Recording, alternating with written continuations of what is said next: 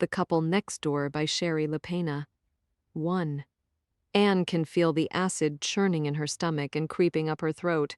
Her head is swimming. She's had too much to drink. Cynthia has been topping her up all night. Anne had meant to keep herself to a limit, but she'd let things slide. She didn't know how else she was supposed to get through the evening. Now she has no idea how much wine she's drunk over the course of this interminable dinner party. She'll have to pump and dump her breast milk in the morning. Anne wilts in the heat of the summer night and watches her hostess with narrowed eyes. Cynthia is flirting openly with Anne's husband, Marco. Why does Anne put up with it? Why does Cynthia's husband, Graham, allow it? Anne is angry but powerless. She doesn't know how to put a stop to it without looking pathetic and ridiculous. They are all a little tanked, so she ignores it, quietly seething, and sips at the chilled wine. Anne wasn't brought up to create a scene, isn't one to draw attention to herself. Cynthia, on the other hand, all three of them, Anne, Marco, and Cynthia's mild-mannered husband, Graham, are watching her, as if fascinated. Marco in particular can't seem to take his eyes off Cynthia. She leans in a little too close to Marco as she bends over and fills his glass, her clingy top cut so low that Marco's practically rubbing his nose in her cleavage. Anne reminds herself that Cynthia flirts with everyone. Cynthia has such outrageous good looks that she can't seem to help herself. But the longer Anne watches, the more she wonders if there could actually be something going on between Marco and Cynthia. Anne has never had such suspicions before. Perhaps the alcohol is making her paranoid. No, she decides they wouldn't be carrying on like this if they had anything to hide. Cynthia is flirting more than Marco is. He is the flattered recipient of her attentions. Marco is almost too good-looking himself, with his tousled dark hair, hazel eyes, and charming smile. He's always attracted attention. They make a striking couple, Cynthia and Marco. Anne tells herself to stop it, tells herself that of course Marco is faithful to her. She knows he is completely committed to his family. She and the baby are everything to him.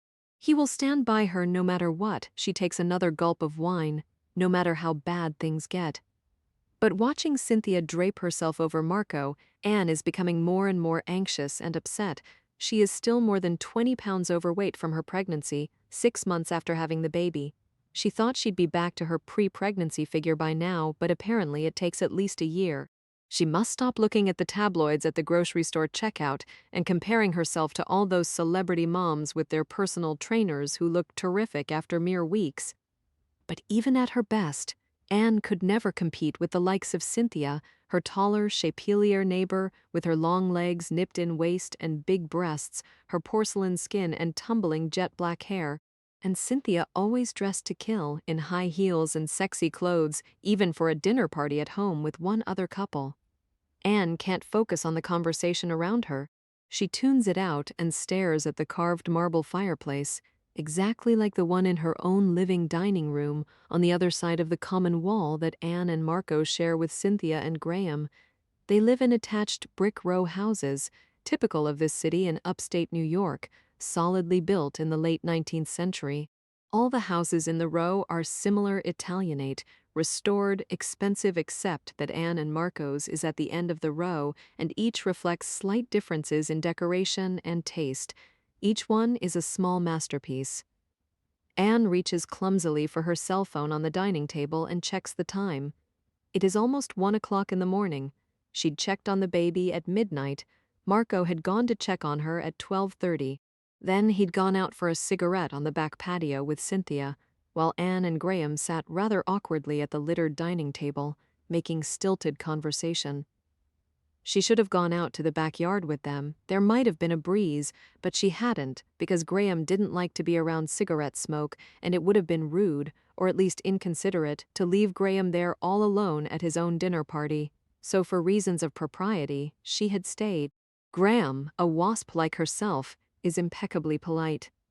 Why he married a tart like Cynthia is a mystery. Cynthia and Marco had come back in from the patio a few minutes ago, and Anne desperately wants to leave, even if everyone else is still having fun. She glances at the baby monitor sitting at the end of the table, its small red light glowing like the tip of a cigarette. The video screen is smashed. She dropped it a couple of days ago and Marco hadn't gotten around to replacing it yet, but the audio is still working. Suddenly she has doubts, feels the wrongness of it all. Who goes to a dinner party next door and leaves her baby alone in the house? What kind of mother does such a thing?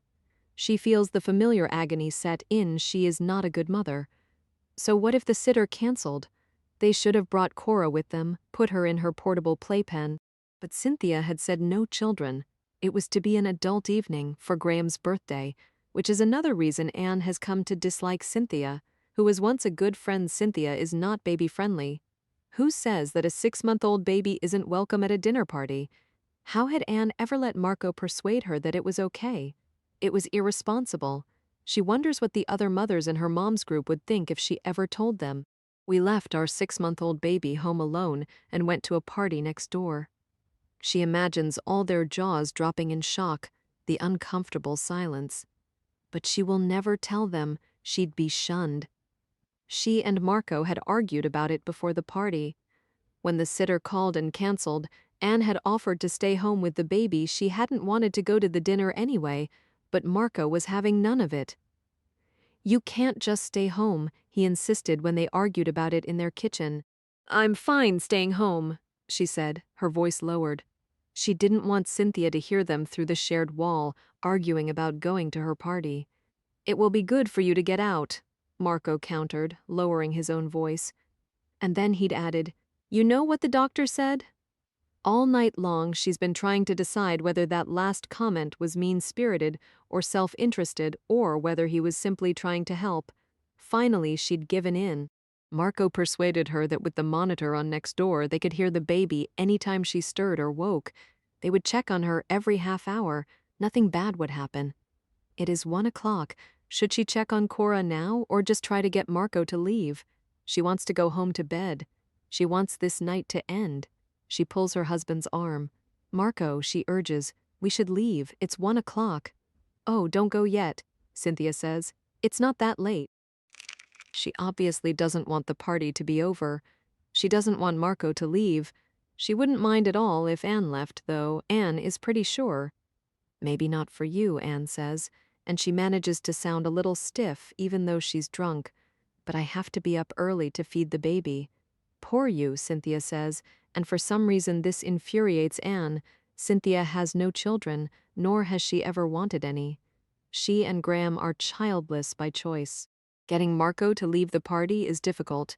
He seems determined to stay. He's having too much fun, but Anne is growing anxious. "Just one more," Marco says to Cynthia, holding up his glass, avoiding his wife's eyes. He is in a strangely boisterous mood tonight. It seems almost forced. Anne wonders why. He's been quiet lately at home, distracted, even moody. But tonight with Cynthia, he's the life of the party. For some time now, Anne has sensed that something is wrong. If only he would tell her what it is. He isn't telling her much of anything these days. He's shutting her out. Or maybe he's withdrawing from her because of her depression, her baby blues. He's disappointed in her. Who isn't? Tonight he clearly prefers the beautiful, bubbly, sparkly Cynthia. Anne notices the time and loses all patience. "I'm going to go. I was supposed to check on the baby at 1. She looks at Marco. "You stay as late as you like," she adds, her voice tight. Marco looks sharply at her, his eyes glittering. Suddenly Anne thinks he doesn't seem that drunk at all, but she feels dizzy. Are they going to argue about this? In front of the neighbors? Really? Anne begins to glance around for her purse, gathers up the baby monitor, realizes then that it's plugged into the wall, and bends over to unplug it, aware of everyone at the table silently staring at her fat ass. Well, let them. She feels like they're ganging up on her, seeing her as a spoilsport. Tears start to burn, and she fights them back. She does not want to burst into tears in front of everyone. Cynthia and Graham don't know about her postpartum depression. They wouldn't understand. Anne and Marco haven't told anyone, with the exception of Anne's mother. Anne has recently confided in her. She knows that her mother won't tell anyone, not even her father. Anne doesn't want anyone else to know, and she suspects Marco doesn't either, although he hasn't said as much. but pretending all the time is exhausting. While her back is turned, she hears Marco's change of heart in the tone of his voice. "You're right. It's late. We should go," he says. She hears him set his wineglass on the table behind her. Anne turns around, brushing the hair out of her eyes with the back of her hand. She desperately needs a haircut. She gives a fake smile and says, "Next time it's our turn to host," and adds silently, "You can come to our house, where our child lives with us, and I hope she cries all night and spoils your evening. I'll be sure to invite you when she's teething." They leave quickly after that. They have no baby gear to gather up, just themselves, Anne's purse, and the baby monitor, which she shoves into it. Cynthia looks annoyed at their swift departure. Graham is neutral, and they make their way out the impressively heavy front door and down the steps. Anne grabs hold of the elaborately carved handrail to help her keep her balance. It is just a few short paces along the sidewalk until they are at their own front stairs, with a similar handrail and an equally impressive front door. Anne is walking slightly ahead of Marco, not speaking. She may not speak to him for the rest of the night. She marches up the steps and stops dead. "What?" Marco says, coming up behind her, his voice tense. Anne is staring. The front door is ajar. It is open about 3 inches. "I know I locked it," Anne says, her voice shrill. Marco says tersely, "Maybe you forgot. You've had a lot to drink." But Anne isn't listening. She's inside and running up the staircase and down the hall to the baby's room, with Marco right at her heels. When she gets to the baby's room and sees the empty crib, she screams too. Anne feels her scream inside her own head and reverberating off the walls. Her scream is everywhere. Then she falls silent and stands in front of the empty crib, rigid, her hand to her mouth. Marco fumbles with the light switch. They both stare at the empty crib where their baby should be. It is impossible that she not be there. There is no way Cora could have gotten out of the crib by herself. She is barely 6 months old. "Call the police," Anne whispers, then throws up, the vomit cascading over her fingers and onto the hardwood floor as she bends over. The baby's room, painted a soft butter yellow with stencils of baby lambs frolicking on the walls, immediately fills with the smell of bile and panic. Marco doesn't move. Anne looks up at him. He is paralyzed, in shock, staring at the empty crib as if he can't believe it. Anne sees the fear and guilt in his eyes and starts to wail, a horrible, keening sound, like an animal in pain. Marco still doesn't budge. Anne bolts across the hall to their bedroom, grabs the phone off the bedside table, and dials 911, her hands shaking, getting vomit all over the phone. Marco finally snaps out of it. She can hear him walking rapidly around the second floor of the house while she stares across the hall at the empty crib.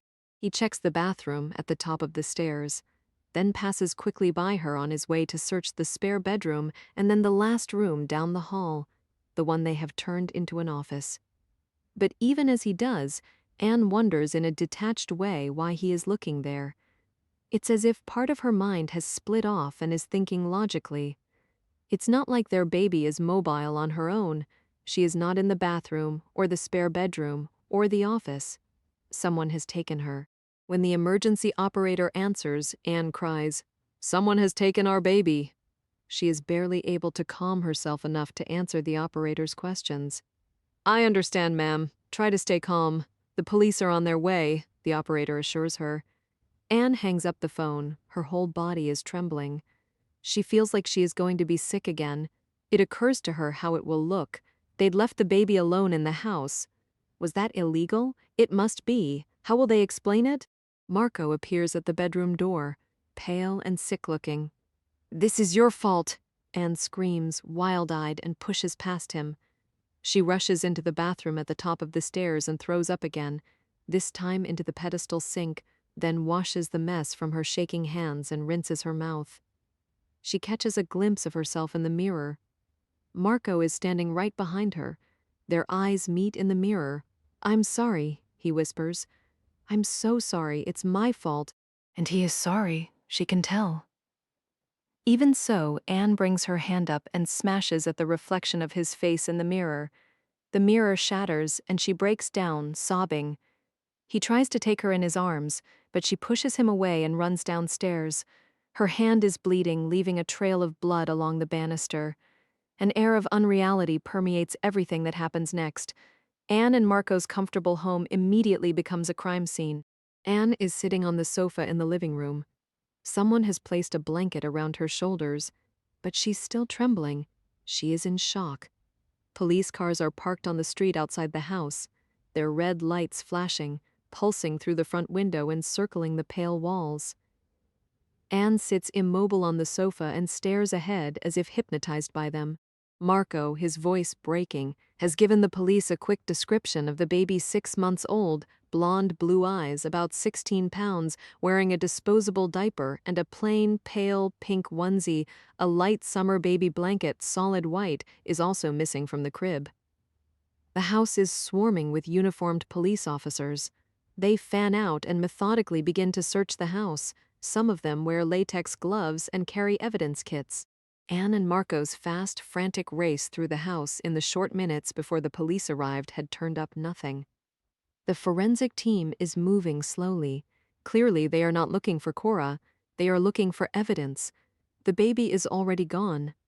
Marco sits down on the sofa next to Anne and puts his arm around her, holds her close. She wants to pull away, but she doesn't. She lets his arm stay there. How would it look if she pulled away? She can smell that he's been drinking. Anne now blames herself. It's her fault. She wants to blame Marco, but she agreed to leave the baby alone. She should have stayed home. No, she should have brought Cora with them next door. To hell with Cynthia. She doubts Cynthia would have actually thrown them out and had no party for Graham at all. This realization comes too late. They will be judged by the police and by everybody else, serves them right, leaving their baby alone. She would think that, too, if it had happened to someone else. She knows how judgmental mothers are, how good it feels to sit in judgment of someone else. She thinks of her own mother's group, meeting with their babies once a week in one another's homes for coffee and gossip, what they will say about her. Someone else has arrived, a composed man in a well-cut dark suit. The uniformed officers treat him with deference. Anne looks up, meets his piercing blue eyes, and wonders who he is.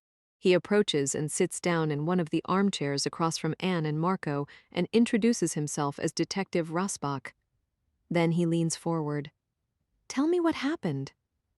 Anne immediately forgets the detective's name, or rather, it hasn't registered at all. She only catches detective. She looks at him, encouraged by the frank intelligence behind his eyes. He will help them. He will help them get Cora back. She tries to think, but she can't think. She is frantic and numb at the same time. She simply stares into the detective's sharp eyes and lets Marco do the talking. "We were next door," Marco begins, clearly agitated. "At the neighbor's." Then he stops. "Yes," the detective says. Marco hesitates. "Where was the baby?" the detective asks. Marco doesn't answer. He doesn't want to say. Anne, pulling herself together, answers for him, the tears spilling down her face. "We left her here in her crib with the monitor on." She watches the detective for his reaction. What awful parents, but he betrays nothing. "We had the monitor on over there, and we checked on her constantly, every half hour." She glances at Marco. "We never thought," but she can't finish. Her hand goes to her mouth, her fingers press against her lips. "When was the last time you checked on her?" the detective asks, taking a small notebook from the inside pocket of his suit jacket. "I checked on her at midnight," Anne says. "I remember the time. We were checking on her every half hour, and it was my turn. She was fine, she was sleeping. I checked on her again at 12:30, Marco says. "You're absolutely certain of the time?" the detective asks. Marco nods. He is staring at his feet. "And that was the last time anyone checked on her before you came home?" "Yes," Marco says, looking up at the detective, running a nervous hand through his dark hair. "I went to check on her at 12:30. It was my turn. We were keeping to a schedule." Anne nods. "How much have you had to drink tonight?" the detective asks Marco. Marco flushes. They were having a small dinner party next door. "I had a few," he admits. The detective turns to Anne. "Have you had anything to drink tonight, Mrs. Conti?" Her face burns. Nursing mothers aren't supposed to drink. She wants to lie. I had some wine with dinner. I don't know how much exactly, she says. It was a dinner party. She wonders how drunk she looks. What this detective must think of her. She feels like he can see right through her. She remembers the vomit upstairs in the baby's room. Can he smell drink on her the way she can smell it on Marco? She remembers the shattered mirror in the upstairs bathroom, her bloodied hand now wrapped in a clean dish towel.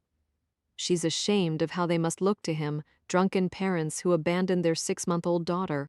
She wonders if they will be charged with anything. How is that even relevant? Marco says to the detective. It might affect the reliability of your observations, the detective says evenly. He is not judgmental. He is merely after the facts, it seems. What time did you leave the party, he asks. It was almost 1:30, Anne answers. I kept checking the time on my cell. I wanted to go. I should have checked on her at 1. It was my turn, but I thought we'd be leaving any minute, and I was trying to get Marco to hurry up. She feels agonizingly guilty. If she had checked on her daughter at 1 o'clock, would she be gone now? But then there were so many ways this could have been prevented. You placed the call to 911 at 1:27, the detective says. The front door was open, Anne says, remembering. The front door was open? The detective repeats. It was open 3 or 4 inches. I'm sure I locked it behind me when I checked on her at midnight, Anne says. How sure? Anne thinks about it. Was she sure she had been positive when she saw the open front door that she'd locked it? But now, with what had happened, how can she be sure of anything? She turns to her husband. Are you sure you didn't leave the door open? I'm sure, he says curtly. I never used the front door. I was going through the back to check on her, remember? You used the back door, the detective repeats. I may not have locked it every time, Marco admits, and covers his face with his hands. Detective Rasbach observes the couple closely. A baby is missing. Taken from her crib if the parents, Marco and Anne Conti, are to be believed between approximately 12:30 a.m. and 1:27 a.m. by a person or persons unknown, while the parents were at a party next door. The front door had been found partly open. The back door might have been left unlocked by the father. It had in fact been found closed but unlocked when the police arrived. There is no denying the distress of the mother and of the father, who looks badly shaken. But the whole situation doesn't feel right. Rasbach wonders what is really going on. Detective Jennings waves him over silently. Excuse me, Detective Rasbach says, and leaves the stricken parents for a moment. What is it? Rasbach asks quietly. Jennings holds up a small vial of pills. Found these in the bathroom cabinet, he says. Rasbach takes the clear plastic container from Jennings and studies the label. Anne Conti, sertraline 50 mg. Sertraline, Rasbach knows, is a powerful antidepressant. The bathroom mirror upstairs is smashed, Jennings tells him. Rasbach nods. He hasn't been upstairs yet. Anything else? Jennings shakes his head. Nothing so far. House looks clean. Nothing else taken, apparently. We'll know more from forensics in a few hours. Okay, Rasbach says, handing the vial of pills back to Jennings. He returns to the couple on the sofa and resumes his questioning. He looks at the husband. Marco, is it okay if I call you Marco? What did you do after you checked on the baby at 12:30? I went back to the party, Marco says. I had a cigarette in the neighbor's backyard. Were you alone when you had your cigarette? No. Cynthia came out with me. Marco flushes. Rasbach notices. She's the neighbor who had us over for dinner. Rasbach turns his attention to the wife. She's an attractive woman with fine features and glossy brown hair, but right now she looks colorless. You don't smoke, Mrs. Conti? No, I don't. But Cynthia does, Anne says. I was sitting at the dining room table with Graham, her husband. He hates cigarette smoke, and it was his birthday, and I thought it would be rude to leave him alone inside. And then, inexplicably, she volunteers. Cynthia had been flirting with Marco all evening, and I felt bad for Graham. I see, Rasbach says. He studies the husband who looks utterly miserable.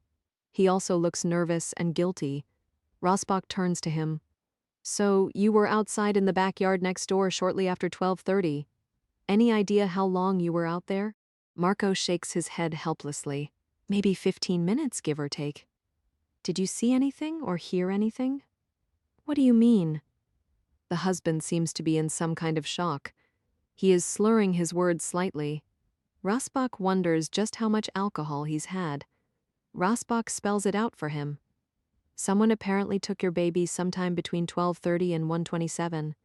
You were outside in the backyard next door for a few minutes shortly after 12:30. He watches the husband, waits for him to put it together. To my mind, it's unlikely that anyone would carry a baby out your front door in the middle of the night. But the front door was open, Anne says. I didn't see anything, Marco says. There's a lane running behind the houses on this side of the street, Detective Rasbach says. Marco nods. Did you notice anyone using the lane at that time? Did you hear anything? A car? I don't think so, Marco says.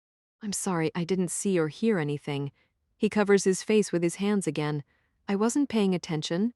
Detective Rasbach had already checked out the area quickly before coming inside and interviewing the parents. He thinks it unlikely, but not impossible, that a stranger would carry a sleeping child out the front door of a house on a street like this one and risk being seen. The houses are attached row houses set close to the sidewalk. The street is well lit, and there is a fair bit of vehicular and foot traffic, even late at night. So it is odd perhaps he's being deliberately misled that the front door was open. The forensics team is dusting it for fingerprints now, but somehow Rasbach doesn't think they'll find anything. The back holds more potential. Most of the houses, including the Contis, have a single detached garage opening onto the lane behind the house. The backyards are long and narrow, fenced in between, and most, including the Contis, have trees and shrubs and gardens. It is relatively dark back there. There are no streetlights as there are in the front. It's a dark night, with no moon. Whoever has taken the child, if he had come out the Contis' back door, would only have had to walk across the backyard to the garage, with access from there to the lane. The chances of being seen carrying an abducted child out the back door to a waiting vehicle are much less than the chances of being seen carrying an abducted child out the front door.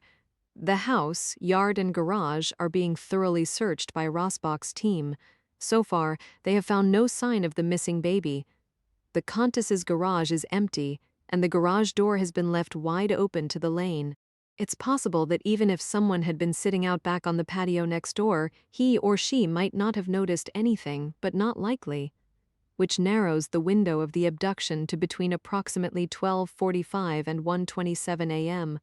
Are you aware that your motion detector isn't working? Rasbach asks. What? The husband says, startled. You have a motion detector on your back door, a light that should go on when someone approaches it. Are you aware that it isn't working? No, the wife whispers. The husband shakes his head vigorously. No, it was working when I checked on her. What's wrong with it? The bulb has been loosened. Detective Rasbach watches the parents carefully. He pauses. It leads me to believe that the child was taken out the back to the garage and away, probably in a vehicle via the lane. He waits, but neither the husband nor the wife says anything. The wife is shaking, he notices. Where is your car? Rasbach asks, leaning forward. Our car? Anne echoes 3. Rasbach waits for their answer. She answers first. It's on the street. You park on the street when you've got a garage in back? Rasbach asks. Everybody does that, Anne answers. It's easier than going through the lane, especially in the winter. Most people get a parking permit and just park on the street. I see, Rasbach says.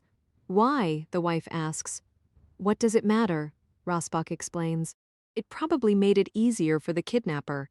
If the garage was empty and the garage door was left open, it would be relatively easy for someone to back a car in and put the baby in the car while the car was in the garage out of sight. It would obviously be more difficult, certainly riskier, if the garage already had a car in it. The kidnapper would run the risk of being seen in the lane with the baby. Rasbach notices that the husband has turned another shade paler, if that is even possible. His pallor is quite striking. We're hoping we will get some shoe prints or tire tracks from the garage, Rasbach adds. You make it sound like this was planned, the mother says. Do you think it wasn't? Rasbach asks her. I don't know. I guess I thought Cora was taken because we left her alone in the house, that it was a crime of opportunity, like if someone had snatched her from the park when I wasn't looking. Rasbach nods, as if trying to understand it from her point of view. I see what you mean, he says, for example. A mother leaves her child playing in the park while she fetches an ice cream from the ice cream truck. The child is snatched while her back is turned. It happens, he pauses. But surely you realize the difference here. She looks back at him blankly. He has to remember that she is probably in shock, but he sees this sort of thing all the time. It is his job. He is analytical, not at all sentimental. He must be if he is to be effective. He will find this child, dead or alive, and he will find whoever took her. He tells the mother, his voice matter of fact, the difference is, whoever took your baby probably knew she was alone in the house. The parents look at each other. But nobody knew, the mother whispers. Of course, Rasbach adds, it is possible that she might have been taken even if you were sound asleep in your own bedroom. We don't know for sure. The parents would like to believe that it isn't their fault, after all, for leaving their baby alone, that this might have happened anyway. Rasbach asks, do you always leave the garage door open like that? The husband answers, sometimes. Wouldn't you close the garage door at night to prevent theft? We don't keep anything valuable in the garage, the husband says. If the car's in there, we generally lock the door, but we don't keep much in there otherwise. All my tools are in the basement. This is a nice neighborhood, but people break into garages here all the time. So what's the point of locking it? Rasbach nods. Then he asks, what kind of car do you have? It's an Audi, Marco says. Why? I'd like to have a look. May I have the keys? Rasbach asks. Marco and Anne regard each other in confusion. Then Marco gets up and goes to a side table near the front door and grabs a set of keys from a bowl. He hands them over to the detective silently and sits back down. Thank you, Rasbach says. Then he leans forward and says deliberately, we will find out who did this. They stare back at him, meeting his eyes, the mother's entire face swollen from crying, the father's eyes puffy and bloodshot with distress and drink, his face pasty. Rasbach nods to Jennings, and together they leave the house to check the car. The couple sit on the sofa silently and watch them go. Anne doesn't know what to make of the detective. All this about their car, he seems to be insinuating something. She knows that when a wife goes missing, the husband is usually the prime suspect, and probably vice versa. But when a child goes missing, are the parents usually the prime suspects? Surely not. Who could harm their own child? Besides, they both have solid alibis. They can be accounted for by Cynthia and Graham. There is obviously no way they could have taken and hidden their own daughter. And why would they? She is aware that the neighborhood is being searched, that there are police officers going up and down the streets, knocking on doors, interviewing people roused from their beds. Marco has provided the police with a recent photo of Cora, taken just a few days ago. The photo shows a happy blonde baby girl with big blue eyes smiling up at the camera. Anne is angry at Marco. She wants to scream at him, pummel him with her fists, but their house is full of police officers, so she doesn't dare. And when she looks at his pale, bleak face, she sees that he is already blaming himself. She knows she can't survive this on her own. She turns to him and collapses into his chest, sobbing. His arms come up around her and he hugs her tightly. She can feel him shaking, can feel the painful thumping of his heart. She tells herself that together they will get through this. The police will find Cora. They will get their daughter back, and if they don't, she will never forgive him. Detective Rasbach, in his lightweight summer suit, steps out the front door of the Countess's house and down the steps into the hot summer night, closely followed by Detective Jennings. They have worked together before. They have each seen some things that they would like to be able to forget. Together they walk toward the opposite side of the street, lined with cars parked bumper to bumper. Rasbach presses a button and the headlights of the Audi flash briefly. Already the neighbors are out on their front steps, in their pajamas and summer bathrobes. Now they watch as Rasbach and Jennings walk toward the Countess's car. Rasbach hopes that someone on this street might know something, might have seen something, and will come forward. Jennings says, his voice low, "What's your take?" Rasbach answers quietly, "I'm not optimistic." Rasbach pulls on a pair of latex gloves that Jennings hands him and opens the door on the driver's side. He looks briefly inside and then silently walks to the back of the car. Jennings follows. Rasbach pops open the trunk. The two detectives look inside. It's empty and very clean. The car is just over a year old. It still looks new. "Love that new car smell," Jennings says. Clearly the child isn't there. That doesn't mean she hadn't been there, however briefly. Perhaps forensic investigation will reveal fibers from a pink onesie, DNA from the baby, a hair, a trace of drool, or maybe blood. Without a body, they will have a tough case to make, but no parents ever put their baby in the trunk with good intentions. If they find any trace of the missing child in the trunk, he will see that the parents rot in hell, because if there's anything Rasbach has learned in his years on the job, it is that people are capable of almost anything. Rasbach is aware that the baby could have gone missing at any time before the dinner party. He has yet to question the parents in detail about the previous day, has yet to determine who, other than the parents, last saw the child alive. But he will find out. Perhaps there is a mother's helper who comes in, or a cleaning lady, or a neighbor Simeon who saw the baby alive and well earlier that day. He will establish when the baby was last known to be alive and work forward from there. This leaving the monitor on, checking every half hour while they dined next door, the disabled motion detector, the open front door, it could all simply be an elaborate fiction, a carefully constructed fabrication of the parents to provide them with an alibi, to throw the authorities off the scent. They might have killed the baby at any time earlier that day, either deliberately or by accident, and put her in the trunk and disposed of the body before going to the party next door. Or, if they were still thinking clearly, they might not have put her in the trunk at all but in the car seat. A dead baby might not look that different from a sleeping baby, depending on how they killed her. Rasbach knows that he's a cynic. He hadn't started out that way. He says to Jennings, "Bring in the cadaver dogs, 4. Rasbach returns to the house while Jennings checks in with the officers on the street. Rasbach sees Anne sobbing on the end of the sofa, a woman police officer sitting beside her with her arm across Anne's shoulders. Marco is not with her. Drawn by the smell of fresh coffee, Rasbach makes his way to the kitchen at the back of the long, narrow house. The kitchen has obviously been remodeled, and fairly recently. It is all very high-end, from the white cabinetry to the expensive appliances and granite counters. Marco is in the kitchen, standing by the coffee maker with his head down, waiting for it to finish brewing. He looks up when Rasbach comes in, then turns away, perhaps embarrassed by such an obvious attempt to sober up. There is an awkward silence. Then Marco asks quietly, without taking his eyes off the coffee maker. "What do you think has happened to her?" Rasbach says. "I don't know yet, but I'll find out." Marco lifts the coffee pot and pours coffee into 3 china mugs on the spotless stone counter. Rasbach notices that Marco's hand trembles as he pours. Marco offers the detective one of the mugs, which Rasbach accepts gratefully. Marco leaves the kitchen and returns to the living room with the other 2 mugs. Rasbach watches him go, steeling himself for what is ahead. Child abduction cases are always difficult. They create a media circus, for one thing, and they almost never end well. He knows he will have to apply pressure to this couple. It's part of the job. Each time Rasbach is called out on a case, he never knows what to expect.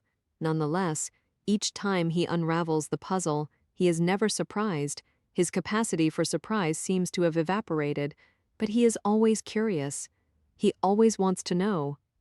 Rasbach helps himself to the milk and sugar that Marco has left out for him, and then pauses in the doorway of the kitchen with his coffee mug in his hand. From where he stands, he can see the dining table and the sideboard near the kitchen, both obviously antiques. Beyond that, he can see the sofa, upholstered in dark green velvet, and the backs of Anne and Marco Conti's heads. To the right of them is a marble fireplace, and above the mantelpiece hangs a large oil painting. Rasbach doesn't know what it is a painting of exactly. The sofa faces the front window, but more immediately in front of the sofa there is a coffee table and, across from that, 2 deep, comfortable armchairs. Rasbach makes his way into the living room and resumes his previous seat across from the couple in the armchair nearest the fireplace. He notes how Marco's hands still shake as he brings the mug to his mouth, Anne simply holds the cup in her hands on her lap, as if she doesn't realize it's there. She has stopped crying for the moment. The lurid lights of the police cars parked outside still play across the walls. The forensic team goes about its tasks in the house quietly, efficiently. The atmosphere inside the house is busy but subdued, grim. Rasbach has a delicate task before him. He must convey to this couple that he is working for them, doing everything possible to find their missing baby, which he is, along with the rest of the police force even, while he knows that in most cases when a child goes missing like this, it is the parents who are responsible, and there are factors here that certainly make him suspicious, but he will keep an open mind. "I'm very sorry," Rasbach begins. "I can't even imagine how hard this is for you." Anne looks up at him. The sympathy makes her eyes instantly well up with more tears. "Who would take our baby?" she asks plaintively. "That's what we have to find out," Rasbach says, setting his mug on the coffee table and taking out his notebook. "This may seem too obvious a question to ask, but do you have any idea who might have taken her?" They both stare at him. Such an idea is preposterous, and yet here they are. "Have you noticed anyone hanging around lately? Anyone showing interest in your baby?" They both shake their heads. "Do you have any idea at all, who might want to do you harm?" He looks from Anne to Marco. The two parents shake their heads again, equally at a loss. "Please, give it some thought," Rasbach says. "Take your time. There has to be a reason. There's always a reason. We just have to find out what it is." Marco looks like he's about to speak, then thinks better of it. "What is it?" Rasbach asks.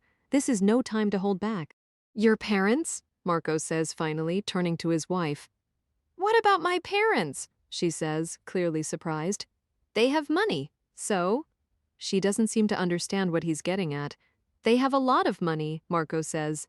"Here we go," Rasbach thinks. Anne looks at her husband as if dumbfounded. She is, possibly, an excellent actress. "What do you mean?" she says. "You don't think someone took her for—" Rasbach watches the two of them carefully. The expression on her face changes. "That would be good," she says, looking up at him, "wouldn't it? If all they want is money, I could get my baby back. They won't hurt her?" The hope in her voice is heartbreaking. Rasbach is almost convinced that she has nothing to do with this. She must be so scared, she says, and then she falls completely apart, sobbing uncontrollably. Rasbach wants to ask her about her parents. Time is of the essence in kidnapping cases. Instead, he turns to Marco. "Who are her parents?" Rasbach asks. "Alice and Richard Dries," Marco tells him. "Richard is her stepfather." Rasbach writes it down in his notebook. Anne regains control over herself and says again, "My parents have a lot of money." "How much money?" Rasbach asks. "I don't know exactly," Anne says. "Millions? Can you be a little more precise?" Rasbach asks. "I think they're worth somewhere around 15 million, Anne says. "But it's not like anybody knows that." Rasbach looks at Marco. His face is completely blank.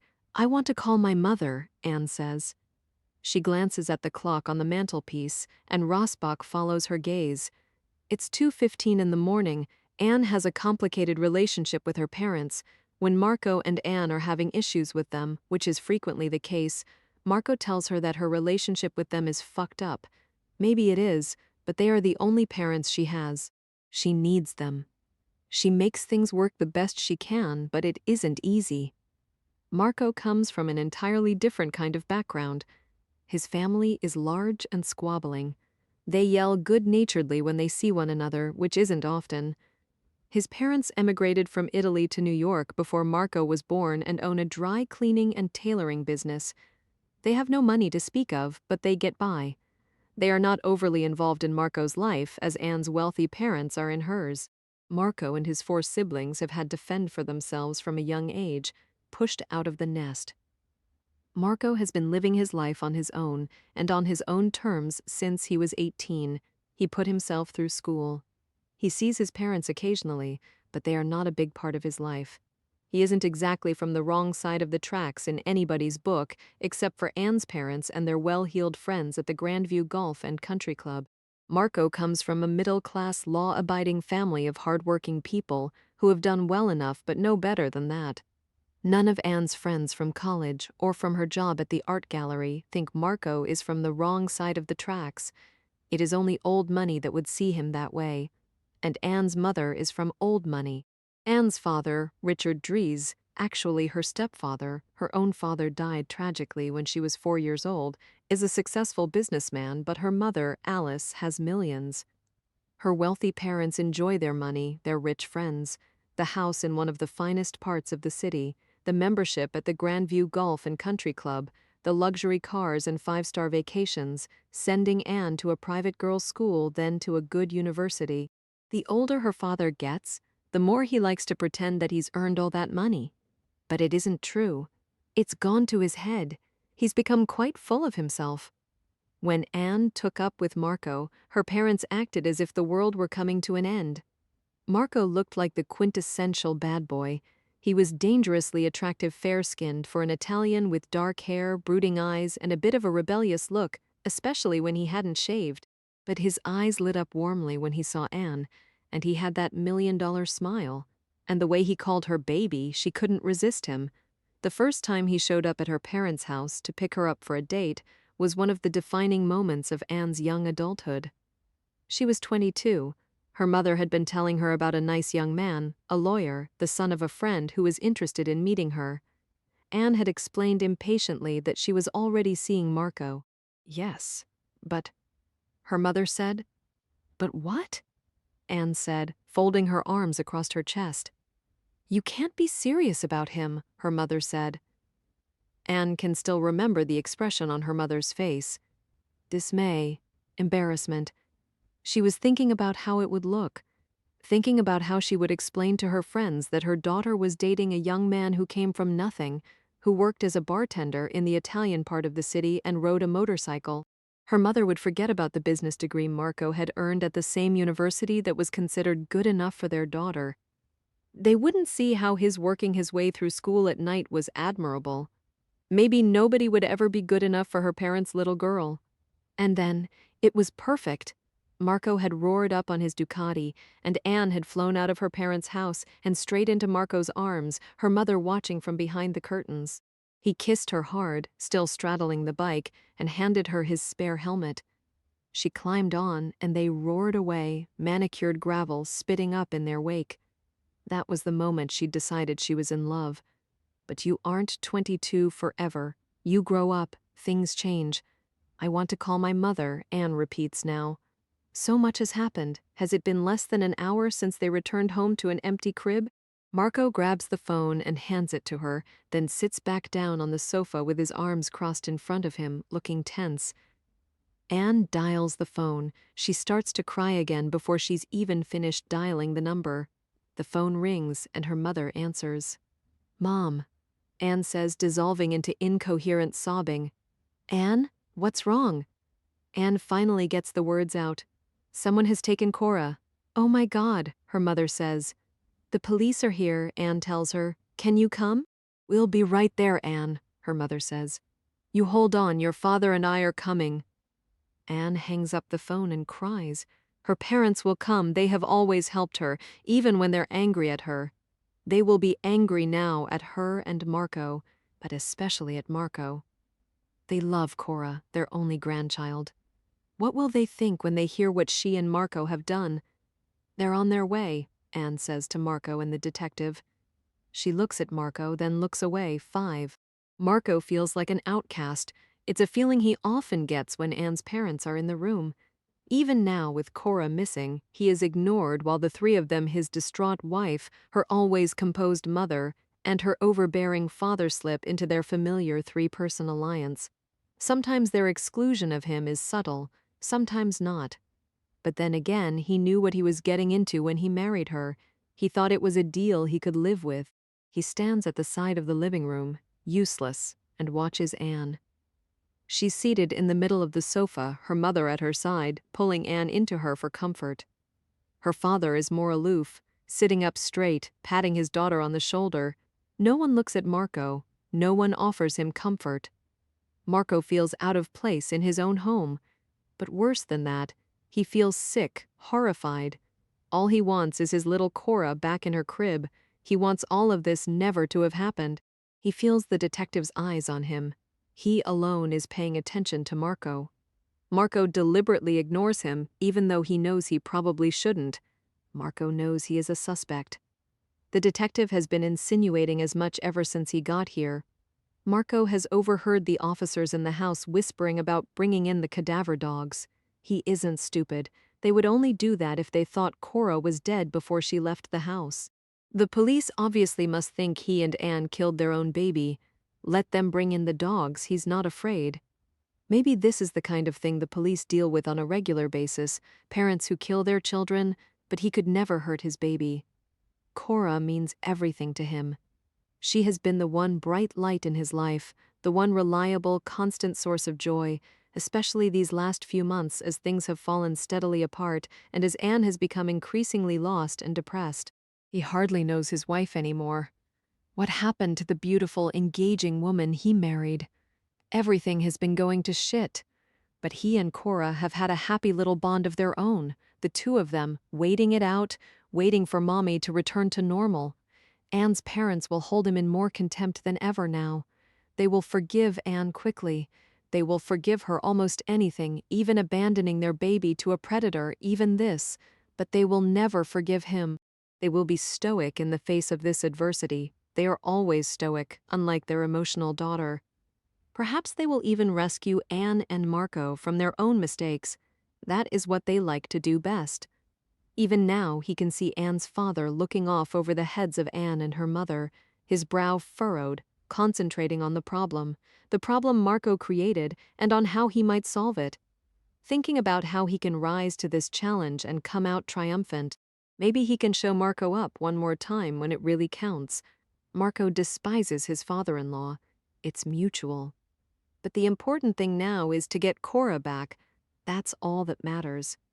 They're a complicated, screwed-up family in Marco's view, but they all love Cora. He blinks back a fresh surge of tears. Detective Rasbach notes the coolness between Anne's parents and their son-in-law. In most cases, a crisis like this dissolves such barriers, if only for a short time. But this is not an ordinary crisis. This is a situation where the parents ostensibly left their baby alone in the house and she was taken. Watching the family huddled on the sofa, he can see at once that the adored daughter will be absolved from any blame by her parents. The husband is a handy scapegoat. He alone will be blamed, whether it's fair or not, and it looks as if he knows it. Anne's father gets up from the sofa and approaches Rasbach. He is tall and broad-shouldered, with short, steel-gray hair. There is a confidence about him that is almost aggressive. Detective? Detective Rasbach, he supplies.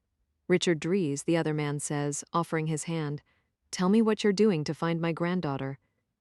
The man speaks in a low voice, but with authority. He is used to being in charge.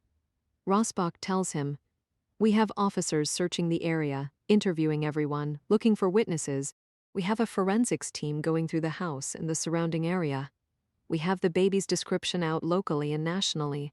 The public will soon be informed by the media coverage. We may get lucky and catch something on CCTV cameras somewhere. He pauses. We hope to get some leads quickly. We are doing everything we can. But it probably won't be enough to save your granddaughter, Rasbach thinks. He knows from experience that investigations generally move slowly unless there is an early, significant break. The little girl doesn't have much time, if she's even still alive. Dries moves closer to him, close enough that Rasbach can smell his aftershave. Dries glances over his shoulder at his daughter and says more quietly, You checking out all the perverts? Rasbach regards the larger man. He is the only one who has put the unthinkable into words. We are checking out all the ones we know about, but there are always those we don't know about. This is going to kill my daughter, Richard Dries says to the detective under his breath, looking at her. Rasbach wonders how much the father knows about his daughter's postpartum depression. Perhaps this is not the time to ask. Instead, he waits a moment and then says, Your daughter has mentioned that you have considerable wealth. Is that right? Dries nods. You could say that. He looks over at Marco, who is not looking his way but staring at Anne. Rasbach asks, Do you think this could be a financially motivated crime? The man seems surprised but then considers it. I don't know, do you think that's what it is? Rasbach gives a slight shake of his head. We don't know yet, it's certainly possible. He lets Dries ponder that for a minute. Is there anyone you can think of, in your business dealings perhaps, who might have a grudge against you? You're suggesting that someone took my granddaughter to settle a grudge against me? The man is clearly shocked. I'm just asking. Richard Dries doesn't dismiss the idea at once. Either his ego is large enough, Rasbach thinks, or he's made sufficient enemies over the years that he considers that it might just be possible. Finally, Dries shakes his head. No, I can't think of anybody who would do that. I don't have any enemies that I know of. It's not likely, Rasbach agrees, but stranger things have happened. He asks casually, What kind of business are you in, Mr. Dries? Packaging and labeling. He turns his eyes to meet Rasbach's. We have to find Cora, detective. She's my only grandchild. He claps a hand on Rasbach's shoulder and says, Keep me in the loop, will you? He produces his business card and then turns away. Call me anytime. I'd like to know what's going on. A moment later, Jennings comes up to Rasbach and speaks low in his ear. The dogs are here. Rasbach nods and leaves the stricken family behind him in the living room. He goes out to the street to meet with the dog handler. A K9 unit truck is parked outside the house. He recognizes the handler, a cop named Temple. He's worked with him before. He's a good man, competent. What do we have? Temple asks. Baby reported missing from her crib sometime after midnight, Rasbach says. Temple nods, serious. Nobody likes missing children cases. Only 6 months old, so not mobile. This is not the case of a toddler who woke up in the middle of the night, wandered off down the street, got tired, and hid in a garden shed somewhere. If that were the case, they would use tracking dogs to follow the child's scent. This baby was carried out of the house by someone. Rasbach has asked for the cadaver dogs to see if they can determine whether the child was already dead inside the house or the car. Well-trained cadaver dogs can detect death on surfaces, on clothing, as little as 2 or 3 hours after it has occurred. Body chemistry changes quickly upon death, but not instantly.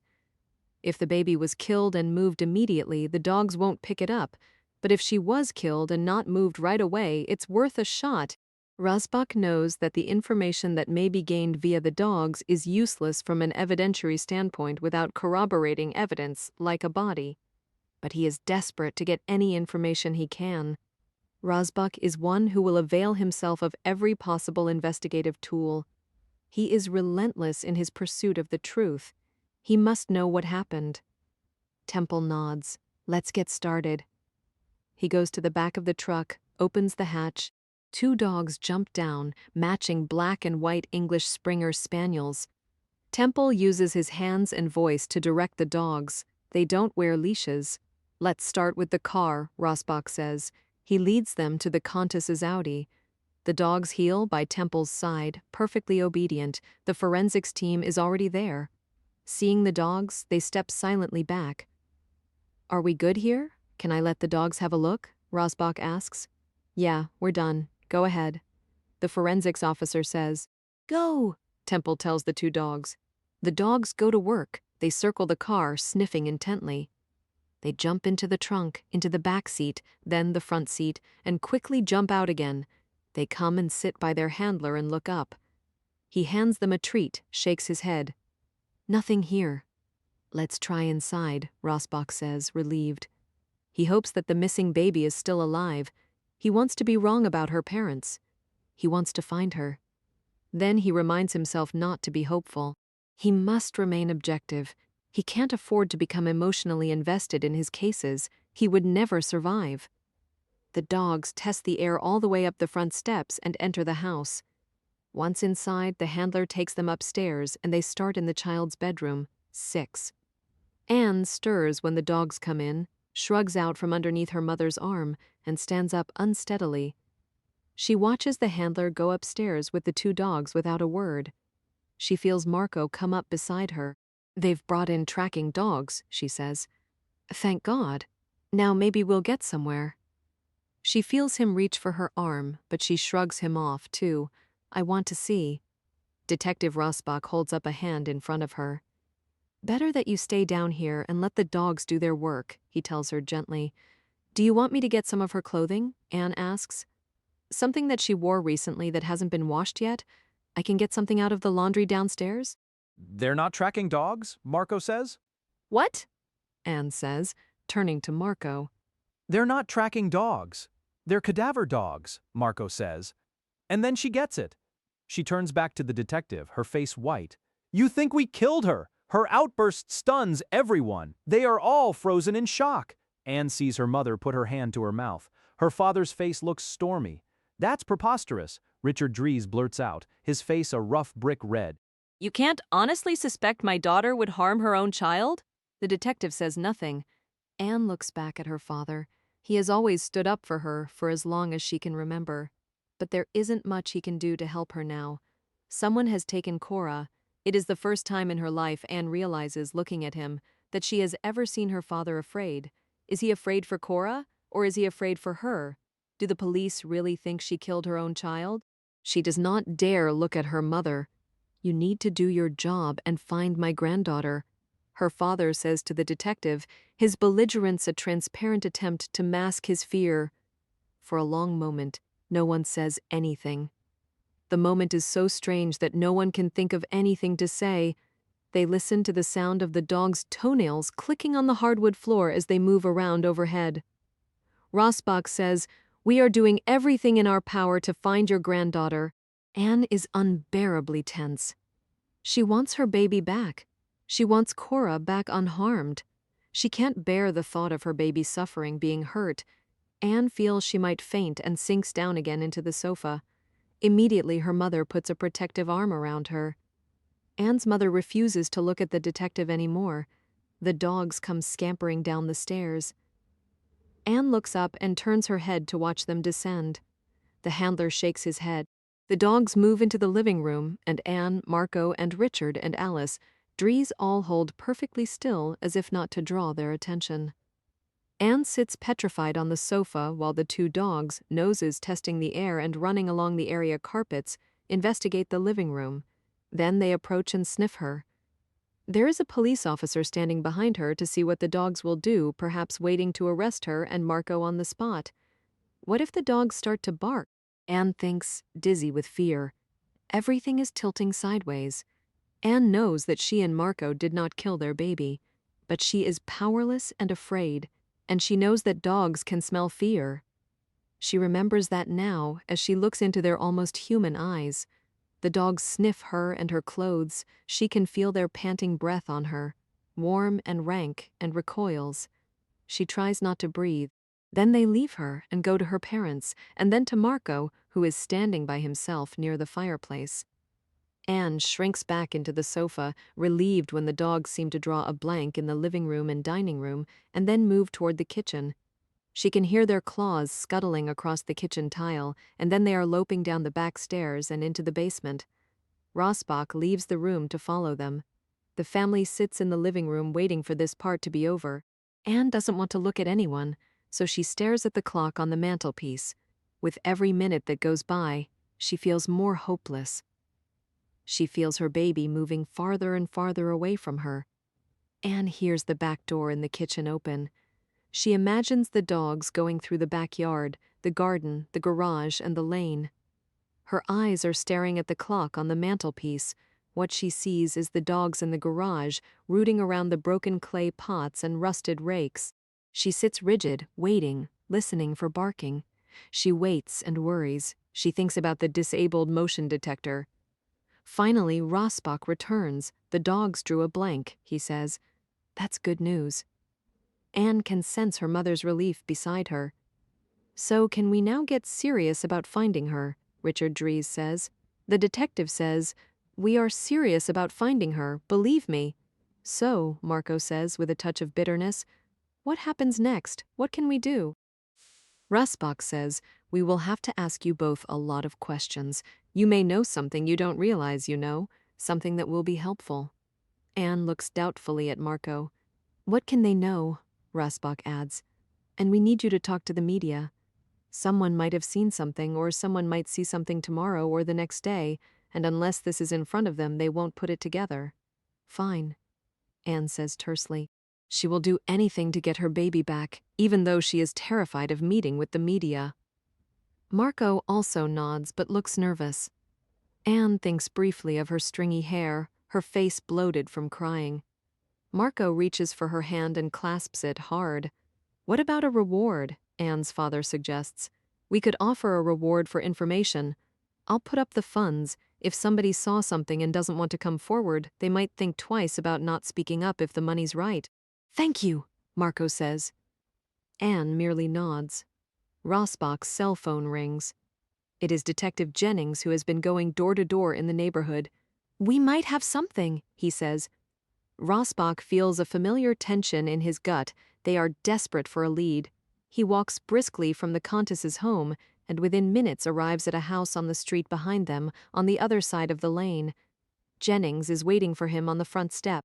Jennings taps the front door again, and it is immediately opened by a woman who looks to be in her 50s. She has obviously been roused from her bed. She is wearing a bathrobe and her hair is held back with bobby pins. Jennings introduces her as Paula Dempsey. I'm Detective Rasbach, the detective says, showing the woman his badge. She invites them into the living room where her now wide-awake husband is sitting in an armchair, wearing pajama bottoms, his hair mussed. Mrs. Dempsey saw something that might be important, Jennings says. When they are seated, he says, Tell Detective Rasbach what you told me, what you saw. Right, she says. She licks her lips. I was in the upstairs bathroom. I got up to take an aspirin because my legs were aching from gardening earlier in the day. Rasbach nods encouragingly. It's such a hot night, so we had the bathroom window all the way up to let the breeze in. The window looks out over the back lane. The Countess's house is behind this one, a couple houses over. Rasbach nods again. He's noted the placement of her house in relation to the Countess. He listens carefully. I happen to look out the window. I have a good view of the lane from the window. I could see pretty well, because I hadn't turned the bathroom light on. And what did you see? Rasbach asks. A car. I saw a car coming down the lane. Where was the car, exactly? What direction was it going? It was coming down the lane toward my house after the Countess's house. It might have been coming from their garage or from any of the houses farther down. What kind of car was it? Rasbach asked, taking out his notebook. I don't know. I don't know much about cars. I wish my husband had seen it. He would have been more help. She glances toward her husband, who shrugs helplessly. But, of course, I didn't think anything of it at the time. Can you describe it? It was smallish, and I think a dark color. But it didn't have its headlights on. That's why I noticed it. I thought it was odd that the headlights weren't on. Could you see the driver? No. Could you tell if there was anyone in the passenger seat? I don't think there was anyone in the passenger seat, but I can't be sure. I couldn't see much. I think it might have been an electric car or a hybrid because it was very quiet. Are you sure? No, I'm not sure. But sound carries up from the lane, and the car was very quiet, although maybe that's because it was just creeping along. And what time was this, do you know? I looked at the time when I got up. I have a digital alarm clock on my bedside table. It was 12:35 a.m. Are you absolutely sure of the time? Yes, she adds. I'm positive. Can you remember any more detail about the car? Anything at all? Rasbach asks. Was it a 2-door or a 4-door? I'm sorry, she says. I can't remember. I didn't notice. It was small, though. I'd like to take a look from the bathroom window, if you don't mind, Rasbach says. Of course. She leads them up the stairs to the bathroom at the back of the house. Rasbach looks out the open window. The view is good. He can see clearly into the lane. He can see the Countess's garage to the left, the yellow police tape surrounding it. He can tell that the garage door is still open. How unfortunate that she was not just a couple of minutes earlier. She might have seen the car without headlights coming out of the Countess's garage, if in fact it had. If only he had a witness who could put a car in the Countess's garage, or coming out of their garage at 12:35 a.m., but this car might have been coming from anywhere farther down the lane. Rasbach thanks Paula and her husband, hands her his card, and then he and Jennings depart the house together. They stop on the sidewalk in front of the house. The sky is beginning to lighten. "What do you make of that?" Jennings asks. "Interesting," Rasbach says. "The timing, and the fact that the car's headlights were off." The other detective nods. Marco had checked on the baby at 12:30. The car was driving away from the direction of the Countess's garage at 12:35 a.m. with its headlights off. A possible accomplice. The parents have just become his prime suspects. Get a couple of officers to talk to everybody who has garage access to that lane. "I want to know who was driving a car down that lane at 12:35 a.m., Rasbach says, "and have them go up and down both streets again and try to find out specifically if anybody else was looking out a window at the lane at that time and if they saw anything?" Jennings nods. Right. Anne holds Marco's hand tightly. She is almost hyperventilating before meeting the press. She has had to sit down and put her head between her knees. It is 7 in the morning, only a few hours since Cora was taken. A dozen journalists and photographers are out on the street waiting. Anne is a private person. This kind of media exposure is awful to her. She has never been one to seek attention, but Anne and Marco need the media to take an interest. They need Cora's face plastered all over the newspapers, the TV, the internet. You can't just take a baby out of someone else's house in the middle of the night and have no one notice. It's a busy neighborhood. Surely someone will come forward with information. Anne and Marco must do this, even though they know that they'll be the target of some nasty press once it all comes out. They are the parents who abandoned their baby, left her home alone, an infant, and now someone has her. They are a movie of the week. They have agreed on a prepared statement, have crafted it at the coffee table with Detective Rasbach's help. The statement does not mention the fact that the baby was alone in the house at the time of the kidnapping, but Anne has no doubt whatsoever that that fact will get out. She has the feeling that once the media invade their lives, there will be no end to it. Nothing will be private. She and Marco will be notorious, their own faces on the pages of supermarket tabloids. She is frightened and ashamed. Anne and Marco walk out their front door and onto the front step. Detective Rasbach is at Anne's side and Detective Jennings stands beside Marco. Anne hangs on to her husband's arm for support as if she might fall. They have agreed that Marco is to read the statement. Anne is simply not up to it. She looks as though a stiff breeze will knock her over.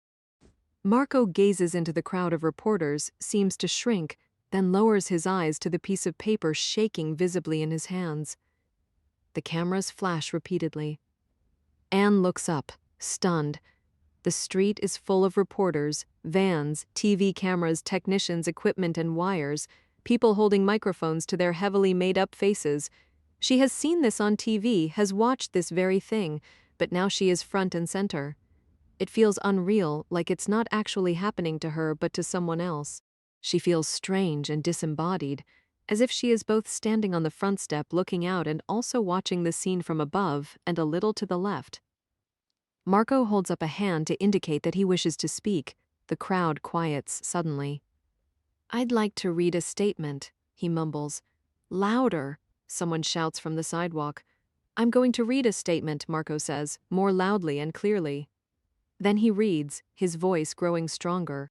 "Early this morning, sometime between 12:30 and 1:30, our beautiful baby girl Cora was taken from her crib by a person or persons unknown."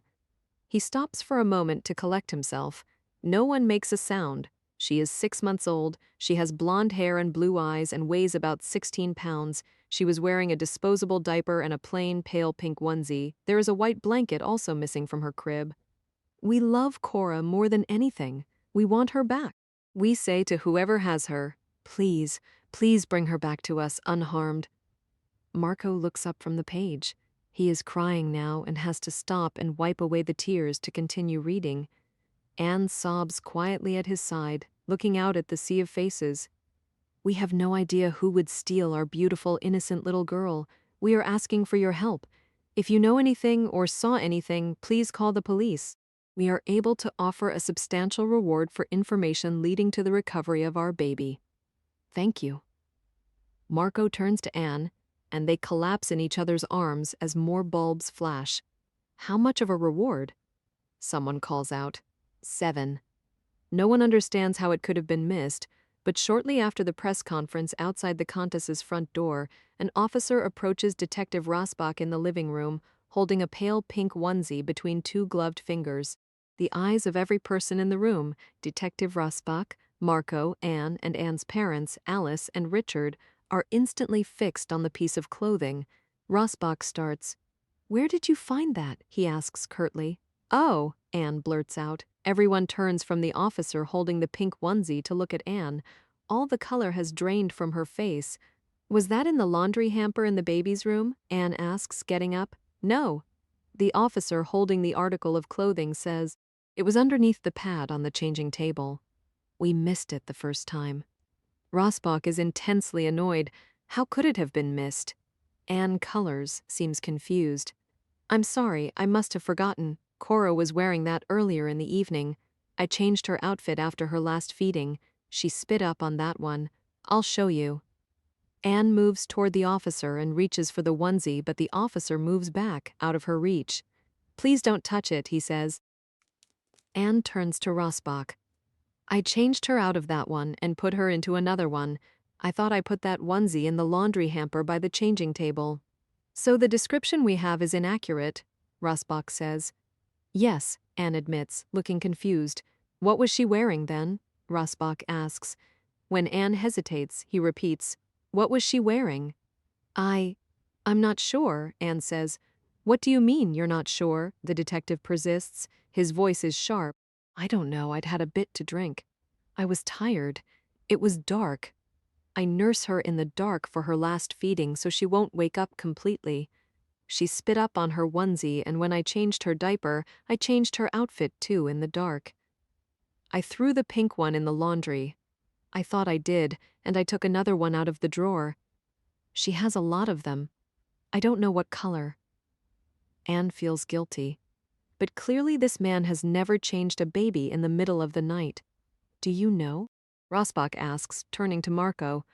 Marco looks like a deer caught in headlights. He shakes his head. "I didn't notice that she'd changed her outfit. I didn't turn the lights on when I checked on her. Maybe I can look through her drawer and figure out which one she has on," Anne offers, filled with shame. "Yes, do that," Rasbach agrees. "We need an accurate description." Anne runs upstairs and pulls open the drawer to the baby's dresser, where she keeps all the onesies and sleepers, the little t-shirts and tights. Flowers and polka dots and bees and bunnies. The detective and Marco have followed her and watch as she kneels on the floor, pulling everything out, sobbing. But she can't remember, and she can't figure it out. Which one is missing? What is her daughter wearing? She turns around to Marco. "Maybe get the laundry from downstairs." Marco turns and goes downstairs to do her bidding. He soon returns with a hamper of dirty clothes. He dumps them on the floor in the baby's room. Someone has cleaned up the vomit from the floor. The baby's dirty clothes are mixed in with their own clothes, but Anne seizes on all the little baby articles and puts them aside. Finally, she says, "It's the mint green one with the bunny embroidered on the front." "Are you sure?" Rasbach asks. "It has to be," Anne says miserably. "It's the only one that's not here." Forensic study of Anne and Marco's home has revealed little in the hours since Cora was taken. The police have found no evidence that anyone unaccounted for has been in Cora's room or in the Countess's house, none at all. There is not one shred of evidence, not one fingerprint, not one fiber inside the house that cannot be innocently explained. It appears that no one has been inside their home, other than themselves, Anne's parents, and their cleaning lady. They have all had to submit to the indignity of being fingerprinted. No one seriously considers the cleaning lady, an older Filipino woman, to be a possible kidnapper. Nonetheless, both she and her extended family are being carefully checked out. Outside the house, however, they have found something. There are prints of tire tracks in the garage that on investigation do not match the tires on the Countess's Audi. Rasbach has not yet shared this information with the parents of the missing baby. This, in combination with the witness who saw a car going down the lane at 12:35, is the only solid lead in the investigation so far. "They probably wore gloves," Marco says when Detective Rasbach tells them about the lack of any physical evidence of an intruder in the house. It is now mid-morning. Anne and Marco look exhausted. Marco looks like he might still be hungover as well, but they won't even try to rest. Anne's parents have been asked to go to the kitchen and have coffee while the detective questions Anne and Marco further. He must constantly reassure them that they are doing everything possible to recover their baby, that he is not simply wasting their time. Very likely, the detective says, agreeing with Marco's guess about the gloves. But then he points out, still, we would expect to see some footprints or impressions inside the house and certainly outside or in the garage. That don't match yours, unless he went out the front, Anne says. She remembers what she saw. The front door was open. She is clearer on that now. Now that she is completely sober, it is her belief that the kidnapper took the baby out the front door and down the front steps to the sidewalk, and that is why they have found no strange footprints. Even then, Rasbach says, we would expect to find something. He looks pointedly at them both. We have interviewed everyone we possibly can. No one admits to seeing anybody carrying a baby out your front door. That doesn't mean it didn't happen, Marco says, his frustration showing. You haven't found anyone who saw her being carried through the back door either. Anne points out sharply. You haven't found a damn thing. There is the bulb that was loosened in the motion detector, Detective Rasbach reminds them. He pauses, then adds, we have also found evidence of tire tracks in your garage that don't match your car. He waits for the information to sink in. Has anyone used your garage lately that you know of? Do you let anyone park there? Marco looks at the detective and then quickly looks away. No, not that I know of, he says. Anne shakes her head. Anne and Marco are clearly stressed. It is not surprising, as Rasbach has just implied, that in the absence of any physical evidence of anyone else carrying their baby out of the house, specifically across the backyard to the garage, it must have been one of them who removed her from the home. I'm sorry, but I must ask you about the medication in your bathroom cabinet, Rasbach says, turning to Anne. The sertraline. What about it? Anne asks. Can you tell me what it is for? Rasbach asks gently. I have mild depression, Anne says defensively. It was prescribed by my doctor. Your family doctor? She hesitates. She looks at Marco as if not sure of what to do, but then she answers. By my psychiatrist, she admits. I see, Rasbach adds. Can you tell me the name of your psychiatrist? Anne looks at Marco again and says, Dr. Leslie Lumsden. Thank you, Rasbach murmurs, making a note in his little book. Lots of mothers get postpartum depression, Detective, Anne says defensively. It's quite common. Rasbach nods noncommittally. And the mirror in the bathroom? Can you tell me what happened to it? Anne flushes and looks uneasily at the detective. I did that, she admits.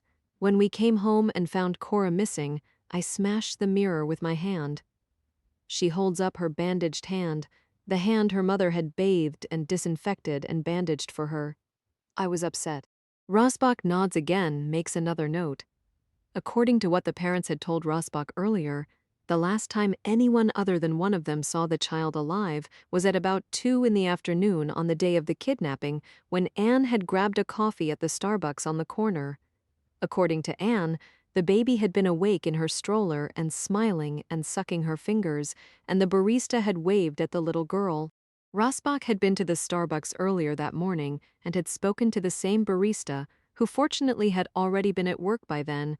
She remembered Anne and the baby in the stroller. But it looks as if no one else will be able to confirm that the baby was alive after 2 p.m. on Friday, the day she disappeared. What did you do after you stopped at Starbucks yesterday? Rasbach asks. Now. I came home. Cora was fussy. She's usually fussy in the afternoon, so I was walking around the house holding her a lot, Anne says. I tried to put her down for a nap, but she wouldn't sleep, so I picked her up again, walked her around the house, the backyard.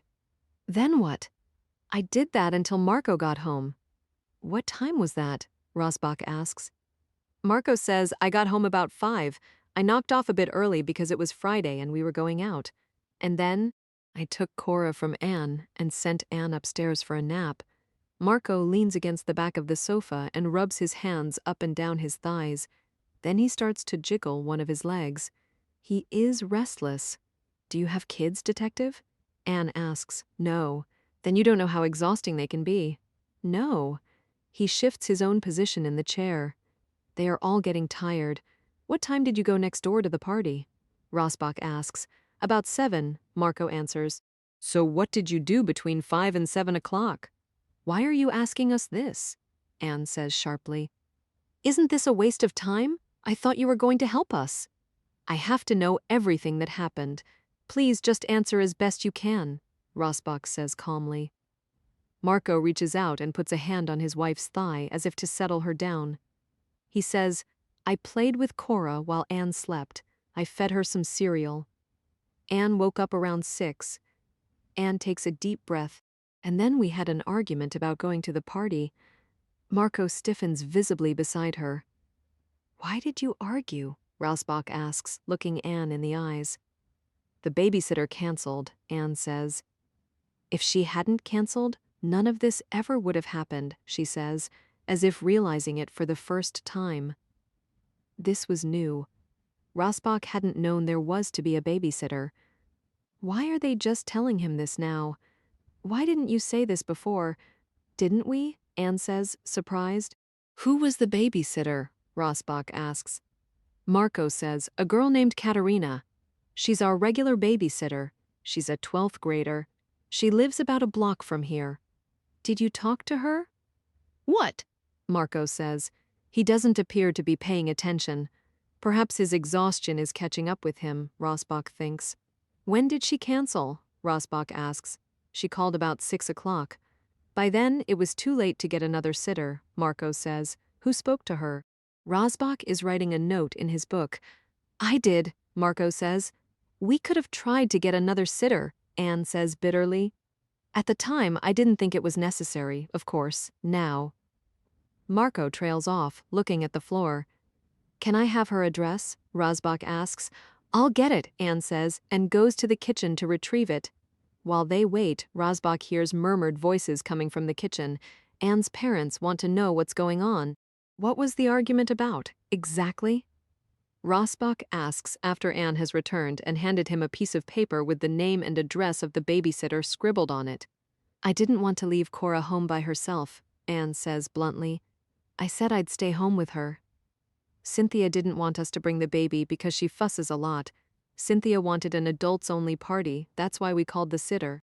But then, once she canceled, Marco thought it would be rude to bring the baby when we'd said we wouldn't, and I didn't want to leave her home alone, so we argued about it. Rasbach turns to Marco, who nods miserably. Marco thought if we had the monitor on next door and checked her every half hour, it would be fine. Nothing bad would happen, you said, Anne says, turning with sudden venom on her husband. I was wrong. Marco says, turning to his wife, I'm sorry, it's all my fault. How many times do I have to say it? Detective Rasbach watches the chinks in the couple's relationship widen. The tension he had picked up on immediately after their daughter was reported missing has already blossomed into something more blame. The united front they had shown in the first minutes and hours of the investigation is starting to erode. How could it not? Their daughter is missing. They are under intense pressure. The police are in their home. The press is pounding at their front door. Rasbach knows that if there is anything here to find, he will find it. 8. Detective Rasbach leaves the Countess's house and sets off to interview the babysitter at her home to confirm their story. It is late morning, and as he walks the short distance down the leafy streets, he turns the case over in his mind.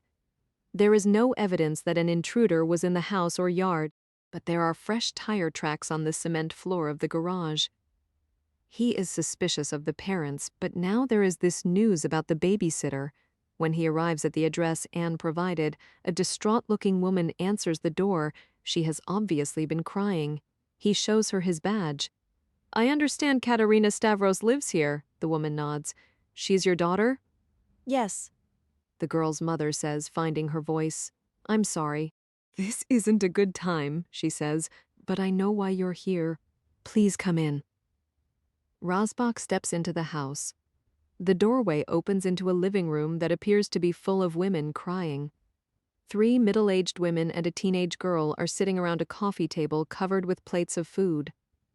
Our mother died yesterday, Mrs. Stavros says. My sisters and I are trying to make arrangements. I'm very sorry to bother you, Detective, Rasbach says. I'm afraid it's important. Is your daughter here? But he's already spotted her on the sofa with her aunt's a chubby 16-year-old, her hand hovering over a plate of brownies as she lifts her eyes and sees the detective enter the living room. Katerina, there's a policeman here to see you. Katerina and all the girls' aunts turn to stare at the detective. The girl starts spouting fresh, genuine tears and says, About Cora? Rasbach nods. I can't believe someone would take her, the girl says, putting her hands back in her lap, forgetting about the brownies. I feel so bad. My grandma died and I had to cancel. Immediately, all the aunts hover around the girl while her mother perches on the arm of the sofa beside her. What time did you call the Countess's house? Rasbach asks kindly. Do you remember? The girl begins to weep. I don't know. Her mother turns to Detective Rasbach. It was about 6. We had a call from the hospital around then asking us to come because it was the end. I told Katerina to call and cancel and come to the hospital with us. She puts a hand on her daughter's shoulder. We feel terrible about Cora. Katerina is very fond of her, but this is not Katerina's fault. The mother wants everyone to be very clear on this point. Of course not, Rasbach says emphatically. I can't believe they left her alone in the house, the woman says. What kind of parents would do that? Her sisters shake their heads in disapproval. I hope you find her, the girl's mother says, looking worriedly at her own daughter, and that she's okay. We will do everything we can, Rasbach says, and turns to go. Thank you for your time. The Countess's story has checked out. The baby was almost certainly still alive at 6 p.m., or how would the parents have dealt with the expected sitter? Rasbach realizes that if the parents had killed or hidden the baby, it had to have happened after that 6 o'clock call, and either before 7 when they went over to the neighbors, or sometime during the party, which means they probably wouldn't have had enough time to dispose of the body. Maybe Rasbach thinks they're telling the truth? With the detective out of the house, Anne feels she can breathe a little more easily. It's like he's watching them, waiting for them to make a misstep, to make a mistake. But what mistake can he possibly be waiting for? They don't have Cora. If they had found some physical evidence of an intruder, she thinks, he wouldn't be zeroing in wrongly on them. But whoever has taken Cora has obviously been very careful. Perhaps the police are incompetent, Anne thinks. She is worried that they will bungle everything. The investigation is moving too slowly. Every hour that goes by ratchets her panic up another notch. Who could have taken her? Anne whispers to Marco when they're alone. Anne has sent her parents home for the time being, even though they'd wanted to settle themselves in the spare room upstairs. But Anne, as much as she relies on her parents, especially in times of stress and trouble, finds they make her anxious too, and she is anxious enough. Plus, having them around always makes things more difficult with Marco, and he already looks like he's about to snap. His hair is a mess, and he hasn't shaved. They've been up all night, and the day is half gone. Anne is exhausted and knows she must look as bad as Marco does. But she doesn't care. Sleep is impossible. We have to think, Marco. Who would take her? I have no idea, Marco says helplessly. She gets up and starts pacing back and forth in the living room. I don't understand why they haven't found any evidence of an intruder. It doesn't make sense. Does that make sense to you? She stops pacing and adds, except for the loosened light bulb in the motion detector. That's obviously evidence that there was an intruder. Marco looks up at her. They think we loosened the light bulb ourselves. She stares at him. That's ridiculous. There is a note of hysteria in her voice. It wasn't us. We know that, Marco says fiercely. He runs his hands nervously up and down his thighs on his jeans. A new habit. The detective is right about one thing. It looks planned. Somebody didn't just walk by, see the door open, and go in and take her. But if she was taken for ransom, why wouldn't the kidnapper have left a note? Shouldn't we have heard from them by now? He checks his watch. It's almost 3 o'clock.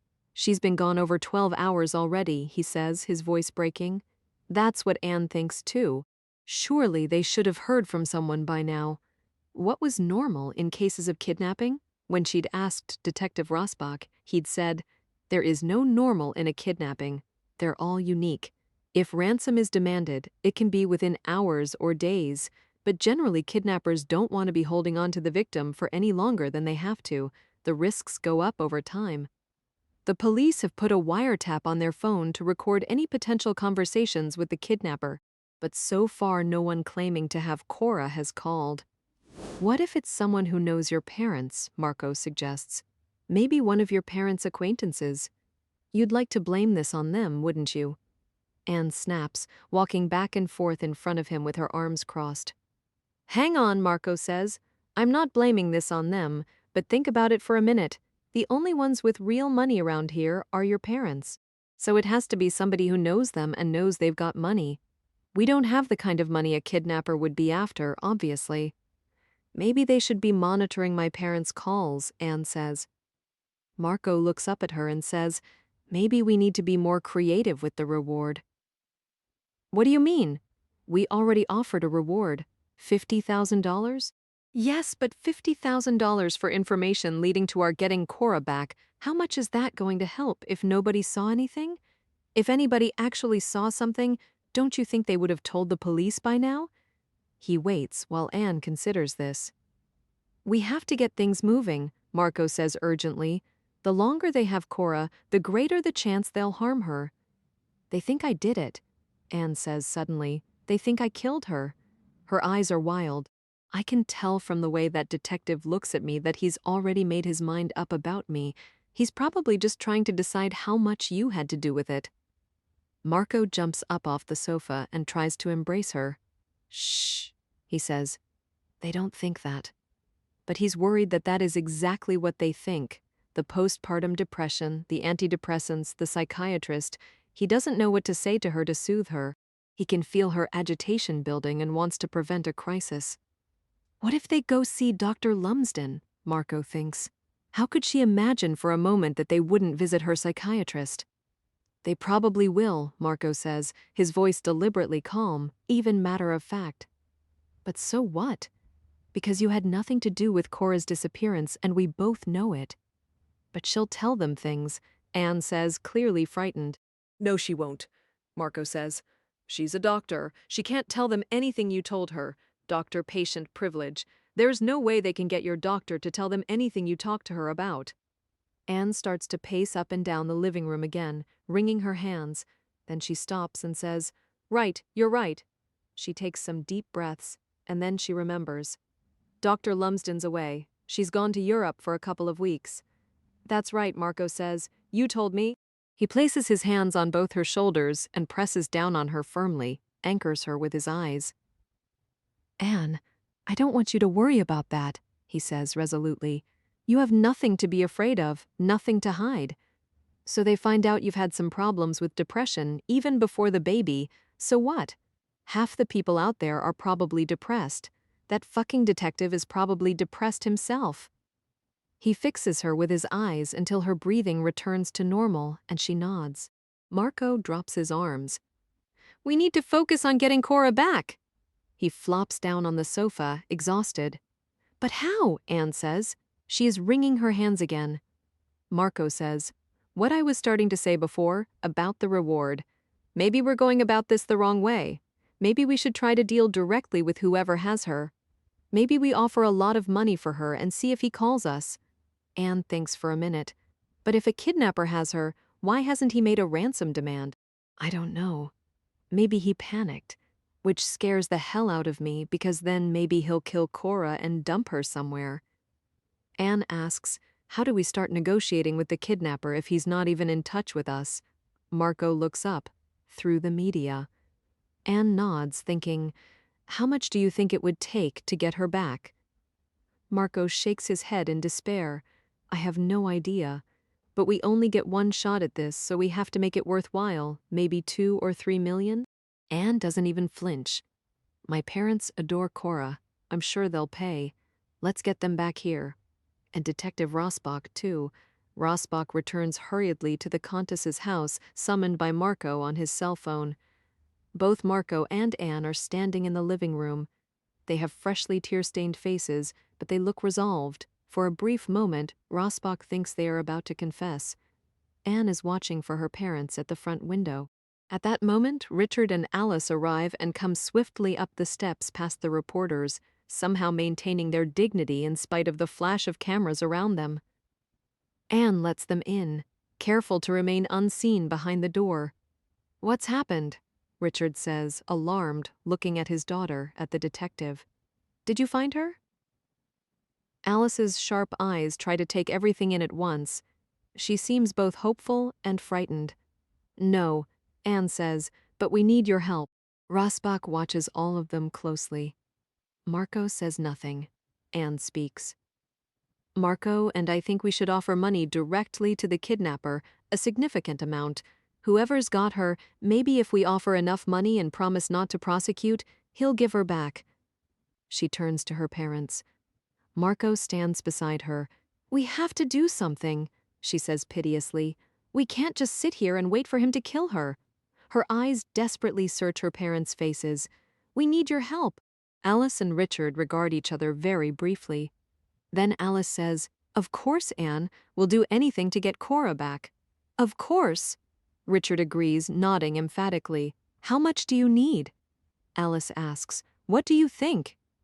Anne says, turning to Detective Rasbach, "How much would be enough to get someone to give her up?" Rasbach considers the question carefully before answering. "If you're innocent, it would be natural to want to throw money, any amount of money, at the person who has your child. And this family appears to have almost unlimited funds.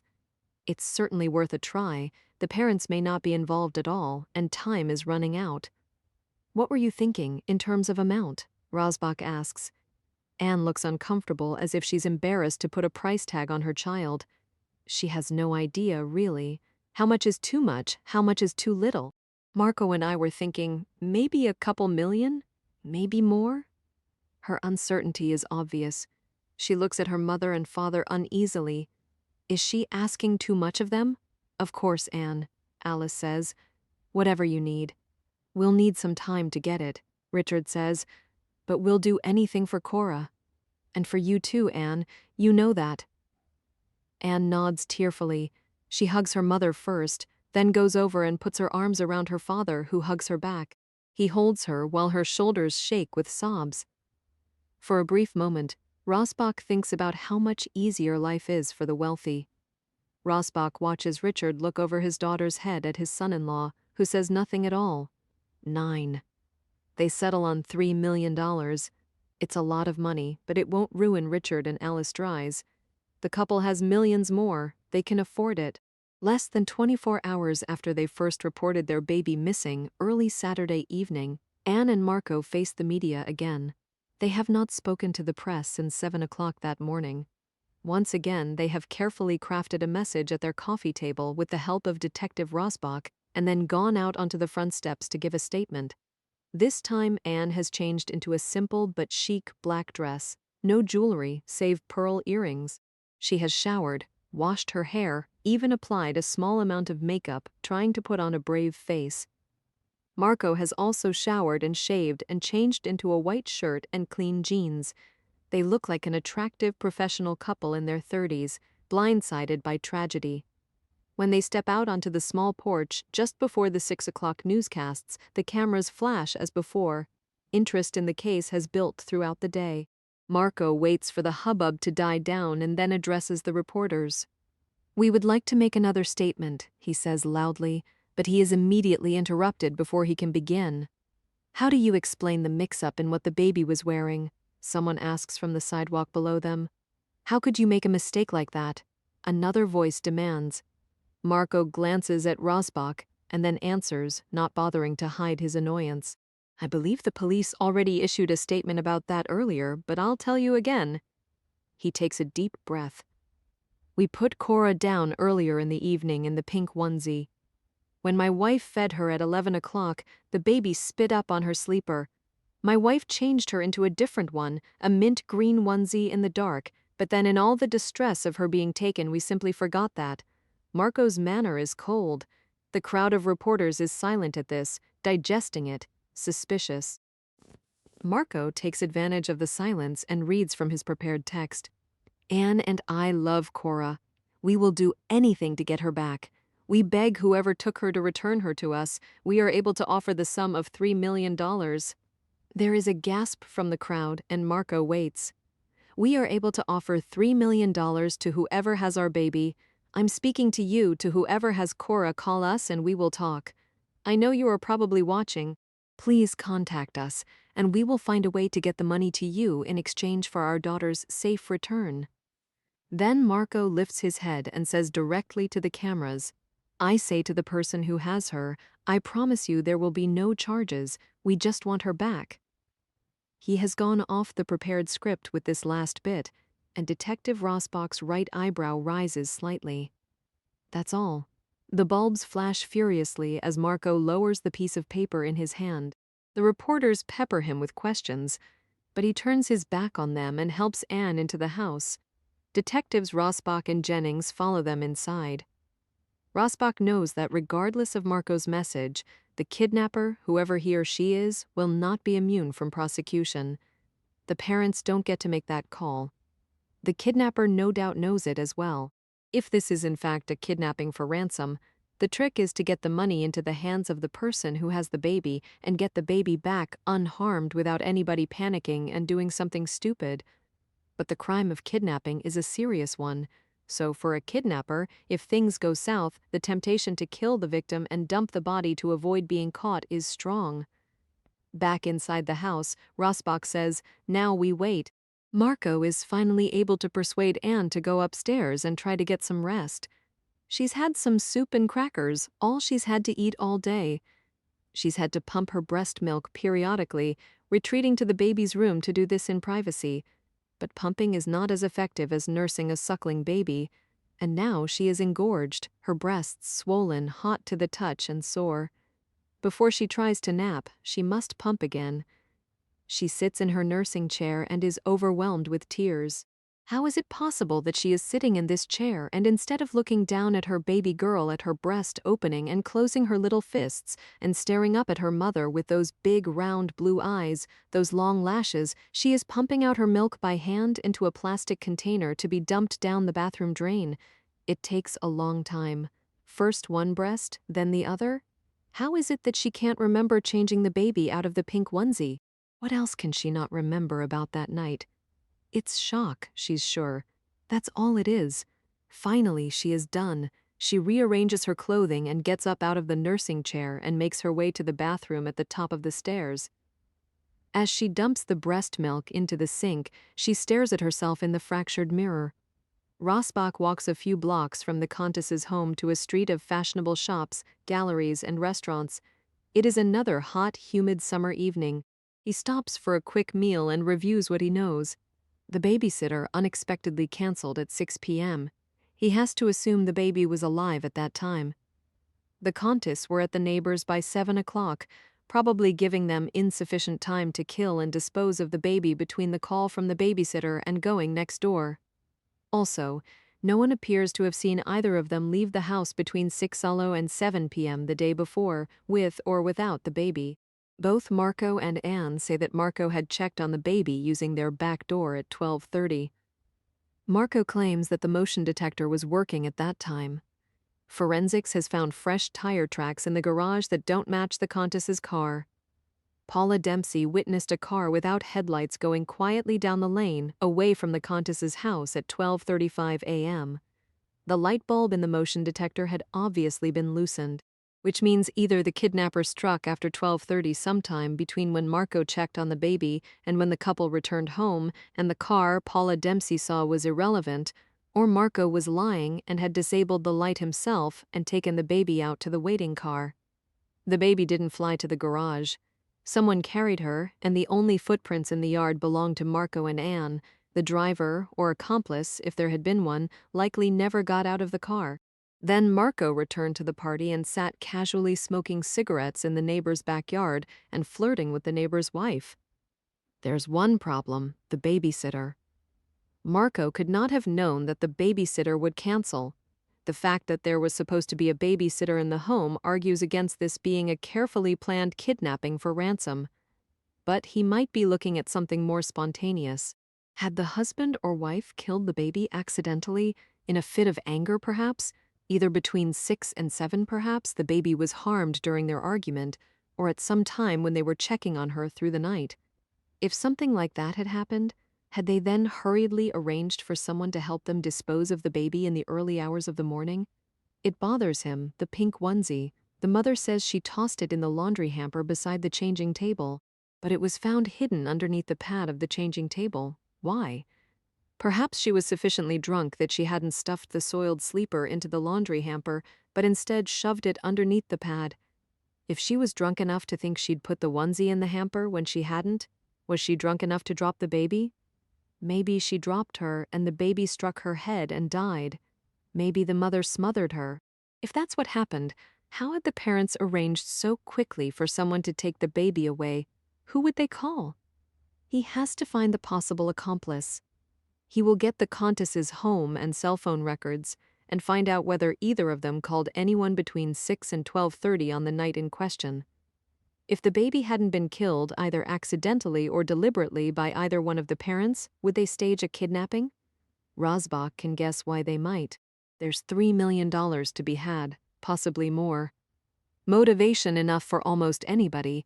The ease with which the child's grandparents offered the money to the distressed parents was telling.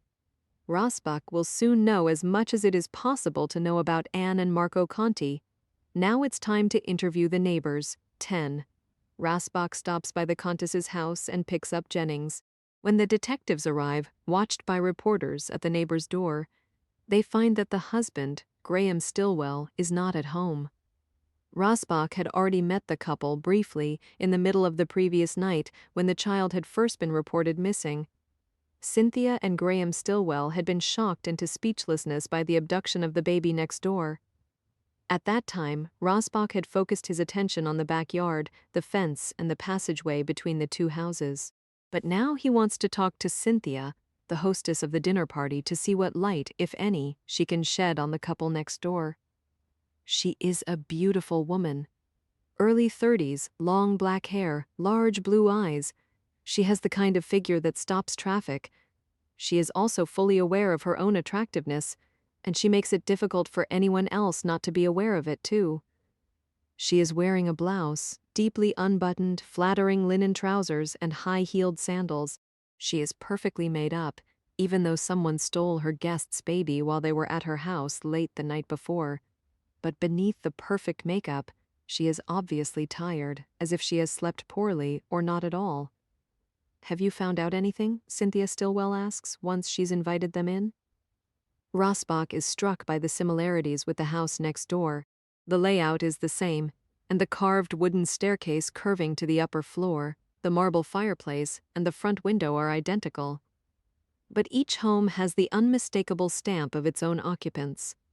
The Contis' home is done in subdued colors and filled with antiques and art. The Stillwells has more modern leather furniture, white glass and chrome tables, and punches of bright color. Cynthia takes the chair in front of the fireplace and elegantly crosses one leg over the other, dangling a sandaled foot featuring perfectly painted scarlet toenails. As he and Jennings seat themselves on the sleek leather sofa, Rasbach smiles regretfully and says, "I'm afraid we're not at liberty to discuss details." The woman across from him seems nervous. He wishes to put her at ease. "What do you do, Mrs. Stillwell?" he asks. "I'm a professional photographer," she says. Freelance, mostly. "I see," he says, flicking his eyes to the walls, which display several nicely framed black and white photos. "Yours?" "Yes, actually." She gives a small smile. "It's a terrible thing, the baby being taken," Rasbach says. "It must be very unsettling for you." "I can't stop thinking about it," she says in evident distress. She furrows her brow. "I mean, they were here when it was happening. Here we all were, having a good time, oblivious. I feel awful." She licks her lips. "Can you tell me about the evening?" Rasbach asks. "Just tell me about it in your own words. Okay?" She takes a deep breath. "I had planned a party for Graham's 40th birthday. He just wanted something small. So I invited Marco and Anne for dinner because we sometimes have dinner together and we're all good friends. We used to have dinner together a lot before the baby, not so much after. We hadn't seen much of them for a while. Did you suggest that they leave the baby at home? Rasbach asks. She flushes. I didn't know they couldn't get a sitter. My understanding is that they had a sitter, but she canceled at the last minute. She nods. Right. But I would never have said they couldn't bring the baby if they didn't have a sitter. They showed up with the baby monitor and said the sitter had canceled and they would just plug the monitor in and check on her a lot. And what did you think of that? What did I think of it? She asks, raising her eyebrows in surprise. Rasbach nods and waits. I didn't think anything of it. I'm not a parent. I assumed they knew what they were doing. They seemed fine with it. I was too busy getting the dinner prepared to give it much thought. She adds, to be honest, with one of them leaving every half hour to check on her, it would probably have been less disruptive just to have the baby here. Cynthia pauses. On the other hand, she's a pretty fussy baby. And Anne and Marco, you say they went next door to check on the baby every half hour? Oh yes, they were rigid about it. The perfect parents. How long would they be gone when they checked on her? Rasbach asks. It varied. How do you mean? She tosses her black hair over her shoulder and straightens her back. Well, when Marco went, he'd be pretty quick, like 5 minutes or less, but Anne would stay away longer. I remember I joked with Marco at one point that maybe she wasn't coming back. When was this? Rasbach leans forward slightly, fastening his eyes on hers. I think around 11. She was gone a long time. When she did come back, I asked her if everything was all right. She said everything was fine. She just had to feed the baby. Cynthia nodded firmly. That's right, it was 11, because she said she always feeds the baby at 11, and then the baby sleeps through till about 5. Cynthia suddenly looks uncertain and adds, when she came back after the 11 o'clock feeding, it looked like she'd been crying. Crying? Are you sure? That's how it looked to me. She'd washed her face after, I think. Marco looked at her like he was worried. I remember thinking it must be a bore having to worry about Anne all the time. Why do you think Marco was concerned? Cynthia shrugs. Anne can be moody. I think she's finding motherhood harder than she expected. She flushes, realizing the awkwardness of what she's just said, given the circumstances. I mean, motherhood has changed her. Changed her how? Cynthia takes a deep breath and settles more into her chair. Anne and I used to be better friends. We used to have coffee, go shopping, talk. We actually had a lot in common. I'm a photographer, and she worked in an art gallery downtown. She's mad about abstract art, at least she used to be. She was damn good at that gallery, a good curator, good at sales. She has an eye for quality and for what will sell. She pauses, remembering. Yes? Rasbach prompts. Cynthia continues. Then she got pregnant, and it seemed like all she could think about was babies. She only wanted to shop for baby things. Cynthia gives a little laugh. Sorry, but I found it a bit tedious after a while. I think she was hurt that I wasn't that interested in her pregnancy. We had less in common. Then, when the baby was born, it took up all her time. I understand that. She was exhausted, but she became less interesting, if you know what I mean. Cynthia pauses and crosses her long legs. I think she should have gone back to work after the baby was a few months old, but she didn't want to. I think she felt she had to be the perfect mother. Has Marco changed much since the baby came? Rasbach asks. She tilts her head, thinking about it. Not really, no, but then we haven't seen much of him. He seems the same to me, but I think Anne's been bringing him down a bit. He still likes to have fun. Rasbach asks, did Anne and Marco speak privately after she returned from checking the baby? What do you mean? Did you and your husband go into the kitchen to clean up or anything, and leave them alone together at all during the evening? Did they sit together in a corner or anything? I don't know. I don't think so. Marco was mostly hanging out with me, because you could tell that Anne wasn't in too cheerful a mood. So you don't remember them conferring together throughout the evening? She shakes her head. No, why? Rasbach ignores her question. Describe how the rest of the evening went, if you don't mind.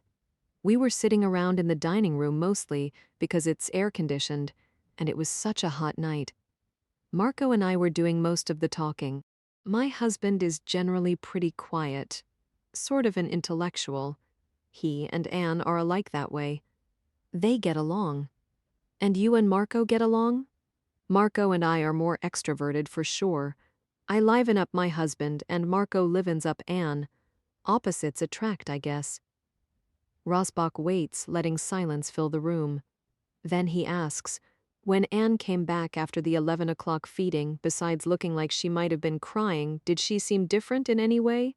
Not that I noticed. She just seemed tired. But that's the way she is these days. Who checked on the baby next? Cynthia thinks.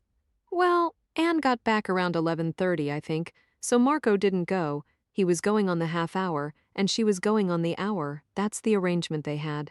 So Anne went again at midnight, and then Marco went at 12:30. How long was Anne gone when she went to check the baby at midnight? Rasbach asks. Oh, not long, a couple of minutes. And then Marco went at 12:30. Yes. I was in the kitchen, clearing up a bit. He slipped out the back door saying he was going to pop out and check the baby and he'd be right back. He winked at me. He winked at you? Yes. He'd been drinking quite a lot. We all had. And how long was he gone? Rasbach asks. Not long, 2 or 3 minutes, maybe 5. Cynthia shifts in her seat, recrosses her legs. When he got back, we went outside to the patio for a cigarette. Just the two of you? Yes. What did you two talk about? Rasbach asks. He remembers the way Marco flushed when he mentioned having the cigarette with Cynthia. Remembers how angry Anne had been about her husband flirting with the woman sitting across from him. Cynthia says, not much. He lit me a cigarette. Rasbach waits, saying nothing. He began stroking my legs. I was wearing a dress with a slit up the side. She looks uncomfortable.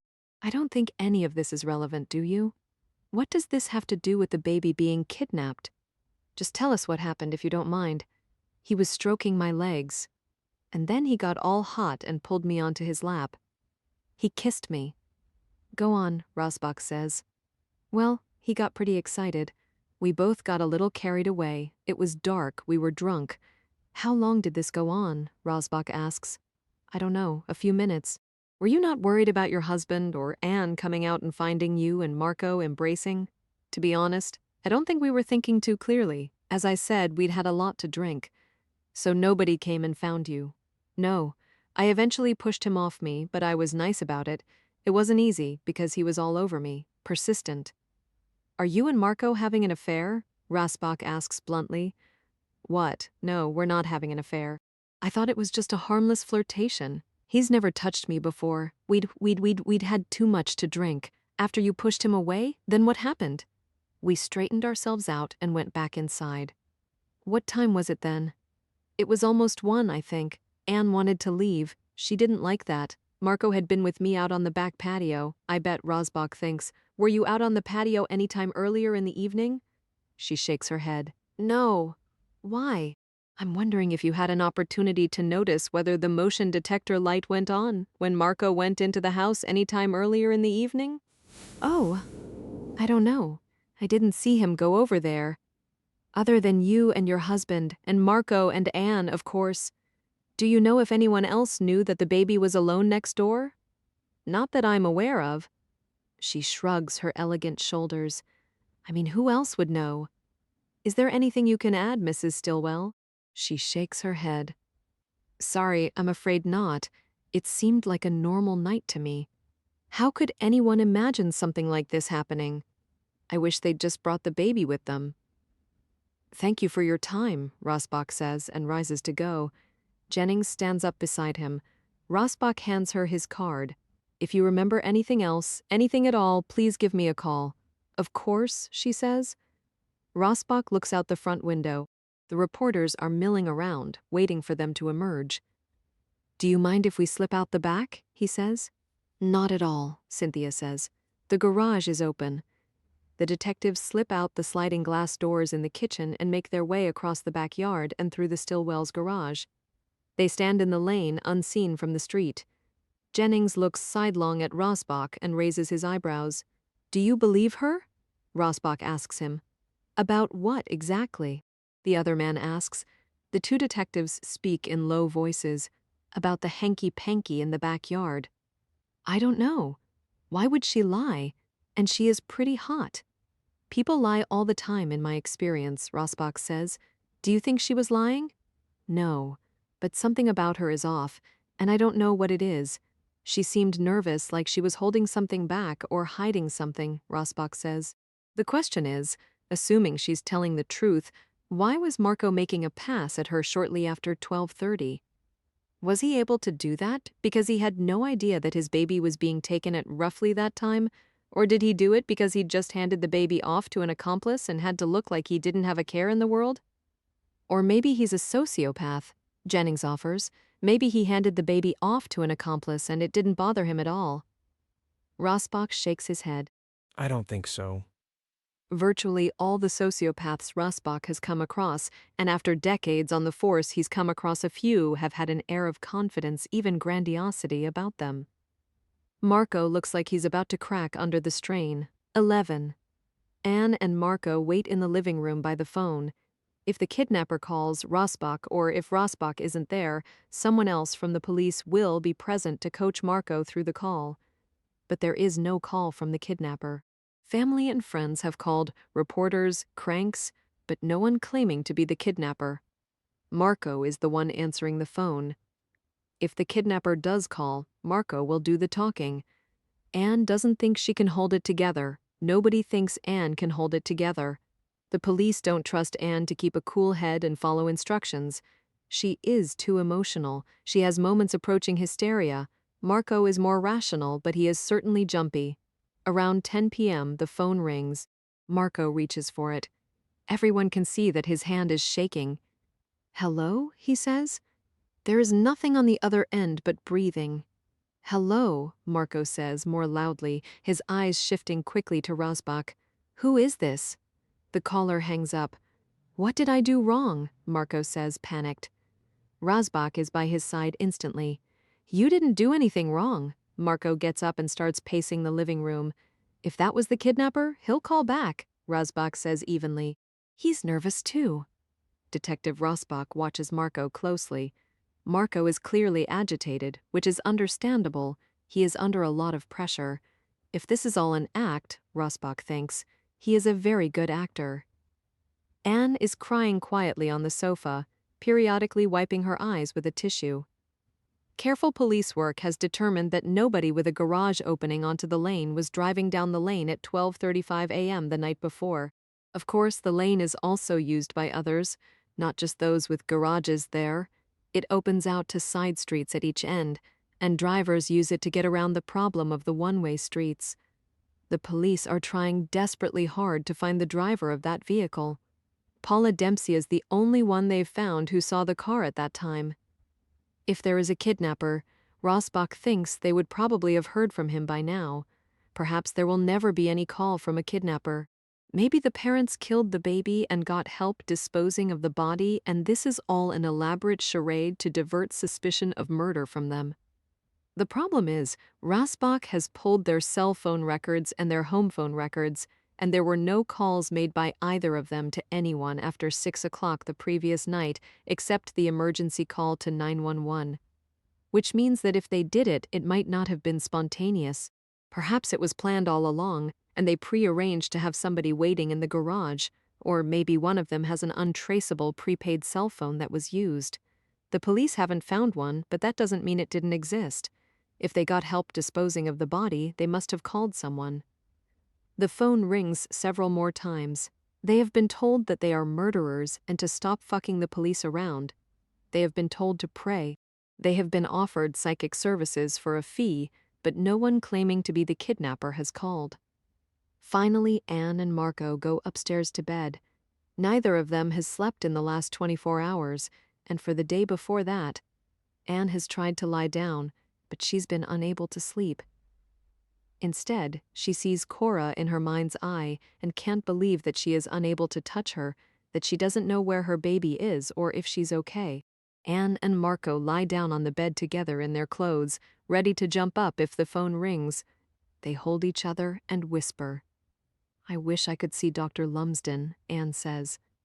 Marco pulls her close. He doesn't know what to say. Dr. Lumsden is away in Europe somewhere for the next couple of weeks. Anne's appointments have been cancelled. I know, Marco whispers. Anne whispers back. She said I could see the doctor who's covering for her if I needed to. Maybe I should. Marco considers. He's worried about her. He worries that if this goes on too long, it will truly damage her. She has always been fragile when stressed. I don't know, baby, Marco says. With all those reporters out there, how would you go to the doctors? I don't know, Anne whispers bleakly. She doesn't want the reporters following her to a psychiatrist's office either. She is worried about the press learning of her postpartum depression. She saw what they were like about the mistake with the onesie. So far, the only ones who know about her depression are Marco and her mother, her doctor, and her pharmacist. And the police, of course, who went through their house right after the baby was taken and found her medication. If she hadn't been in treatment by a psychiatrist, would the police be circling them now like wolves? Maybe not. It's her fault they're under suspicion. The police have no reason to suspect them otherwise, unless it's because they left the baby in the house alone. That was Marco's fault, so they're both to blame. Anne lies in bed remembering what it felt like to hold her baby against her own body, to feel the warmth of her pudgy little infant daughter in her arms, wearing only a diaper, her skin smelling of baby and bath time. She remembers Cora's beautiful smile and the curl in the middle of her forehead like the little girl in the nursery rhyme. She and Marco have often joked about it. There was a little girl, and she had a little curl right in the middle of her forehead. And when she was good, she was very, very good, and when she was bad, she was horrid. As broken as she feels, what kind of mother feels depressed after the gift of a perfect baby? Anne loves her daughter desperately, but the exhaustion had been overwhelming. Cora was a fussy, colicky baby, more demanding than most. When Marco had gone back to work, the days had begun to feel unbearably long. Anne filled the hours as best she could, but it was lonely. All the days began to seem the same. She couldn't imagine them ever being any different. In her fog of sleep deprivation, she couldn't remember the woman she used to be when she worked at the art gallery, could hardly remember how it felt to help clients add pieces to their collections, or the thrill of finding a promising new artist. In fact, she could hardly remember what she was like before she'd had the baby and stayed home to care for her. Anne didn't like to ask her mother to come and help. She was busy with her friends and the country club and her charities. None of Anne's own friends were staying home with babies at the same time. Anne struggled. She felt ashamed that she wasn't coping well. Marco suggested hiring someone to help, but that made her feel inadequate. The only relief was her mom's group, which met for 3 hours once a week on Wednesday mornings. But she hadn't really connected with any of the other moms sufficiently to share her feelings. They all seemed genuinely happy and more competent at motherhood than she was, even though it was the first baby for each of them. And there was the one session a week in the early evening with Dr. Lumsden while Marco watched Cora. All Anne wants now is to go back 24 hours. She looks at the digital clock on her bedside table, 11:31. 24 hours ago, she was just leaving Cora in her crib to return to the party. None of this had happened. Everything was fine. If only she could turn the clock back. If she could have her baby back, she would be so grateful, she would be so happy. She didn't think she would ever be depressed again. She would cherish every minute with her daughter. She would never complain about anything, ever again. Lying in bed, Anne makes a private deal with God, even though she does not believe in God, and weeps into her pillow. Eventually, Anne falls asleep, but Marco lies awake beside her for a long time. He cannot stop the buzzing in his brain. He looks over at his wife, sleeping restlessly on her side, her back to him. It is her first sleep in more than 36 hours. He knows she needs to sleep if she is to cope with this. He stares at her back and thinks about how much she has changed since the baby was born. It was entirely unexpected. They'd looked forward to the baby so much together, decorating the nursery, shopping for baby things, attending the birth preparation classes, feeling the baby kick in her tummy. They had been some of the happiest months of his life. It had never occurred to him that it would be hard afterward. He hadn't seen it coming. Her labor had been long and difficult, They hadn't been prepared for that either. Nobody ever tells you about that in birthing classes, everything that can go wrong. In the end, Cora had been born by emergency C-section, but she was fine. She was perfect. Mother and baby were both fine, and they came home from the hospital to a new life. The recovery, too, had taken longer and been more difficult for Anne because of the C-section. She seemed disappointed that she hadn't had a normal birth. Marco had tried to talk her out of it. It wasn't what he'd imagined either, but it hadn't seemed like a big deal to him. Cora was perfect, Anne was healthy, and that was all that mattered. Anne had trouble breastfeeding in the beginning, getting the baby to latch on. They'd had to get professional help. Anne's own mother had been of no use. She'd bottle-fed her baby. Marco wants to reach out and lightly stroke Anne's back, but he's afraid of waking her. She has always been emotional, sensitive. She is one of the most refined women he's ever met. He used to love dropping in on her at the gallery. Sometimes he would surprise her there at lunchtime or after work, just because he wanted to see her. He got a kick out of watching her with clients, the way she lit up when talking about a painting or a new artist. He'd think, I can't believe she's mine. Whenever there was an opening for a new show, she would invite him. There would be champagne and hors d'oeuvres, women in smart dresses and men in well-cut suits. Anne would circulate around the room, stopping to talk with the people clustered in front of the painting's wild, abstract splashes of color or more somber tonal works. Marco didn't understand any of it. The most beautiful, the most arresting thing in the room for him would always be Anne. He would stay out of her way, stand over by the bar eating cheese, or off to the side and watch her do her thing. She had been trained for it, getting her degree in art history and modern art, but more than that she had an instinct for it, a passion. Marco had not grown up with art, but it was part of her life, and he loved her for it. For their wedding, he'd bought her a painting in the gallery that she fervently desired, but that she said they could never afford, a very large, moody, abstract work by an up-and-coming painter she greatly admired. It hangs over their mantelpiece in the living room, but she no longer even looks at it. Marco rolls onto his back and stares at the ceiling, his eyes burning. He needs her to keep it together. He can't have the police suspecting them any more than they do already. What she said about Dr. Lumsden disturbed him. The fear in her eyes. Had she said something to the doctor about wishing to harm the baby? That's what women with postpartum depression sometimes thought about. Jesus. Fuck. His computer at the office. He'd Googled postpartum depression and followed the links to postpartum psychosis, read those horrible stories about women who'd murdered their babies, the woman who had smothered her 2 kids, the woman who'd drowned her 5 children in the bathtub, the one who had driven her kids into a lake.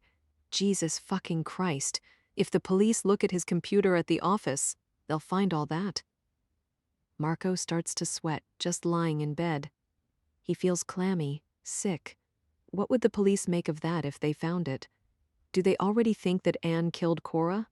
Do they think he helped her cover it up? If they saw his browser history, would they think he'd been worried for weeks about Anne? He lies there flat on his back, eyes wide open. Should he tell the police about it before they find it themselves? He doesn't want to look like he's hiding anything. They'll wonder why he researched it at work instead of using his home computer. His heart is racing now as he gets up. He makes his way downstairs in the dark, leaving Anne snoring lightly behind him. Detective Rasbach is in the chair in their living room that he seems to have chosen as his favorite, doing something on his laptop. Marco wonders if the detective ever sleeps, wonders when he's going to leave their house. He and Anne can't exactly kick him out, although they would both like to. Detective Rasbach looks up as Marco comes into the room. I can't sleep, Marco mumbles. He sits down on the sofa, tries to think of how to begin. He can feel the detective's eyes on him. Should he tell or not? Have they been to his office yet? Have they looked at his computer? Have they found out the mess his business is in? Do they know that he's at risk of losing his company? If they don't yet, they soon will. He knows they're suspicious of him, that they're looking into his background. But having financial problems doesn't make you a criminal. There's something I'd like to tell you, Marco says nervously. Rasbach looks at him calmly and puts his laptop aside. I don't want you to misconstrue this, Marco says. Okay, Detective Rasbach says. Marco takes a deep breath before he begins. When Anne was diagnosed with postpartum depression a few months ago, it really kind of freaked me out. Rasbach nods. That's understandable. I mean, I had no experience with this kind of thing. She was getting very depressed, crying a lot. She seemed listless. I was worried about her, but I thought she was just exhausted, that it was temporary. I thought she'd get over it when the baby started sleeping through the night. I even suggested that maybe she should go back to work part-time because she loved her job at the gallery and I thought it would give her a break. But she didn't want to do that. She looked at me like I thought she was a failure as a mother. Marco shakes his head. Of course I didn't think that. I suggested she get a bit of help during the day, maybe get a girl in so she could nap, but she wouldn't hear of it. Rasbach nods again, listening intently. Marco continues, feels himself getting more nervous. When she told me her doctor said she had postpartum depression, I didn't want to make it into a big deal, I wanted to be supportive, but I was worried, and she wasn't telling me much. He starts rubbing his hands on his thighs, so I looked it up online but not here at home because I didn't want her to know I was worried, so I used my computer at the office. He feels himself flushing. This is coming out all wrong. He sounds as if he suspects Anne, as if he doesn't trust her. It sounds like they're keeping secrets from each other. Rasbach stares back at him, inscrutable. Marco can't make out what the detective is thinking. It's unnerving. So I just wanted you to know, if you check my computer at work, why I was looking at those sites about postpartum depression. I was trying to understand what she was going through. I wanted to help. I see. Rasbach nods as if he completely understands. But Marco can't tell what he's really thinking. Why do you want to tell me that you were researching postpartum depression at your office? It seems a natural enough thing to do in your situation, Rasbach says. Marco feels a chill. Has he just made things worse? Has he just made them want to examine his office computer? Should he explain further about following the links to the murders or just leave things as is? For a moment he panics, unsure of what to do. He decides he has already screwed up enough. I just thought I should tell you, that's all. Marco says gruffly and gets up to go, angry with himself. Wait, the detective says. Do you mind if I ask you something? Marco sits back down. Go ahead. He crosses his arms in front of him. It's about last night when you went back to the neighbor's house after checking on the baby at 12:30. What about it? What were you and Cynthia talking about out there? The question makes Marco feel uncomfortable. What had they talked about? Why is he asking? Why do you want to know what we were talking about? Do you remember? Rasbach asks. Marco can't remember. He doesn't remember talking much at all. I don't know. Just trivial stuff, chit-chat, nothing important. She's a very attractive woman, wouldn't you agree? Marco is silent. Wouldn't you agree? Rasbach repeats. I guess, Marco says. You say that you don't remember seeing or hearing anything when you were out back last night between shortly after 12:30 and just before 1 a.m. when the two of you returned inside. Marco hangs his head, doesn't look at the detective. He knows where this is going. He starts to sweat. You said, and here the detective flips back through his notebook for a bit, you said you weren't paying attention? Why were you not paying attention? What the hell should he do here? He knows what the detective is getting at. Like a coward, Marco says nothing, but he feels the pulse in the vein at his temple, wonders if the detective notices. Cynthia says that you came on to her, that you made sexual advances to her out on the patio. What? No, I didn't. Marco lifts his head sharply and looks at the detective. The detective consults his notes again, flips some pages. She says you ran your hand up her legs, that you kissed her, pulled her onto your lap. She says you were quite persistent, that you got carried away. That's not true. It's not true? You didn't kiss her and get carried away? No. I mean, I didn't come on to her. She came on to me. Marco can feel himself blush deeply and is furious with himself. The detective says nothing. Marco fumbles over the words in his haste to defend himself, all the while thinking, that lying bitch. That's not how it happened, Marco insists. She started it. He cringes at how that sounds, how juvenile. He takes a steadying breath. She came on to me. I remember she came and sat on my lap. I told her she shouldn't be on my lap and tried to nudge her off. But she took my hand and placed it inside her skirt. She was wearing this long dress with a slit up the side. Marco is really sweating now, thinking how this must sound. He tries to relax. Tells himself, no matter how much of a heel the detective must think him, there's no reason for him to think this has anything to do with Cora. She kissed me. Marco stops, colors again. He can tell that Rasbach doesn't believe a word of it. I kept protesting and telling her we shouldn't, but she wouldn't get off my lap. She got my fly down. I was afraid someone would see us. Rasbach says, "You had a lot to drink. How reliable is your memory of what happened?" I was drunk, but I wasn't that drunk. I know what happened. I didn't start anything with her. She practically threw herself at me. Why would she lie? Rasbach asks simply. Why would she lie? Marco is asking himself the same question. Why would Cynthia screw him over like this? Was she pissed that he told her no? Maybe she's mad because I turned her down. The detective purses his lips as he looks at Marco. Desperately, Marco says, "She's lying." "Well, one of you is lying," Rasbach says. "Why would I lie about something like that?" Marco says stupidly, "You can't arrest me for kissing another woman." "No," the detective says. He waits a moment or two and says, "Tell me the truth, Marco. Are you and Cynthia having an affair?" "No, absolutely not. I love my wife. I wouldn't do that, I swear." Marco glares at the detective. "Is that what Cynthia says? Did she tell you we're having an affair? That's absolute bullshit." "No, she didn't say that." Anne, sitting in the dark at the top of the stairs, hears it all. She goes cold all over. She now knows that last night, when their baby was being taken, her husband was kissing and fondling Cynthia next door. She doesn't know who started it from what she'd observed the night before. It could have been either one of them. They were both guilty. She feels sick to her stomach, betrayed. "Are we done here?" Marco says. "Yeah, sure," the detective answers.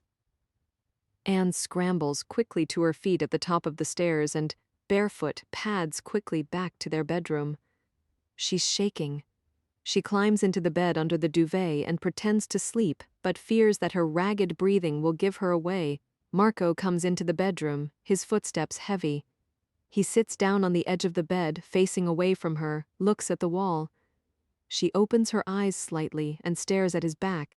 She pictures him making out with Cynthia on the patio chair while she was bored out of her mind with Graham in the dining room. And while he had his hand in Cynthia's panties and Anne was pretending to listen to Graham, someone was taking Cora. She will never be able to trust him again. Never. She turns over and pulls the covers higher, while silent tears roll down her face and pool around her neck. Cynthia and Graham are in their bedroom next door, having a heated argument. Even so, they are careful to keep their voices quiet. They don't want to be overheard. There is a laptop open on their queen-size bed. "No," Graham says. "We should just go to the police." "And say what?" Cynthia asks. "A little late for that, don't you think? They were already over here, questioning me while you were out." "It's not that late," Graham counters. "We tell them we had a camera on the backyard. We don't have to say any more than that. They don't have to know why we put it up there." "Right, and how do we explain exactly why we haven't mentioned it up till this point?" "We can say we forgot about it." Graham is leaning up against the headboard, looking worried. Cynthia laughs, but there's no humor in it. "Really?" "The police were swarming all over the place because a baby has been kidnapped, and we forgot that we have a pinhole camera trained on our backyard." She gets up and starts taking off her earrings. "They're never going to believe that." "Why not? We can say that we never check it, or that we thought it was broken, or that the battery was dead. We can say we thought it didn't work and it was just for show. Just for show to scare thieves away, when it's so well hidden that the police didn't even see it." She drops an earring into a mirrored jewelry box on her dressing table. She shoots him an annoyed look and mutters, "You and your fucking cameras. You enjoy watching the films too?" Graham says. Cynthia doesn't correct him.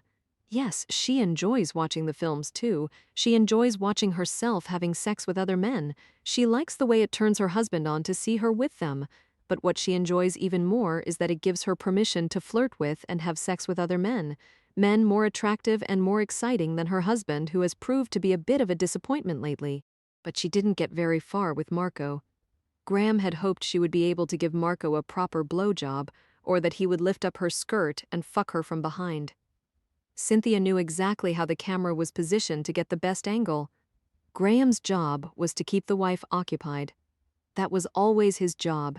It was tedious for him, but it was worth it, except now they have a problem. 12. It is Sunday afternoon. There have been no new leads. No one has called claiming to have Cora. The case appears to be at an impasse, but Cora is still out there somewhere. Where is she? Anne walks over to the living room window. The curtains are drawn shut for privacy, filtering the room's light. She stands to the side and holds the curtain open a little to peek out. There are a lot of reporters on the sidewalk, spilling over onto the street. She is living in a fishbowl, everyone tapping on the glass.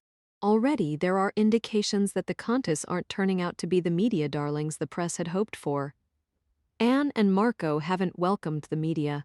They clearly see the reporters as an intrusion, a necessary evil. They are not particularly photogenic either, even though Marco is handsome and Anne was pretty enough before, but it's not enough to be handsome. One should preferably have charisma, or at least warmth. There is nothing charismatic about Marco now. He looks like a shattered ghost. They both look guilty, beaten down by shame. Marco has been cold in his interactions with the media. Anne has said nothing at all. They have not been warm to the press, and so the press has not warmed to them. This is, Anne realizes, probably a tactical mistake, one they may live to regret. The problem is that they had not been home. It has come out that they were next door when Cora was taken from her crib. Anne was horrified when she saw that morning's headlines, "Couple not home, when baby taken, stolen baby was left alone." If they'd been sound asleep in their own house while their child was kidnapped from her room, there would have been a much greater outpouring of sympathy from the press and from the public. The fact that they were attending a party next door has scalded them, and of course the postpartum depression has also been made public. Anne doesn't know how these things happen. She certainly didn't tell the press. She suspects Cynthia might have been the source of the leak about their leaving the baby alone in the house, but she doesn't know how the media found out about her depression. Surely the police would not have leaked her private medical information. She has even asked them, and they say it didn't come from them, but Anne doesn't trust the police. Whoever is responsible for the leaks, they have only damaged Anne further in the eyes of everyone. The public, the press, her parents, her friends, everyone. She has been publicly shamed. Anne turns to look at the steadily increasing pile of toys and other colorful debris collecting on the sidewalk at the bottom of their front steps. There are bouquets of wilted flowers, stuffed animals of all colors and sizes. She can see teddy bears, even an outsized giraffe with notes and cards stuck on them. A mountain of clichés, such an outpouring of sympathy and of hate. Earlier that day, Marco had gone out and brought an armful of the toys and notes in to her to cheer her up. That was a mistake he won't make again. Many of the notes were venomous, even shocking. She read a few of them, gasped, balled them up and threw them to the floor. She twitches the curtains with her fingers and looks out again. This time a thrill of horror slides down her back. She recognizes the women coming single file down the sidewalk toward the house, pushing their baby strollers. It is 3, no 4 women from her mom's group. The reporters fall away to let them through, sensing impending drama. Anne watches in disbelief. Surely, she thinks, they have not come to visit her with their babies. She sees the one in front, Amalia mother of cute, brown-eyed Theo, reach beneath her stroller and grab what looks like a large container of prepared food. The other women behind her do the same thing, applying the brakes to their strollers, reaching for covered dishes in the baskets beneath the seats. Such kindness and such thoughtless cruelty, she can't bear it.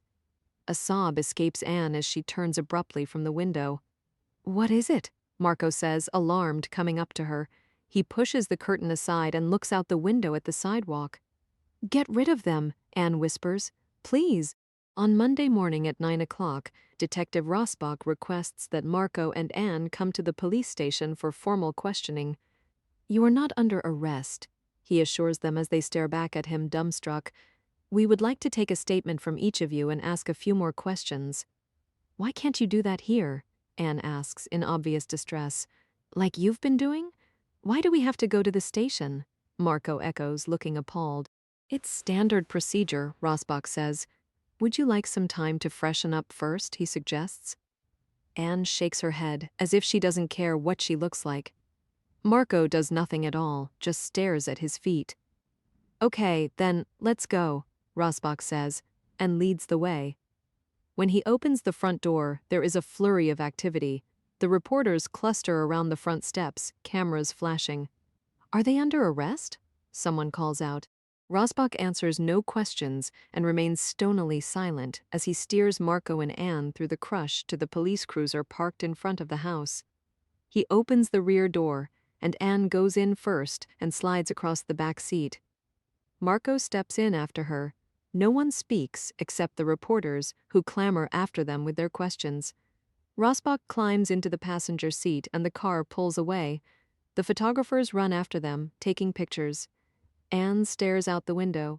Marco tries to hold her hand, but she pulls it away. She watches the familiar city pass by the window, the produce stand on the corner, the park where she and Cora sit on a blanket in the shade and watch children splash in the wading pool. They cross the city. Now they are not far from the art gallery where she used to work, close to the river. Then they are going past the Art Deco building where Marco has his office, and then suddenly they are out of downtown. It all looks very different from the back of a police cruiser on the way to be questioned in the disappearance of your own child. When they arrive at the police station, a modern building of concrete and glass, the cruiser stops at the front doors and Rasbach shepherds them in. There are no reporters here. There had been no advance warning that Anne and Marco would be taken in for questioning. When they walk into the station, a uniformed officer at a circular front desk glances up with interest. Rasbach hands Anne over to a female officer. "Take her to interview room 3, Rasbach tells her. Anne looks at Marco in alarm. "Wait, I want to be with Marco. Can't we be together?" Anne asks. "Why are you separating us?" Marco says. "It's okay, Anne. Don't worry. Everything's going to be okay. We haven't done anything. They just want to ask us some questions. And then they're going to let us go, isn't that right?" he says to Rasbach, a hint of challenge in his voice. "That's right," the detective says smoothly. "As I said, you are not under arrest. You are here voluntarily. You are free to leave at any time." Marco stands still and watches Anne go down the hall with the female officer. She turns and looks back at him. She's terrified. "Come with me," Rasbach says. He takes Marco into an interview room at the end of the hall. Detective Jennings is already there. The room contains a metal table with a single chair on one side and 2 chairs on the other side for the detectives. Marco doesn't trust himself to make any sense, to keep things straight. He can feel the exhaustion hitting him. He tells himself to talk slowly, to think before he answers. Rasbach is wearing a clean suit and a fresh shirt and tie. He is newly shaven. Jennings is too. Marco is wearing old jeans and a wrinkled t-shirt that he hauled out of his drawer that morning. He hadn't known he was going to be brought down to the station. He realizes now that he should have taken advantage of the detective's offer to shower, shave, change clothes. He would have felt more alert, more in control, and he would have looked less like a criminal on the permanent recording of this interview. He has just realized that he is probably going to be videotaped. Marco sits down and nervously watches the 2 detectives standing across the table from him. It's different being here instead of in his own home. It's frightening. He feels the shift of control. "If it's okay with you, we're going to videotape this interview," Rasbach says. He gestures to a camera positioned just below the ceiling, pointing toward them at the table. Marco has no idea if he really has a choice. He hesitates for a fraction of a second, then says, "Yeah, sure, no problem." "Would you like some coffee?" Rasbach offers. "Yeah, sure, thanks," Marco says. He tries to relax. He reminds himself he is here to help the police find out who has taken his child. Rasbach and Jennings go out to get coffee, leaving Marco alone to fret. When the 2 detectives return, Rasbach places Marco's paper cup on the table in front of him. Marco sees that he has brought him 2 sugars and 1 cream. Rasbach has remembered how Marco takes his coffee. As Marco fumbles with the sugar packets, his hands are trembling. They all notice. "Please state your name and today's date," Rasbach says, and they begin. The detective leads him through a series of straightforward questions that establish Marco's version of what happened on the night of the kidnapping. It is a rehash of what has gone before, nothing new. Marco can feel himself relaxing as the interview progresses. Finally, he thinks they're finished, that they're about to let him go. His relief is enormous, although he's careful not to show it. He has time then to wonder how it's going in the other room with Anne. "Good, thank you," Rasbach says when they've taken his statement. "Now, if you don't mind, I just have a few more questions."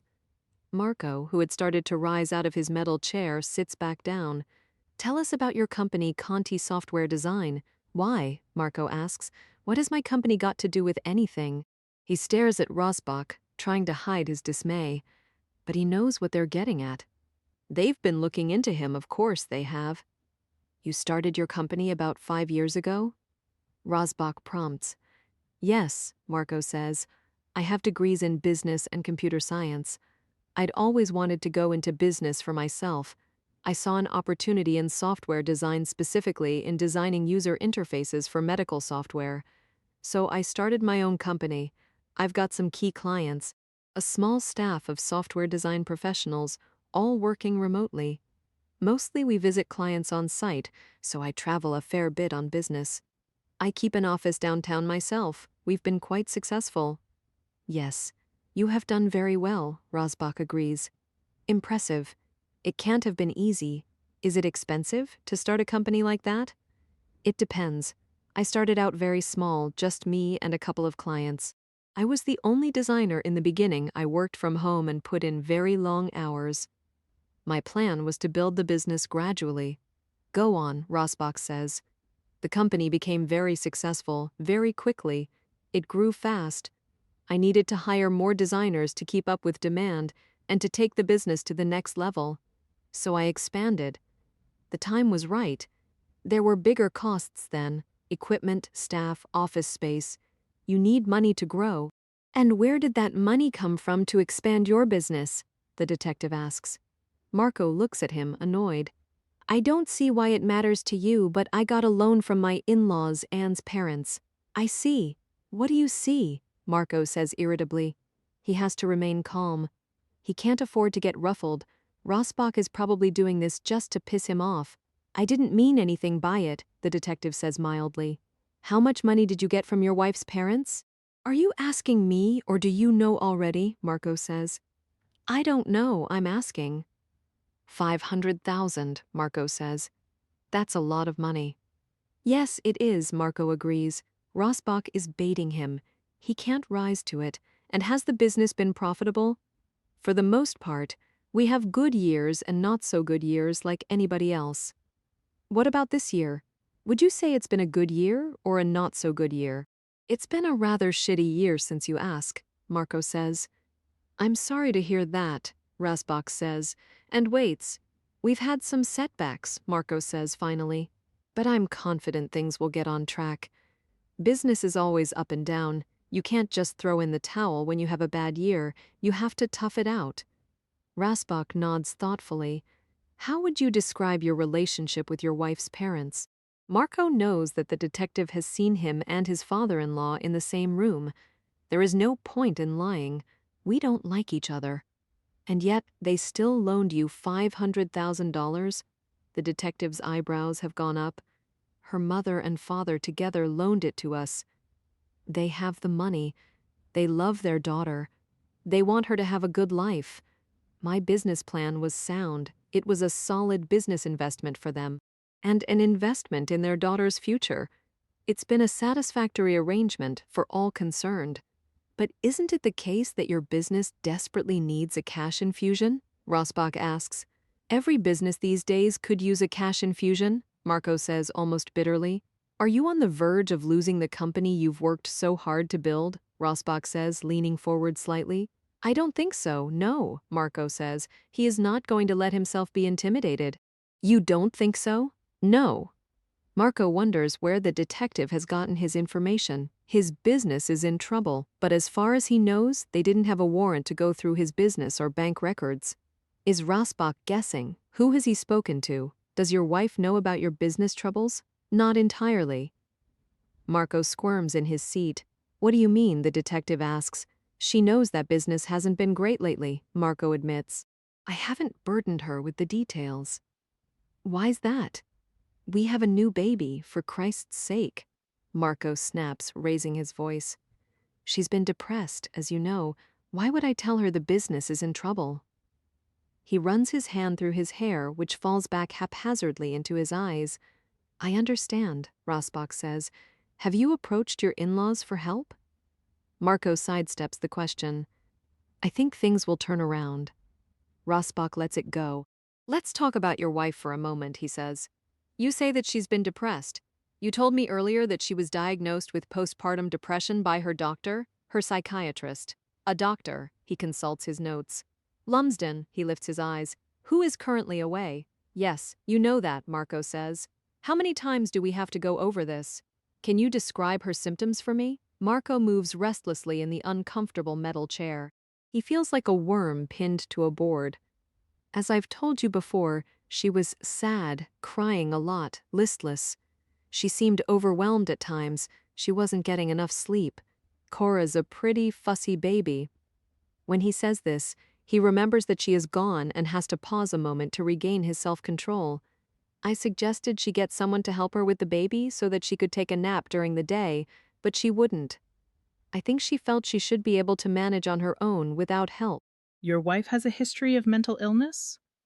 Marco looks up, startled. What? No. She has a bit of a history of depression like a million other people. His voice is firm. Mental illness, no. Marco doesn't like what the detective is suggesting. He braces himself for what's coming next. Postpartum depression is considered a mental illness, but let's not quibble. Rasbach leans back in his chair and looks at Marco as if to say, Can we speak frankly? Did you ever worry that Anne might harm the baby or harm herself? No, never. Even though you looked up postpartum psychosis on the internet, so they have been through his computer, they've seen what he's looked at, the stories about women murdering their children. Marco can feel the sweat break out in tiny beads on his forehead. He moves around in his chair. No, I told you about that. When Anne was diagnosed, I wanted to know more about it, so I did some searches on postpartum depression. You know what it's like on the internet? One thing leads to another, you follow the links. I was just curious. I didn't read those stories about women who went crazy and killed their kids because I was worried about Anne. No way. Rasbach stares at him without saying anything. Look, if I was worried that Anne might harm our baby, I wouldn't have left her home alone with the baby all day, would I? I don't know, would you? The gloves have come off. Rasbach looks at him, waiting. Marco glares back. Are you going to charge us with something? Marco asks. No, not at this time, the detective says. You're free to go. Marco stands up slowly, pushing his chair back. He wants to run the hell out of there, but he's going to take his time. He's going to look like he's in control, even if it isn't true. Just one more thing, Rasbach says.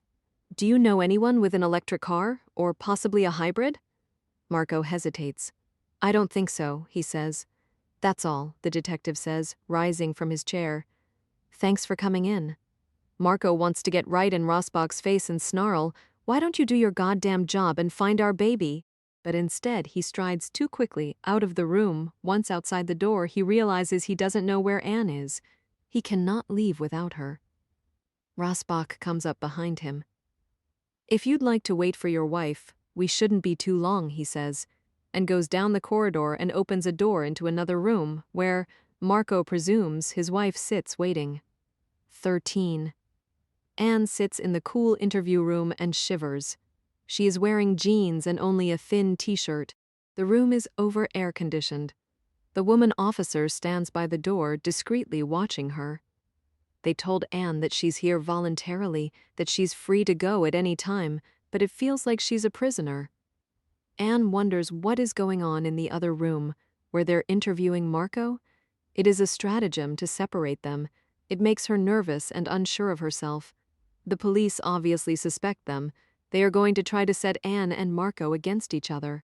Anne needs to prepare herself for what's coming, but she doesn't know how. She considers telling them that she wants to speak to a lawyer, but fears that will make her look guilty. Her parents could afford to get her the best criminal lawyer in the city, but she's afraid to ask them. What would they think if she asked them to get her a lawyer? And what about Marco? Do they each need a separate lawyer? It infuriates her, because she knows they did not harm their baby. The police are wasting their time. And meanwhile, Cora is alone somewhere, terrified, abused, or Anne feels like she's going to be sick. To stop herself from throwing up, she thinks instead about Marco. But then she sees it again in her mind, him kissing Cynthia, his hands on her body, the body that is so much more desirable than her own. She tells herself that he was drunk, that Cynthia probably came on to him, just like he said, rather than the other way around. She'd watched Cynthia come on to Marco all night. Still, Marco went out back with her for a cigarette. He was just as much to blame. They both denied they were having an affair, but she doesn't know what to believe. The door opens, making her jump in her seat. Detective Rasbach enters, followed by Detective Jennings. "Where's Marco?" Anne asks, her voice shaky. "He's waiting for you in the lobby," Rasbach says, and smiles briefly. "We won't be long," he says gently. "Please relax." She smiles weakly back at him. Rasbach points to a camera mounted near the ceiling. "We'll be videotaping this interview." Anne glances at the camera, dismayed. "Do we have to do this on camera?" she asks. Then she looks nervously at the two detectives. "We record all our interviews," Rasbach tells her. "It's to protect everyone concerned." Anne straightens her hair nervously, tries to sit up taller in her chair. The woman officer remains stationed at the door, as if they're afraid she'll make a run for it. "Can I get you anything?" Rasbach asks. "Coffee? Water?" "No, thank you," Rasbach says. "Okay then, let's get started. Please state your name and today's date." The detective leads her carefully through the events of the night the baby went missing. "When you saw that she wasn't in the crib, what did you do?" Rasbach asks. His voice is kind, encouraging. "I told you, I think I screamed, I threw up. Then I called 911. Rasbach nods. "What did your husband do?" "He looked around the upstairs while I was calling 911. Rasbach looks more sharply at her, his eyes on hers. "How did he seem?" "He seemed shocked, horrified, like me." "You found nothing out of place? Nothing disturbed, other than that the baby was gone?" "That's right. We searched the house before the police arrived, but we didn't notice anything. The only thing different or odd other than that she wasn't there, and that her blanket was gone, was that the front door was open." "What did you think when you found the crib empty?" "I thought someone had taken her." Anne whispers, looking down at the table. "You told us that you smashed the bathroom mirror after finding the baby gone, before the police arrived. Why did you smash the bathroom mirror?" Rasbach asks. Anne takes a deep breath before answering. "I was angry because we had left her at home alone. It was our fault." Her voice is dry, her lower lip trembles. "Actually, could I have some water?" she asks, looking up. "I'll get it," Jennings offers. And he leaves the room, soon returning with a bottle of water that he places on the table in front of Anne. Gratefully, she twists off the cap and takes a drink. Rasbach resumes his questioning. "You said you'd had some wine? You're also on antidepressant medication, the effects of which are increased with the use of alcohol. Do you think your memories of what happened that night are reliable?" "Yes." Her voice is firm. The water seems to have revived her.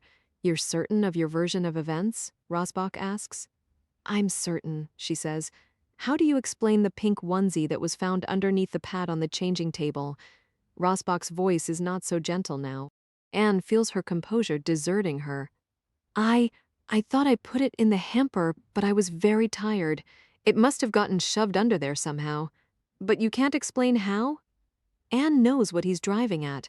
How much can he trust her version of events when she can't explain something as simple as how the onesie, which she said she remembered putting into the laundry hamper, was underneath the pad on the changing table? "No, I don't know." She begins to wring her hands in her lap beneath the table. "Is there any possibility that you might have dropped the baby?" What? Her eyes snap up to meet the detective's. His eyes are unnerving. She feels they can see right through her. Is there any possibility that you might have accidentally dropped the baby, that she was harmed in some way? No, absolutely not. I would remember that. Rasbach is not so friendly now.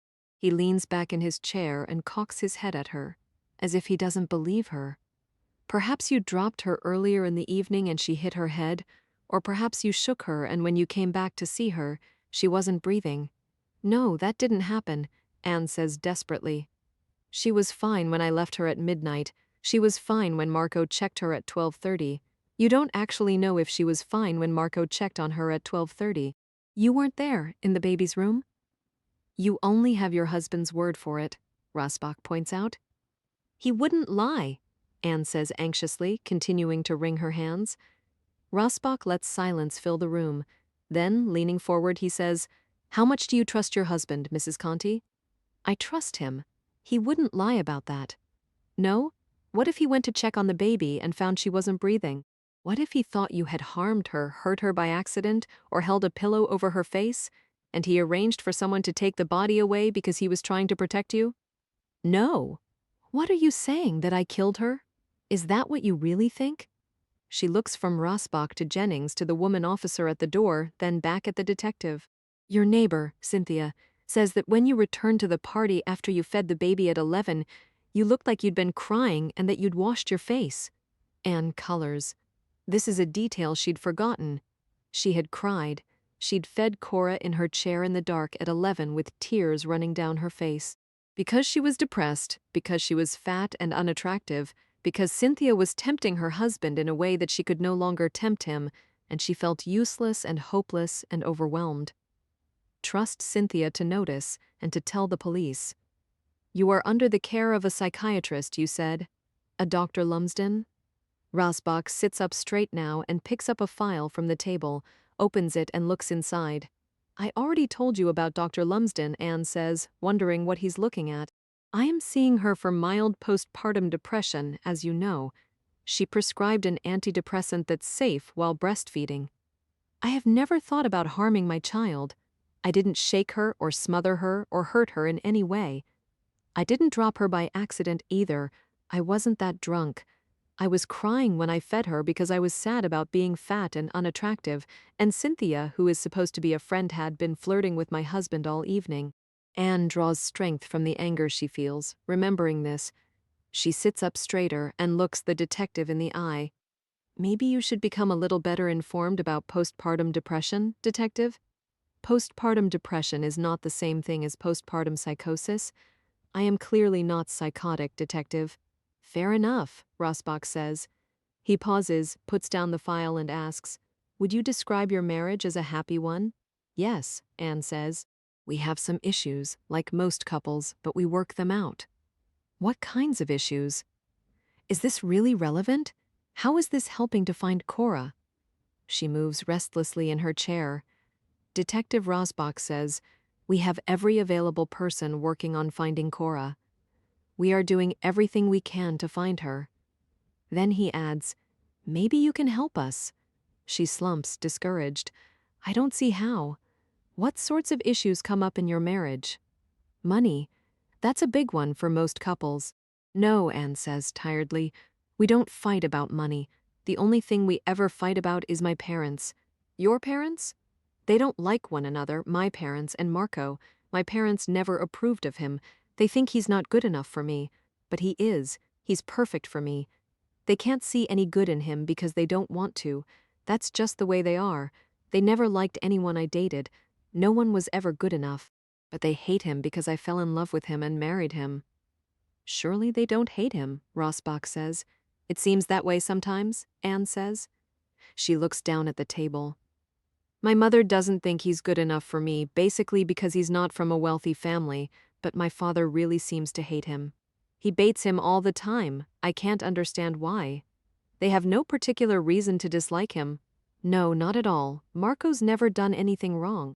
She sighs unhappily. "My parents are very hard to please and they're very controlling. They gave us money when we were starting out, and now they think they own us. They gave you money. For the house? She flushes. You mean as a gift? She nods. Yes, it was a wedding gift, so we could buy a house. We couldn't afford one on our own without help. Houses are so expensive, at least nice ones in good neighborhoods are. I see. I love the house, Anne admits. But Marco hates feeling beholden to them. He didn't want to accept the wedding gift. He would rather have made it all on his own. He's proud that way. He let them help us for me. He knew I wanted the house. He would have been happy to start out in a crappy little apartment. Sometimes I think I made a mistake. She's wringing her hands in her lap. Maybe we should have refused their wedding gift, started out in some shabby place like most couples. We might still be there, but we might be happier. She starts to cry, and now they think it's his fault that Cora's gone because it was his idea to leave her at home alone. They won't stop reminding me about it. Rasbach slides the tissue box on the table to within Anne's reach. Anne takes a tissue and dabs her eyes. And really, what can I say? I try to defend him to them, but it was his idea to leave her at home. I didn't like it. I still can't believe I agreed to it. I'll never forgive myself. What do you suspect happened to Cora, Anne? Detective Rasbach asks. She looks away from him and stares at the wall, unseeing. I don't know. I keep thinking about it and thinking about it. I was hoping that someone took her for ransom because my parents are rich, but no one has been in touch with us, so I don't know. It's hard to stay positive. That's what Marco thought at first, but he's losing hope too. She looks back at him, her face bleak. What if she's dead? What if our baby is already dead? She breaks down and sobs. What if we never find her? 14, Rasbach had gone through Marco's office computer. No wonder Marco was worried about that. While it was understandable that a man in Marco's position might Google postpartum depression, his browser history showed that he'd strayed quite far into postpartum psychosis. He'd read about the woman found guilty of drowning her 5 children in a bathtub in Texas. He'd read about the mother who'd killed her children by driving her car into a lake, the woman in England who had strangled her 2 young children in a closet. He'd read about other women who had drowned, stabbed, smothered, and throttled their own children, which meant, to the detective's mind, that either Marco was afraid his wife might become psychotic or he was interested in that information for some other reason. It occurs to Rasbach that Marco may be setting his wife up to take a big fall. The baby might just be collateral damage. Does he simply want out? But this isn't his favorite theory. As Anne pointed out, she is not psychotic. These women who killed their babies were clearly in the throes of psychosis. If she killed the baby, it was probably accidentally. No, his favorite theory is that Marco arranged the kidnapping to get the badly needed ransom money despite what Marco said about things turning around. His business is clearly in serious trouble. They haven't been able to account for the car. No one has come forward to acknowledge driving down the lane at 12:35 on the night of the kidnapping. The police have sought the public's help in the matter of the mystery car. If anyone in the area had been driving innocently down the lane at the relevant time, given all the newspaper and TV coverage, that person would in all likelihood have come forward. But no one had come forward, probably because whoever it was an accomplice to the crime. Detective Rasbach believes that the person in that car took the baby away. Rasbach thinks the child was either killed accidentally by the parents and the body taken away by an accomplice, or that this is a staged kidnapping and the baby was handed off by Marco to someone who has lost his nerve and hasn't made the expected arrangements to receive the ransom money and return the baby. If so, the wife may or may not be in on it. Rasbach needs to look closely at her. If what Rasbach suspects is true, Marco must be going out of his mind. But the babysitter is troubling him. Would Marco have staged a kidnapping if there was going to be a babysitter in the house? Rasbach sees no point in having a police officer sitting around the Countess's house waiting for a ransom call that will probably never come. He makes a strategic decision. They will retreat. He will get the police out of the house and see what happens when the two of them are alone. If he is right, and something has gone wrong, if he is to find out what it is, he must take a step back and give Marco enough rope to hang himself. And the baby? Rasbach wonders if even Marco knows whether the missing child is still alive. Rasbach remembers the famous Lindbergh kidnapping case, where it looked as if the baby died accidentally either during or soon after the kidnapping. Maybe that's what happened here. He can almost feel sorry for Marco. Almost. It is Tuesday morning, the 4th day since Cora went missing. Now the last police officer is leaving. Anne can't believe that they are to be left all alone. But what if the kidnapper calls? She protests to Rasbach in disbelief. Marco says nothing. It seems obvious to him that the kidnapper is not going to call. It seems equally obvious to him that the police don't believe there is a kidnapper. Rasbach says, "You'll be fine. Marco can handle it." She gives him a doubtful look. Maybe our being here is scaring him off. Maybe if we leave, he'll call. He turns to Marco. "If anyone claiming to have Cora calls, remain calm. Try to get instructions and keep him talking as much as possible. The more you can get him to reveal, the better. We still have the wiretap on, so it will be taped, but it is very unlikely that we would be able to trace the call. Everyone these days uses untraceable prepaid cell phones, makes our job much harder." Then Rasbach leaves. Marco, for one, is glad to see him go. Now Anne and Marco are alone in the house. The number of reporters outside on the street has dwindled as well. With no developments the media have little to report, they are losing enthusiasm. The pile of wilted flowers and teddy bears is not growing any larger. "They think I killed her," Anne says, "and that you covered it up." "They can't think that," Marco says, trying to reassure her. There isn't much else he can say. What's he going to tell her? Either that or they think I took her and faked the kidnapping for the ransom money, but he doesn't want her to know how bad their financial situation really is. Marco goes upstairs to lie down. He is exhausted. His grief and distress are such that he can hardly bear to look at his wife. Anne putters around the house, somewhat relieved to be rid of the police after all, tidying up. She moves in a sleep-deprived fog, putting things away, washing coffee cups. The kitchen phone rings, and she stops. She looks at the caller ID. It's her mother. Anne hesitates, not sure she wants to speak to her. Finally, on the 3rd ring, she picks up the phone. "Anne," her mother says. Anne immediately feels her heart sink. Why did she answer? She can't deal with her mother right now. She sees Marco coming quickly down the stairs, his eyes alert. She mouths "my mother" at him and waves him away. He turns and goes back upstairs.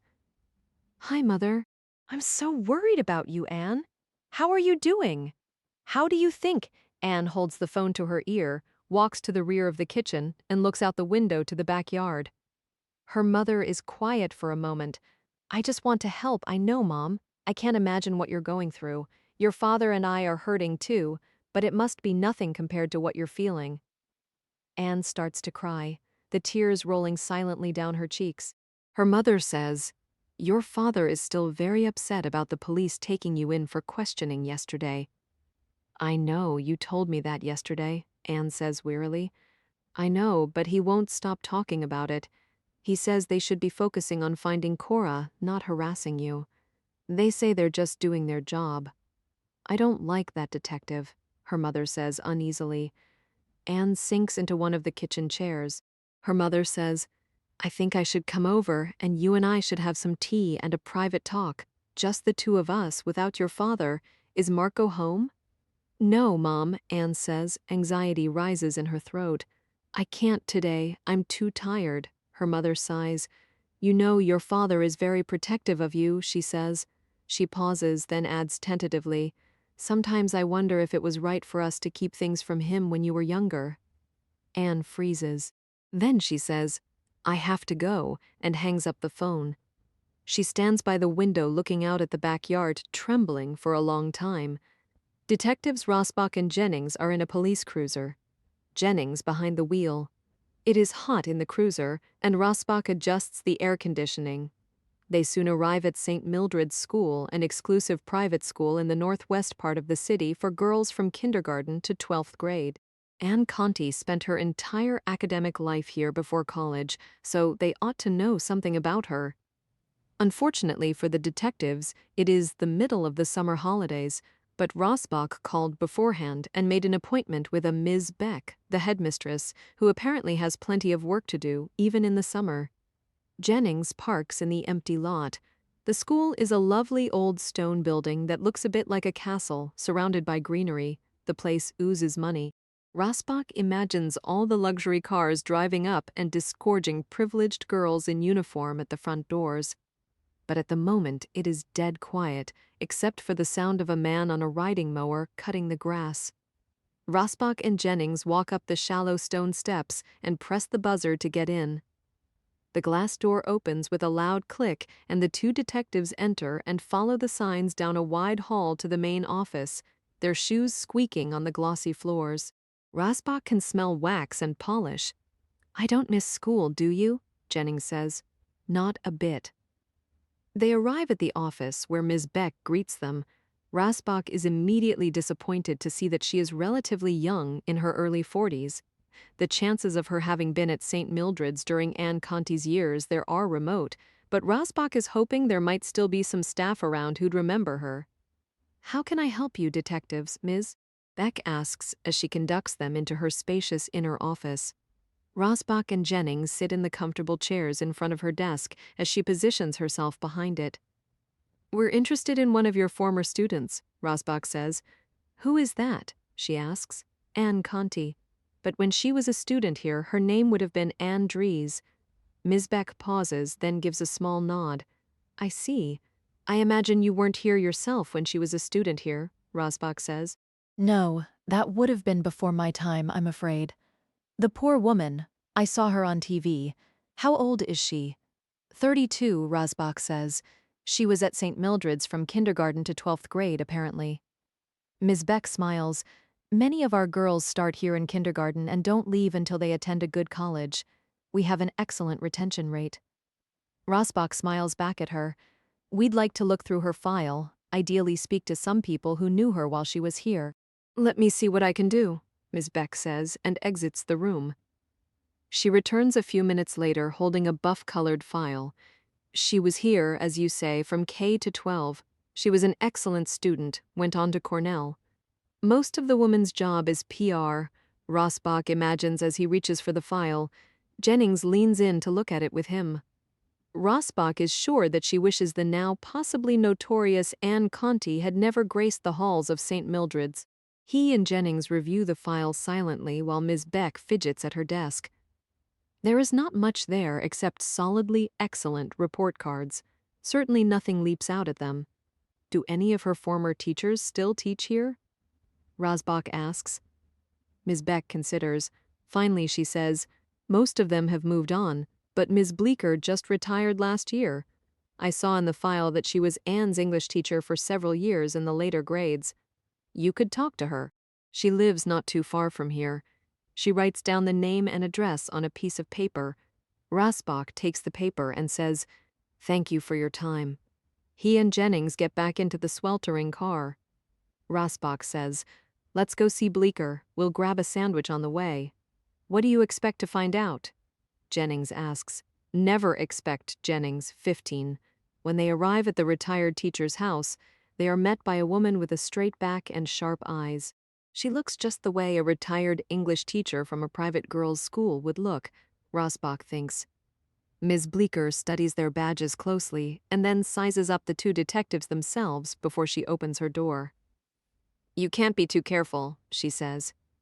Jennings gives Rasbach a look as she leads them down a narrow hall and into her front room.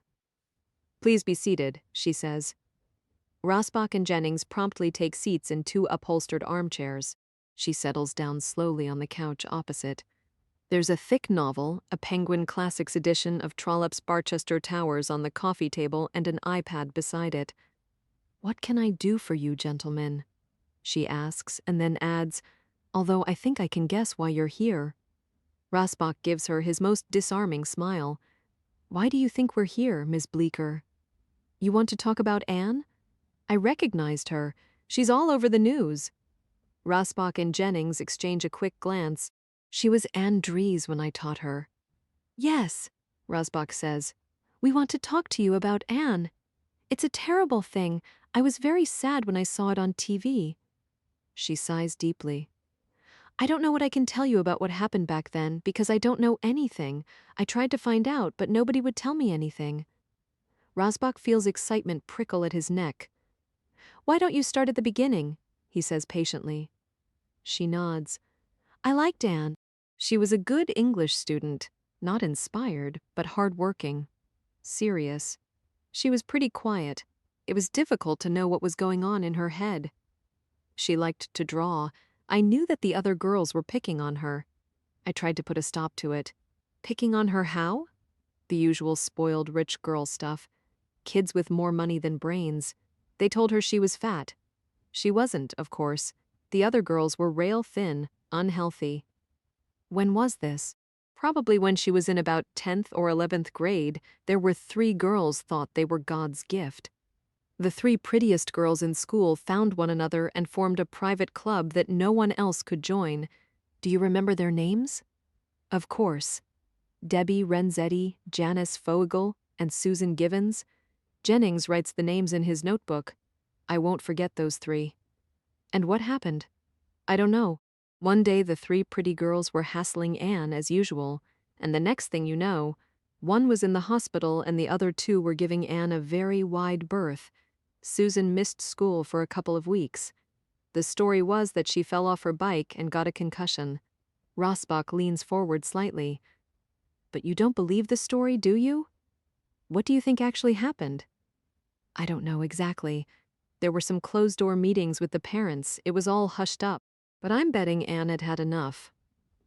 Back at the station, Rasbach and Jennings do some digging and learn that 2 of the girls mentioned by the retired English teacher, Debbie Renzetti and Susan Givens, had moved away with their families by the end of high school.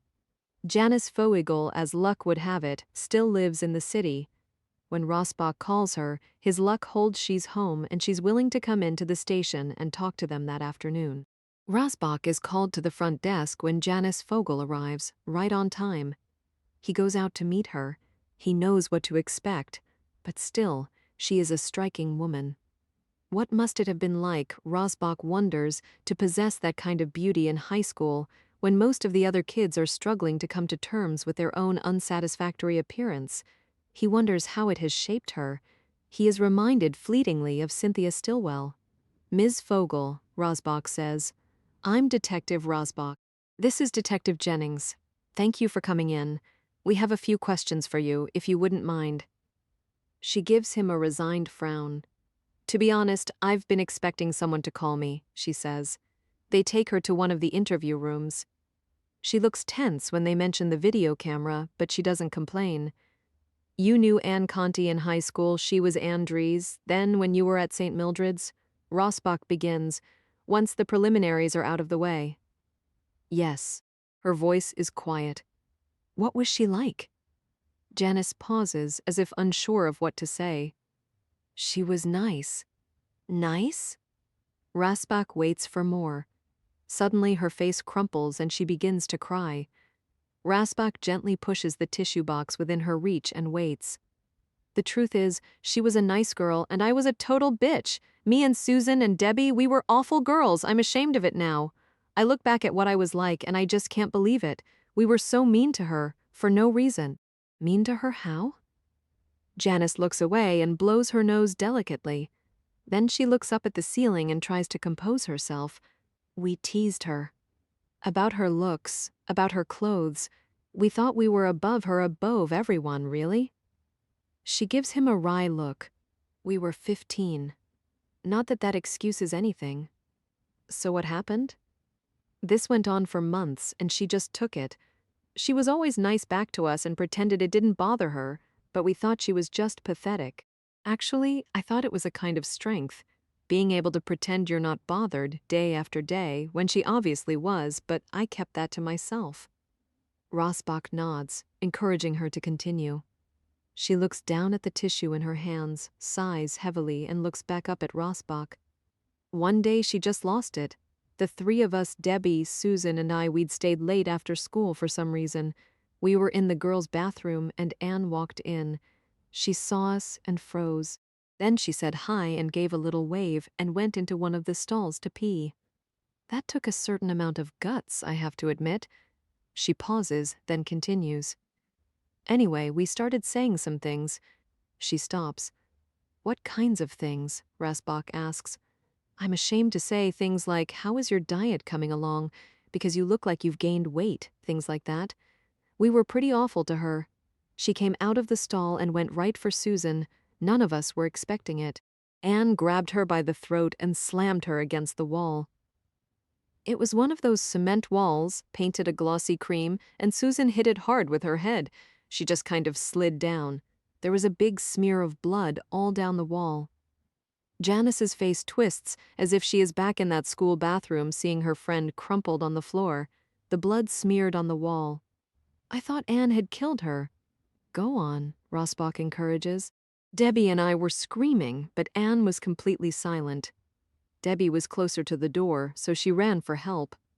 I was terrified to be left alone with Anne, but she was between me and the door and I was too scared to move. Anne looked at me, but her eyes were blank, like she wasn't really there. I didn't know if she was even seeing me. It was creepy. Finally, one of the teachers came, and then the headmistress. They called an ambulance. Janice falls silent. Did anyone call the police? Are you kidding?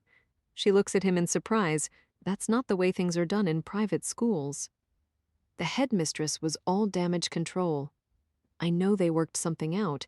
Anne's mother came in and our parents, and it was all just handled, you see. We had it coming, and everybody knew it. Rasbach says gently, what happened after they called the ambulance? When it arrived, they put Susan on a stretcher and took her down to the ambulance. Debbie and I and the other teacher followed Susan. Debbie and I were crying, hysterical. The headmistress took Anne to her office to wait for her mother. The ambulance took Susan away, and Debbie and I waited in the parking lot with the other teacher for our parents to come. Do you remember anything else? Rasbach asks. She nods. Before the headmistress took Anne away, Anne looked at me like she was completely normal and said, what happened? Rasbach says, what did you think when she said that? I thought she was crazy. The mailman is outside the front door trying to push the volumes of mail through the slot in the door. Anne stands in the kitchen and watches. She could open the door and take it from him to make his job easier, but she doesn't want to. She knows all that hate mail is for her. He looks up then, through the window, and sees her. Their eyes meet for just a second, and then he looks down and works on pushing more envelopes through the slot. She and this same mailman used to exchange pleasantries less than a week ago, but everything is different now. The letters have dropped onto the floor by the door in a jumbled pile. He's struggling to push a large, thick envelope through the slot, but it won't go. He pushes it halfway in and then turns and goes back down the walk and on to the next house. Anne stands staring at the pile on the floor at the package stuffed in the slot. The package is holding the slot open. She goes to the door and tries to pull it through. It's one of those bubble envelopes. It's stuck, and she can't unwedge it. She will have to open the door and grab it from the outside. She peers through the window to see if anyone is out there. The reporters who were there earlier in the morning while the police were packing up have cleared off. Anne opens the door and yanks the package out of the slot, quickly slips back inside, closes the door, and relocks it. Without thinking, she opens the package. There's a mint green onesie inside. 16, Anne screams. Marco hears her scream and bolts downstairs from the bedroom. He sees her standing by the front door, a pile of unopened mail at her feet, a package in her hand. He can see the green onesie peeking out of the package. She turns to him, her face white. This just came in the mail, she says, her voice strange and hollow. Marco approaches her, and she holds the package out to him. They look down at it together, almost afraid to touch it. What if it's a prank? What if someone thought it would be funny to send a mint green onesie to the awful couple who left their baby home alone? Marco takes the package from Anne and gently opens it further. He draws out the onesie. It looks right. He turns it over. There's the embroidered bunny on the front. Oh, God! Anne gasps and bursts into tears, her hands up to her face. It's hers, Marco says, his voice harsh. It's Cora's! Anne nods but can't speak. There's a note pinned to the inside of the little outfit. It's typewritten in a small font. The baby is fine. Ransom is $5 million. Do not tell the police. Bring the money on Thursday at 2 p.m. Any sign of police, you will never see her again. There is a detailed map at the bottom of the note. We're going to get her back, Anne, Marco cries. Anne feels as though she might faint. After all they've been through, it seems too good to be true. She takes the onesie from him and holds it to her face and breathes in. She can smell her baby. She can smell her. It is overwhelming. She breathes in again and her knees weaken. We'll do exactly what it says, Marco says. Shouldn't we tell the police? No. It says not to tell them. We can't risk screwing this up. Don't you see? It's too risky to involve the police. If he thinks he's going to get caught, he might just kill Cora and get rid of her. We have to do it his way. No police. Anne nods. It scares her doing this on their own. But Marco is right. What have the police done for them? Nothing. All the police have done is suspect them. The police are not their friends. They will have to get Cora back on their own. 5 million, Marco says, his voice tense. He looks up at her, suddenly worried. Do you think your parents will be okay with 5 million? I don't know. She bites her lip anxiously. They have to be. We don't have a lot of time. 2 days, Marco says. We have to ask your parents. They have to start getting the money together. I'll call them. She moves toward the phone in the kitchen. Use your cell phone. And Anne, tell them right up front. No police. No one can know. She nods and reaches for her cell. They sit on the sofa in the living room, Anne and Marco side by side. Anne's mother perches elegantly on the edge of the armchair, while Anne's father paces the floor of the living room between the front window and the sofa. They all watch him. You're sure that's the right outfit? He says again, pausing in his pacing. Yes, Anne says sharply. Why don't you believe me? We just need to be sure. $5 million is a lot of money. He sounds petulant. We have to be sure we're dealing with the person who actually has Cora. This has been all over the papers. Somebody could take advantage. It's Cora's sleeper, Marco says firmly. We recognize it. Can you get us the money or not? Anne asks, her voice strident.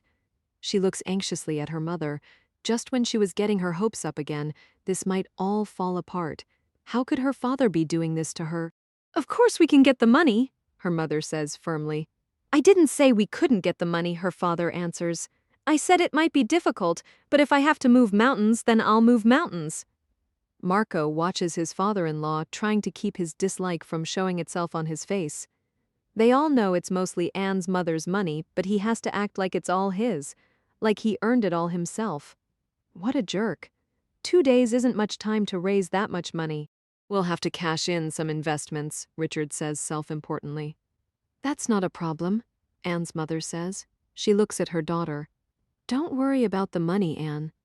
Can you do it quietly, without anyone knowing? Marco asks. Richard Dries exhales loudly, thinking, We'll talk to our lawyer about how to handle it. We'll figure it out. Thank God, Anne says in relief. How exactly is this going to work? Richard asks. Marco says, just like the note says, no police. I'll go with the money, I give them the money, and they give me Cora. Maybe I should come with you so you don't screw it up, Anne's father says. Marco regards him with open malice. No, he adds. If they see someone else, they might not go through with it. They stare at each other. I'm the one with the big checkbook, Richard says. Actually, I'm the one with the big checkbook, Alice says sharply. Dad, please, Anne says, terrified that her father is going to ruin everything.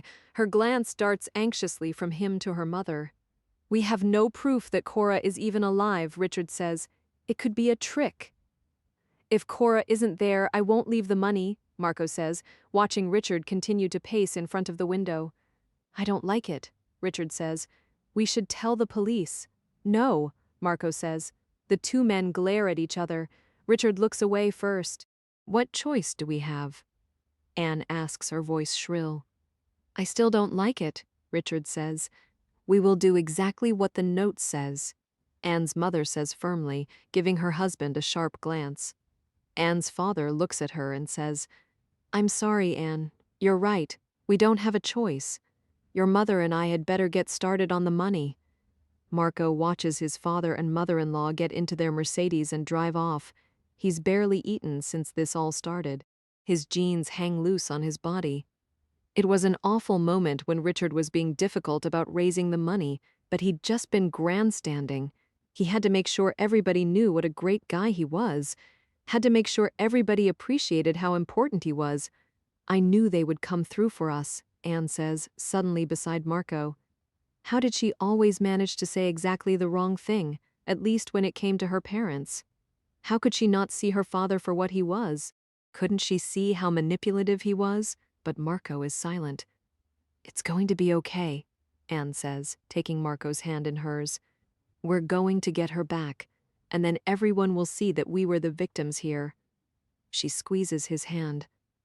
And then we should make the damn police apologize. Your father will never let us forget that they bailed us out. He won't see it that way. He'll see it as saving Cora, I'm sure of it.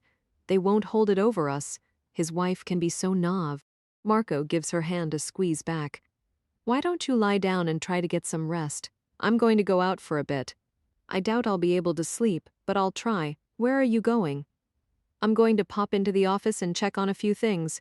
I haven't been there since Cora was taken. Okay. Marco puts his arms around Anne and gives her a hug. I can't wait to see her again, Anne, he whispers. She nods against his shoulder. He lets her go. Marco watches her walk up the stairs. Then he grabs his car keys from the bowl on the table in the front hall and heads out. Anne intends to lie down. She's too keyed up, though almost daring to hope she might get her baby back soon, yet still terrified that it might all go horribly wrong. As her father said, they have no proof that Cora is even still alive, but she refuses to believe that Cora is dead. She carries the green onesie with her, holding it to her face and breathing in the scent of her baby. She misses her so much it physically hurts. Her breasts ache. In the upstairs hall, she stops, leans against the wall, and slides down to the floor outside the baby's room. If she closes her eyes and presses the onesie to her face, she can pretend that Cora is still here, in the house, just across the hall. For a few moments, she lets herself pretend, but then she opens her eyes.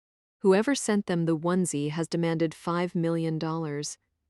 Whoever it is knows that their little girl is worth $5 million to them, and obviously has a pretty good idea that Anne and Marco can get the money.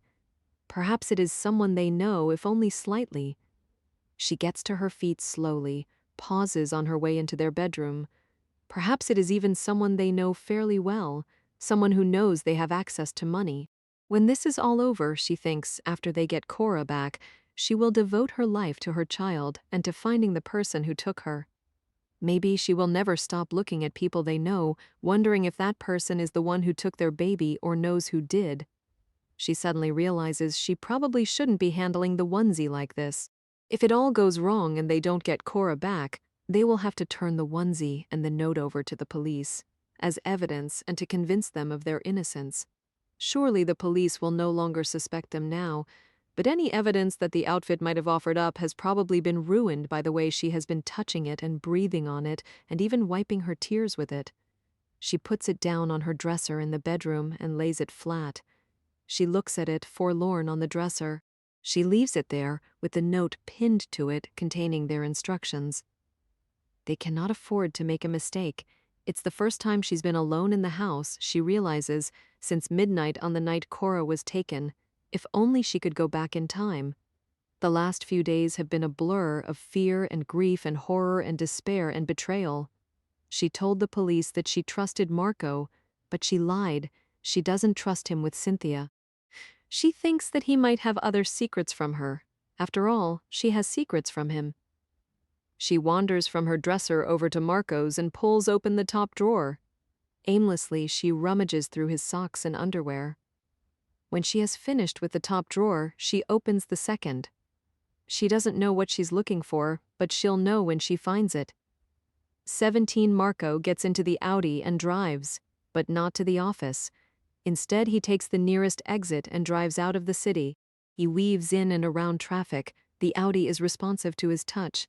After about 20 minutes, he turns off onto a smaller highway. Soon, he reaches a familiar dirt road that leads to a fairly secluded lake. He pulls into a graveled parking area in front of the lake. There is a small stony beach with some old weathered picnic tables, which he has rarely seen anyone use. A long dock projects out into the lake, but no one launches boats from here anymore. Marco has been coming here for years. He comes here alone whenever he needs to think. He parks the car under the shade of a tree facing the lake and gets out. It's hot and sunny, but there's a breeze coming off the lake. He sits on the hood of the car and looks out at the water. There is no one else here. The place is deserted. He tells himself that everything will be all right. Cora is fine, she has to be. Anne's parents will get the money. His father-in-law would never pass up an opportunity to be a hero or a big shot, even if it cost him a small fortune. Especially if it looks like he's bailing Marco out. They won't even miss the money, Marco thinks. He takes a deep breath of the lake air and expels it, trying to calm himself. He can smell dead fish, but no matter. He has to get air into his lungs. The last few days have been a living hell. Marco isn't made for this. His nerves are shot. He has regrets now, but it will all be worth it. When he gets Cora back and he has the money, everything will be okay. They'll have their daughter, and he'll have $2.5 million to get his business on track again. The thought of taking money from his father-in-law makes Marco smile. He hates the bastard. With this money, he'll be able to sort out his cash flow problems and take his business to the next level. It will have to be funneled into the business through a silent, anonymous investor by way of Bermuda. No one will ever know. His accomplice, Bruce Nealand, will get his half share, go away, and keep his mouth shut. Marco almost hadn't gone through with it. When the babysitter canceled at the last minute, he'd panicked. He'd almost called the whole thing off. He knew Katerina always fell asleep with her earbuds in when she was babysitting. Twice they'd come home before midnight and surprised her dead to the world on the living room sofa. She wasn't that easy to wake up either. Anne didn't like it. She thought Katerina wasn't a very good babysitter, but it was hard to get a sitter at all since there were so many young children in the neighborhood. The plan had been for Marco to go out for a smoke at 12:30, let himself into the house quietly, grab the sleeping baby, and take her out through the back while Katerina slept. If she'd woken up and seen him come in, he would have told her he'd come to check on the baby since they were just next door. If she'd woken up and seen him carrying the baby out, he would have told her he was going to take Cora next door for a minute to show her off. In either case, he would have aborted the whole thing. If he'd pulled it off, the story would have been about a child abducted from her bedroom while the babysitter was downstairs. But then she canceled. Marco was desperate, so he'd had to improvise. He persuaded Anne to leave Cora at home with the proviso that they'd check on her every half hour. It wouldn't have been possible if the video on the baby monitor had still been working, but with just the audio, he thought it would be all right. He would take Cora out the back to the waiting car when he checked on her. He knew it would make him and Anne look bad, leaving the baby home alone, but he thought it could work. Had he felt there was any actual risk to Cora at all? He never would have done it, not for any amount of money. It's been brutally hard these last few days, not seeing his daughter, not being able to hold her, to kiss the top of her head, to smell her skin, not being able to call and check on her and make sure she's all right, not knowing what the hell is going on. Marco tells himself again that Cora is fine. He just has to hang on. It will all be over soon. They'll have Cora back and the money. He especially regrets how hard this is on Anne, but he tells himself that she'll be so happy to have Cora back that maybe it will give her some perspective. It has been fucking awful the last few months, dealing with his own financial problems and watching his wife slip away from him, lost in her own downward spiral. It's all been much more difficult than expected. When Bruce Nealand hadn't called within the first 12 hours, Marco had been frantic. They'd agreed on no more than 12 hours before first contact. When he hadn't heard from Bruce by Saturday afternoon, Marco was afraid that Bruce had lost his nerve. The case had received a lot of attention. Even worse, Bruce wasn't answering the cell phone Marco was to call in an emergency, and Marco had no other way to reach him. Marco had handed his baby over to a co-conspirator who hadn't followed the plan and whom he couldn't get hold of. He was going out of his mind with worry. Surely Bruce wouldn't harm her. Marco had toyed with the idea of confessing everything to the police, telling them what he knew about Bruce Nealand, in the hopes that they might be able to track him and Cora down. But he thought the risk to Cora was too great, so he'd bided his time. And then the onesie had arrived in the mail. The relief he'd felt when they received the onesie had been incredible. He figured Bruce must have lost his nerve about calling the house as planned, even with the untraceable prepaid cell phone. He must have been worried about the police, so he'd found another way. Another 2 days, and it will all be over. Marco will take the money to the rendezvous point 1 they previously picked out together and get Cora back. And when it is all over, he'll call the police and tell them. He'll give them a false description of Bruce and the car he'll be driving. If there was an easier way to raise a couple $1,000,000 quickly, he couldn't think of it. God knows he'd tried. Anne's parents come over Thursday morning with the money, bundles of hundreds, $5 million in unmarked bills. The banks have used machines to count it all. They had to scramble to get the cash at such short notice. It was difficult. Richard makes sure they know it. It takes up a surprising amount of room. Richard has packed it all into 3 large gym bags. Marco keeps a worried eye on his wife. Anne and her mother are sitting on the sofa together, Anne sheltering under her mother's protective wing. Anne looks small and vulnerable. Marco wants Anne to be strong. He needs her to be strong. He reminds himself that she is under enormous strain, more than he is, if that's even possible. He is almost cracking from the stress of it all, and he knows what's going on. She doesn't. She doesn't know that they're going to get Cora back today. She has only her hope. He, on the other hand, knows that Cora will be back in their house within the next 2 or 3 hours. Soon, all of this will be over. Bruce will deposit Marco's share of the money into the offshore account as they planned. They will never have any contact with each other again. There will be nothing to link the two of them. Marco will be in the clear. He'll have his baby back, plus the cash he needs. Suddenly, Anne thrusts her mother's arm off her and stands up. "I want to come with you," she says. Marco looks at her, startled. Her eyes are glassy and her entire body is trembling. The queer way she's looking at him. For just a second, he wonders if she has figured it out. "Impossible. No, Anne," he says. "I'm going alone," he adds firmly. "We already talked about this. We can't be changing plans now. He needs her to stay behind. I can stay in the car," she says. He hugs her tight, whispers into her ear. "Shh. It's going to be all right. I'll come back with Cora, I promise." "You can't promise. You can't." Her voice rises shrilly. Marco, Alice, and Richard look at her with alarm. He holds her until she calms down, and for once her parents stand back and let him be a husband. Finally, he releases her, looks into her eyes and says, "Anne, I've got to go now. It will take me about an hour to get out there." I'll call you on my cell as soon as I have her, okay? Anne, calmer now, nods, her face tight with tension. Richard goes with Marco to load the money into the car, which is parked in the garage. They take the bags through the back door, put them in the trunk of Marco's Audi, and lock it. "Good luck," Richard says, looking tense.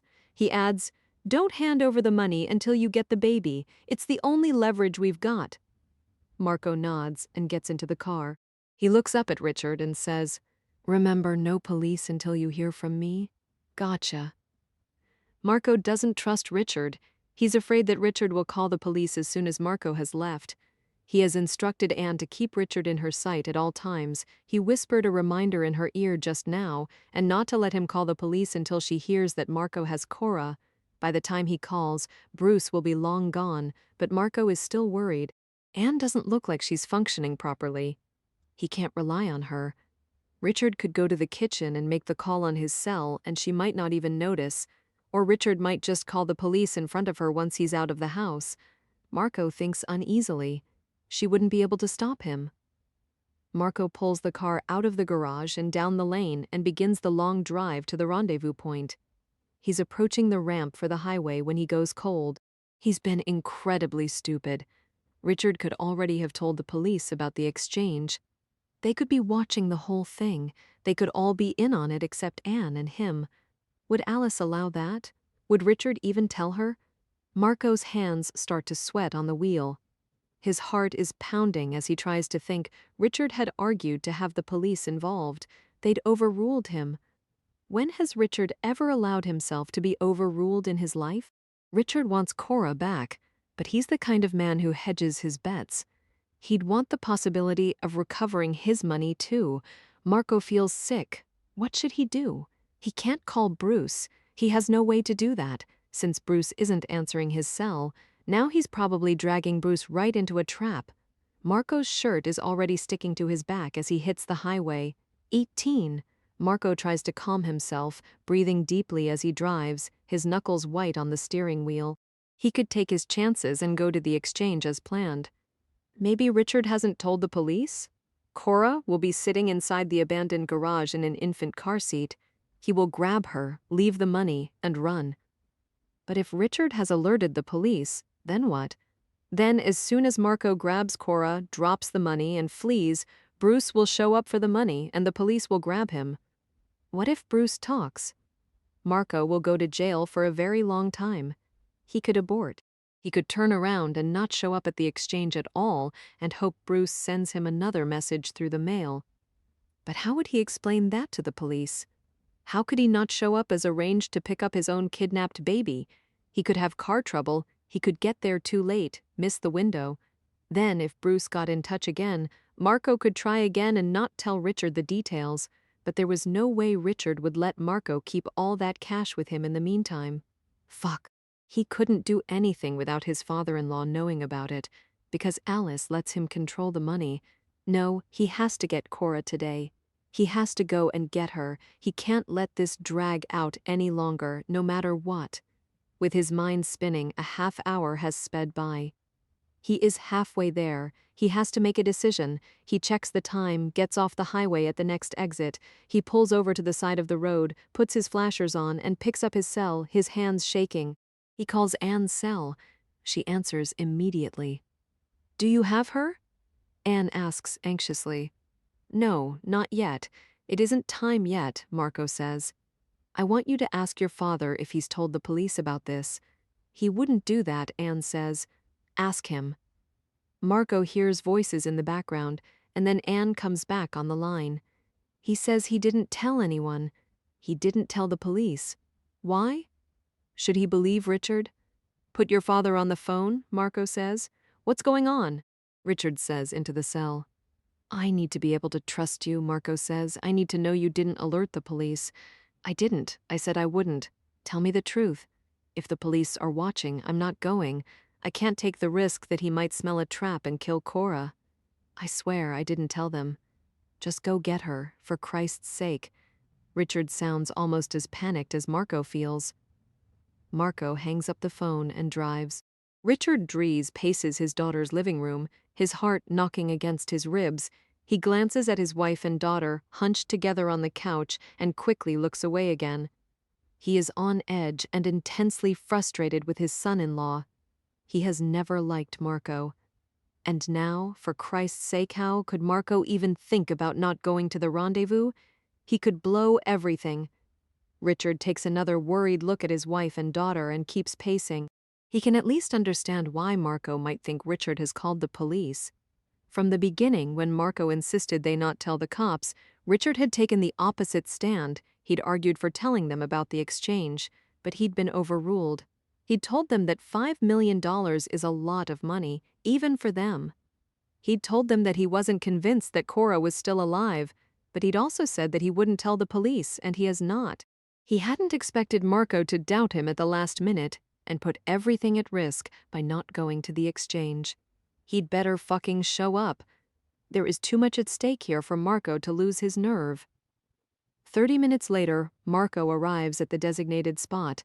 It's a half hour outside the city by highway and almost another 30 minutes northwest, up a smaller highway and then off a desolate rural road.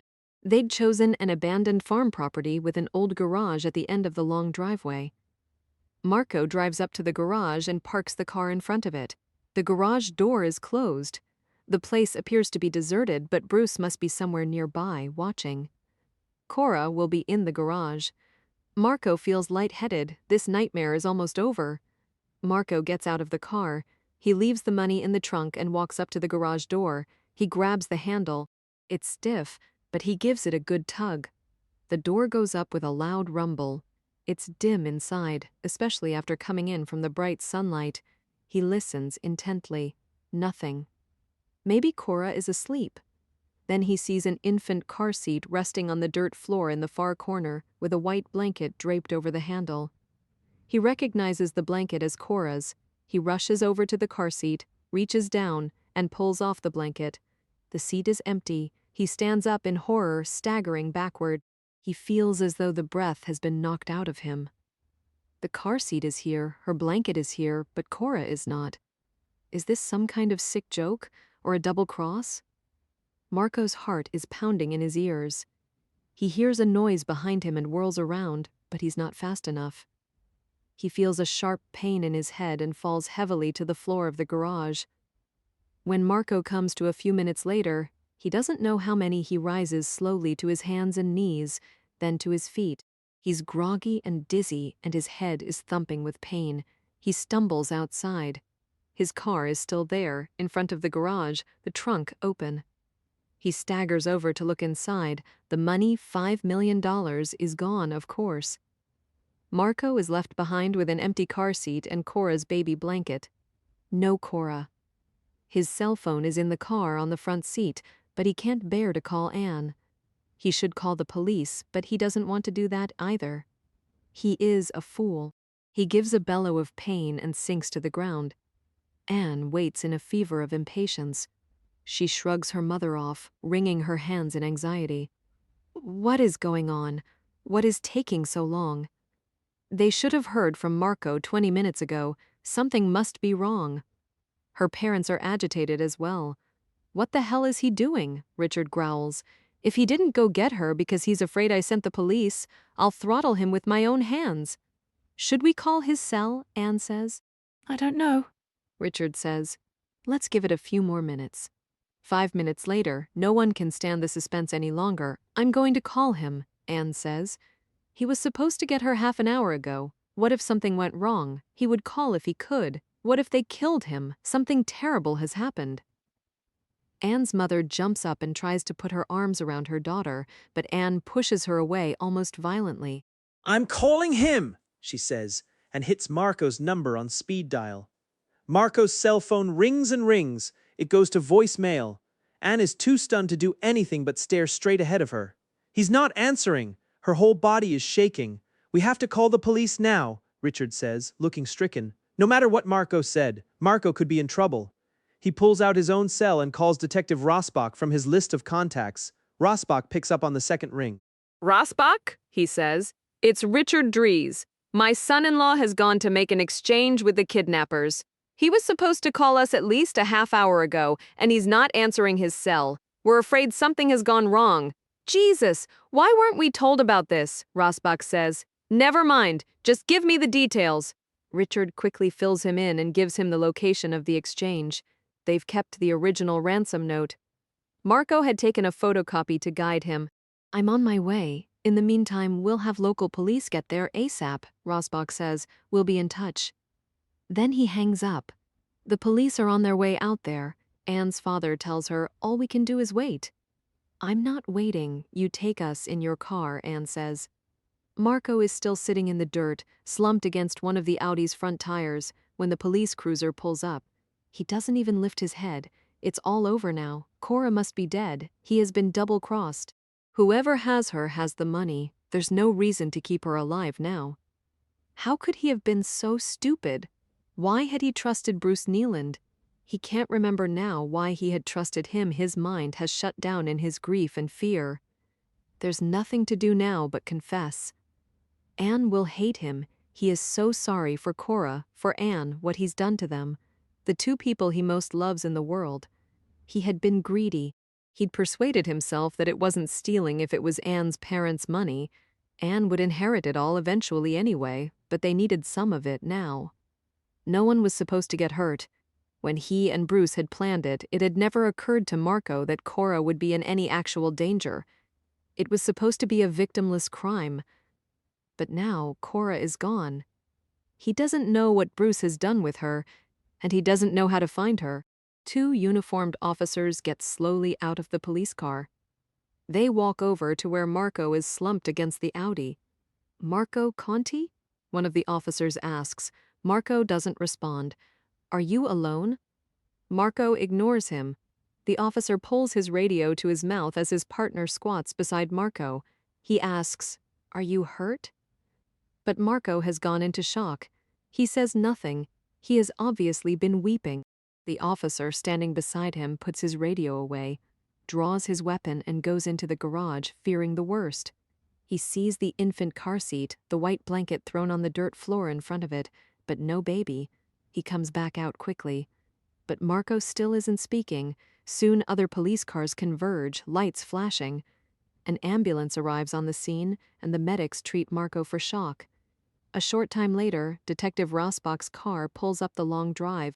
He gets out in a rush and speaks to the officer in charge. What happened? We don't know for sure. He isn't talking, but there's an infant car seat in the garage and no sign of a baby. The trunk is open, empty. Rasbach takes in the scene and mutters, "Jesus Christ." He follows the other officer into the garage and sees the car seat, the little blanket on the floor. His immediate reaction is to feel terribly sorry for the man sitting on the ground outside, guilty or not. He clearly expected to get his child back. If the man is a criminal, he's an amateur. Rasbach goes outside into the sunlight, squats down, and tries to look Marco in the face, but Marco won't raise his eyes. "Marco?" Rasbach says urgently. "What happened?" But Marco won't even look at him. Rasbach has a pretty good idea what happened anyway. It looks like Marco got out of his car, went into the garage expecting to get the baby, and the kidnapper, who never had any intention of returning the child, knocked him out and took the money, leaving Marco alone with his grief. The baby was probably dead. Rasbach stands up, gets out his cell, and reluctantly calls Anne on her cell. "I'm sorry," he says. "Your husband is fine, but the baby is not here." He hears her gasp turn into hysterical sobs on the other end of the line. "Meet us at the station," he tells her. Sometimes he hates his job. 19. Marco is at the police station in the same interview room as before, in the same chair. Rasbach is sitting across from him, just as he was when Marco gave his statement a few days ago with Jennings beside him. The video camera is recording him just like last time. The press had somehow already gotten the news of the failed exchange. There had been a mob of reporters waiting outside the station when they brought Marco in. Cameras flashed and microphones were pushed in front of his face. They hadn't handcuffed him. Marco was surprised that they hadn't, because in his head he had already confessed. He felt so guilty he didn't know how they couldn't see it. He thought it was a mere courtesy that they hadn't restrained him, or it was simply deemed unnecessary after all. There was obviously no fight left in him. He was a beaten man. He was not going to run. Where could he go? Wherever he went, his guilt and grief would go with him. They let him see Anne before they brought him into the interview room. She and her parents were already at the station. Marco was badly shaken when he saw her. Her face showed that she had lost all hope. When she saw him, she threw her arms around him and sobbed into his neck as if he were the last thing in the world she could cling to, as if he were all she had left. They held on to each other, weeping. Two shattered people, one of them a liar. Then they had taken him into the interview room to get his statement. "I'm sorry," Rasbach begins. And he genuinely is. Marco lifts his head in spite of himself. "The car seat and blanket have gone in for forensic testing. Maybe we'll get something useful." Marco remains silent, slumped in his chair. Rasbach leans forward. "Marco, why don't you tell us what's going on?" Marco regards the detective who has always annoyed him. Looking at Rasbach, he feels his desire to confess dissolve. He sits up straighter in his chair. "I brought the money. Cora wasn't there. Someone attacked me when I was in the garage and took the money from the trunk." Being questioned by Rasbach in this room, the feeling of playing cat and mouse has sharpened Marco's mind. He is thinking more clearly now than he was after things went so terribly wrong an hour or so ago. Adrenaline is coursing through his system. Suddenly he's thinking about survival. He realizes that if he tells the truth, it will utterly destroy not just him but Anne as well.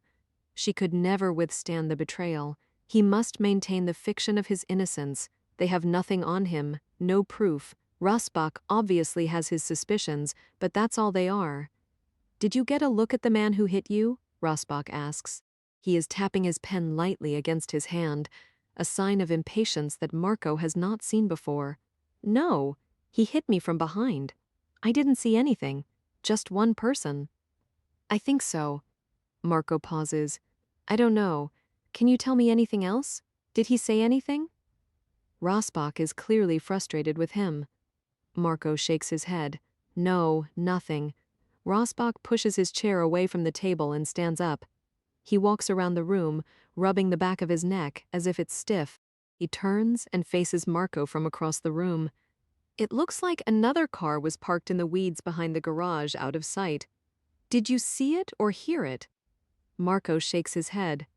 Rasbach walks back to the table, puts his hands on it, leans forward, and looks Marco in the eye. I have to tell you, Marco, Rasbach says, I think the baby is dead. Marco hangs his head, the tears start to come, and I think you're responsible. Marco snaps his head back up. I had nothing to do with it. Rasbach says nothing. He waits.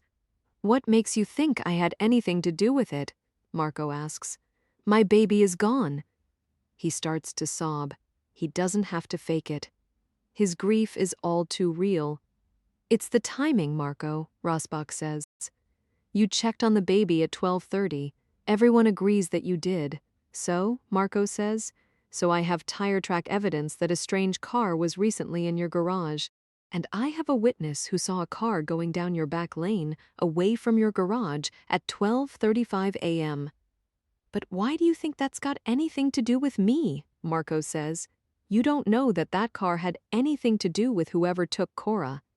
She could just as easily have been taken out the front door at 1 o'clock. But Marco knows it hasn't done him any good leaving the front door ajar. It hadn't fooled the detective. If only he hadn't forgotten to screw the motion detector light back in. Rasbach pushes himself away from the table and stands looking down at Marco. The motion detector in the back was disabled. You were in the house at 12:30. A car drove away from the direction of your garage at 12:35 with its headlights off. So what? Is that all you've got? There's no physical evidence whatsoever of an intruder in the house or the backyard. If a stranger had come into your backyard to get her, we would have some tracks, something, but we don't.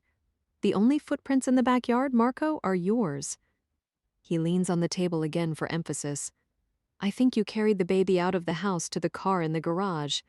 Marco says nothing. We know that your business is in trouble. I admit that. You think that's reason enough to kidnap my own baby? Marco says desperately. People have kidnapped for less, the detective says. Well, let me tell you something, Marco says, leaning forward, looking up into Rasbach's eyes. I love my daughter more than anything in this world. I love my wife, and I am extremely concerned for the well-being of both of them. He sits back in his chair. He thinks carefully for a moment before he adds, and I have very wealthy in-laws who've been very generous. They would probably give us whatever money we needed if Anne asked them for it. So why the hell would I kidnap my own baby?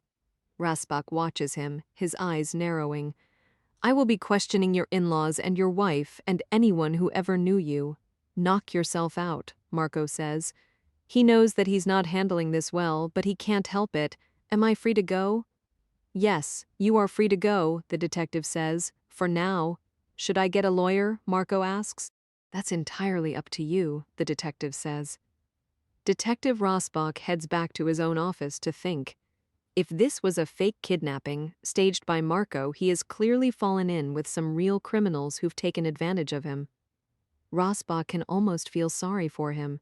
He certainly feels sorry for his distraught wife. If Marco did set this up and has been duped, his baby is probably now dead. The money is gone, and the police suspect him of kidnapping. How he's holding it together at all is a mystery. But the detective is troubled.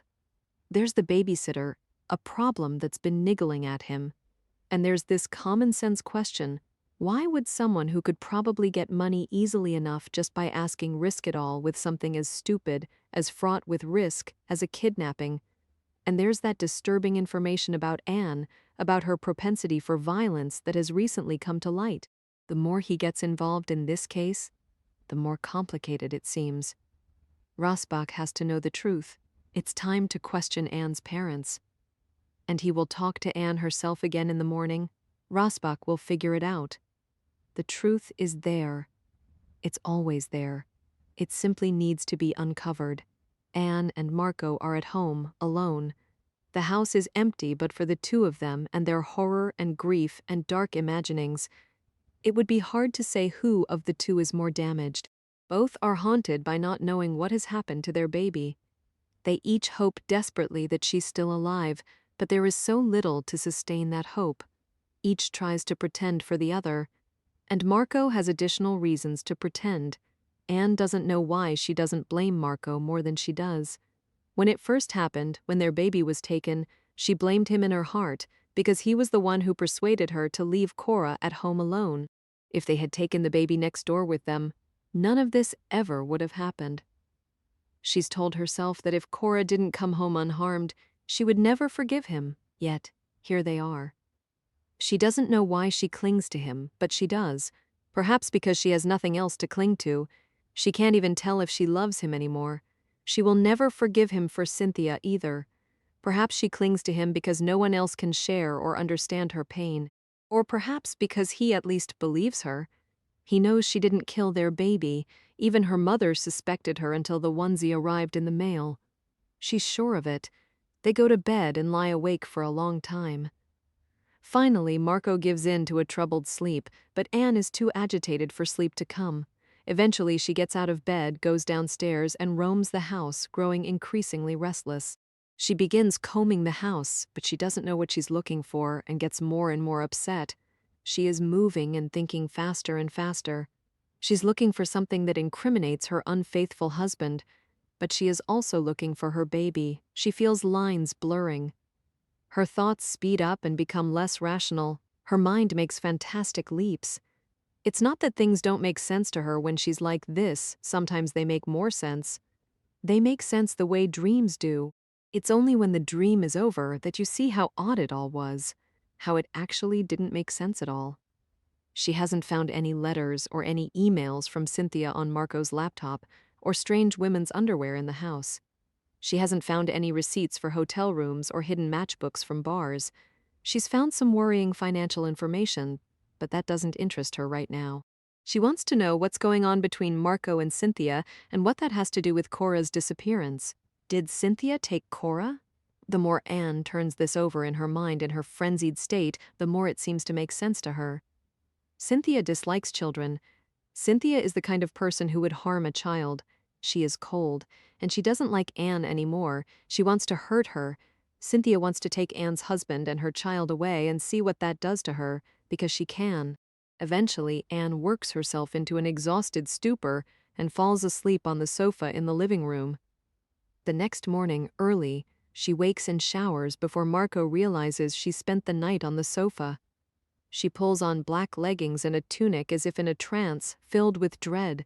She feels paralyzed when she thinks of the police, of being interrogated by Rasbach again. He has no idea where their baby is, but he seems to think that they do. He asked her yesterday after taking Marco's statement to come in this morning. She doesn't want to go. She doesn't know why he wants to talk to her again. What's to be gained from going through the same things over and over? From his place in the bed, propped up against the pillows, Marco watches her getting dressed, his face expressionless. "Do I have to go?" she asks him. She would avoid it if she could. She doesn't know what her rights are. Should she refuse?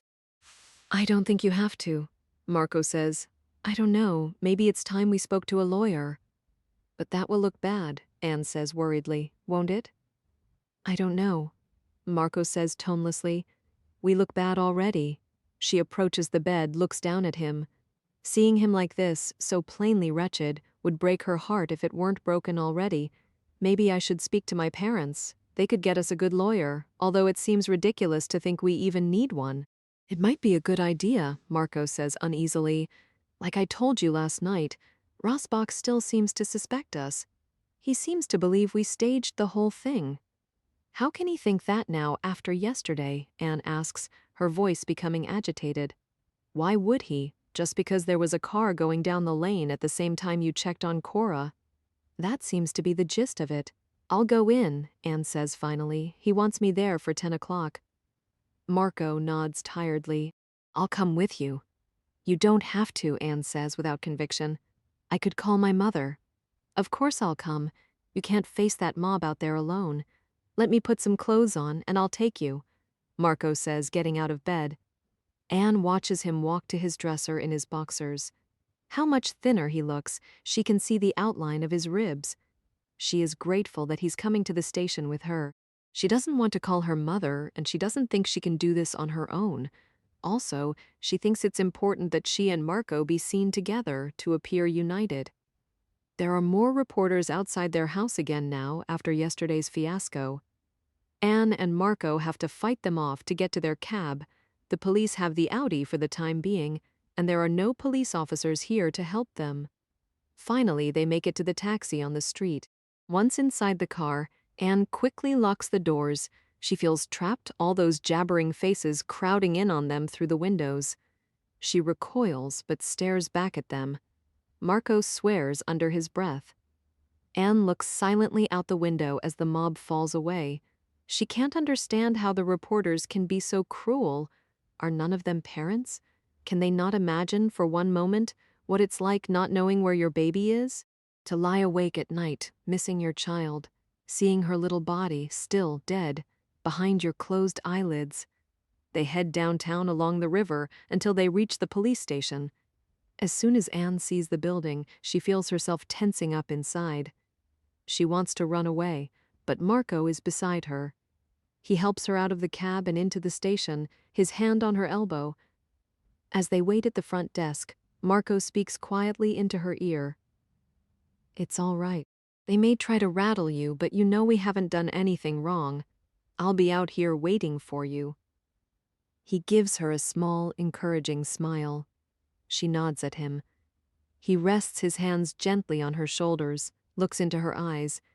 They might try to turn us against each other, Anne. They may say things about me, bad things. What bad things? He shrugs, averts his eyes. I don't know. Just be careful. Don't let them get to you. She nods, but she is more worried now, not less. At that moment, Detective Rasbach approaches them. He doesn't smile. Thank you for coming this way, please. He leads Anne to a different interview room this time, the one they've been using for Marco. They leave Marco alone in the waiting area. Anne stops at the door of the interview room and turns to look back at him. He smiles at her, a nervous smile. She goes in, 20. Anne sits down in the seat offered to her.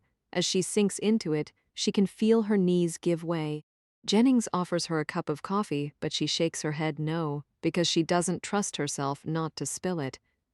She is more anxious this time than the last time she was interviewed. She wonders about the police, why they're so suspicious of her and Marco. If anything, the police should be less suspicious of them after they received the onesie in the mail and after the money had been taken. Obviously, someone else has their baby. The detectives take their seats across from her. I'm so sorry. Detective Rasbach begins. About yesterday, she says nothing. Her mouth is dry. She clasps her hands in her lap. Please relax, Rasbach says gently. She nods nervously, but she cannot relax. She doesn't trust him. I just have a few questions about what happened yesterday, he tells her. She nods again, licks her lips. Why didn't you call us when you got the package in the mail? The detective asks. His tone is friendly enough. We thought it was too risky, Anne says. Her voice is unsteady. She clears her throat. The note said no police. She reaches for the bottle of water that has been placed on the table for her. She fumbles with the cap. Her hand is shaking slightly as she moves the bottle to her lips. Is that what you thought? Rasbach asks. Or is that what Marco thought? We both thought so. Why did you handle the onesie so much? Any evidence it might have offered us has been contaminated, unfortunately. Yes, I know, I'm sorry. I wasn't thinking I could smell Cora on it, so I carried it around with me to have her near me. She begins to cry. It brought her back to me. It was like I could almost pretend she was in her crib, sleeping, that none of this ever happened. Rasbach nods and says, I understand. We'll run whatever tests we can on the garment and the note. You think she's dead, don't you? Anne says woodenly, looking him directly in the eye. Rasbach returns her look. I don't know. She may still be alive. We will not stop searching for her. Anne takes a tissue from the box on the table and presses it against her eyes. I've been wondering, Rasbach says, leaning back casually in his chair. About your babysitter? Our babysitter? Why? Anne asks, startled. She didn't even come that night. I know, I'm just curious. Is she a good babysitter? Anne shrugs, not knowing where this is going. She's good with Cora. She obviously likes babies, and a lot of girls don't really. They just babysit for the money. She thinks about Katerina. She's usually reliable. You can't blame her that her grandmother died. Although, if only she hadn't, we might still have Cora. Let me ask you this. If someone wanted to know whether you'd recommend her, would you?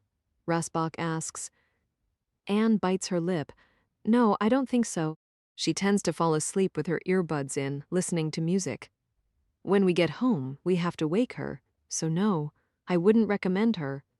Rasbach nods, makes a note, then he looks up and says, Tell me about your husband. What about my husband?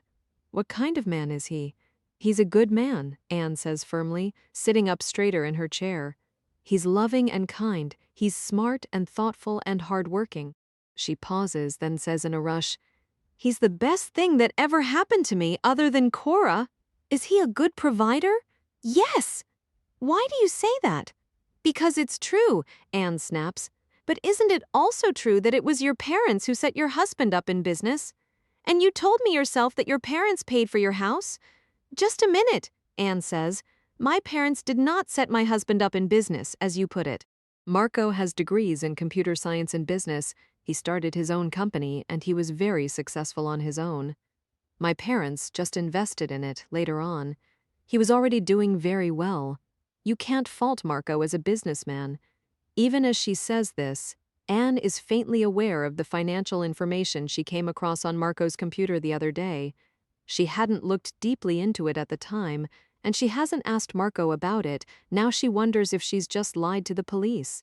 Do you believe your husband is honest with you? Anne blushes, and then hates it that she's given herself away. She takes her time answering. Yes, I believe he is honest with me, she falters, most of the time. Most of the time? Shouldn't honesty be an all of the time thing? Rasbach asks, leaning forward slightly. I heard you, Anne confesses suddenly. The night after the kidnapping. I was at the top of the stairs. I heard you accusing Marco of making out with Cynthia. She said Marco came on to her and he denied it. I'm sorry, I wasn't aware that you were listening. I'm sorry too. I wish I didn't know about it. She looks down at her hands in her lap, clutching the bunched up tissue. Do you think he made sexual advances toward Cynthia? Or do you think it was the other way around, as Marco says? Anne twists the tissue in her hands. I don't know. They're both at fault. She looks up at him. I'll never forgive either one of them, she says rashly. Let's go back, Rasbach prompts. You say your husband is a good provider? Does he share with you how his business is doing? She shreds the tissue into small pieces. I haven't taken a lot of interest in the business these days, Anne says. I've been absorbed with the baby. He hasn't been telling you how the business is going. Not recently, no. Don't you think that's a bit odd? Rasbach asks.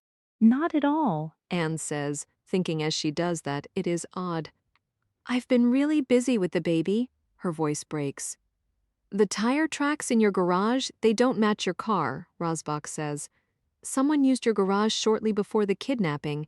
You saw the baby in her crib at midnight. Marco was in your house with the baby at 12:30. We have a witness who saw a car driving down the lane away from the direction of your garage at 12:35 a.m. There's no evidence that anyone else was inside the house or yard. Perhaps at 12:30, Marco took the baby out to an accomplice who was waiting in a car in your garage. That's ridiculous, Anne says, her voice rising. Do you have any idea who that accomplice might be? Rasbach persists. You're wrong, Anne says. Am I?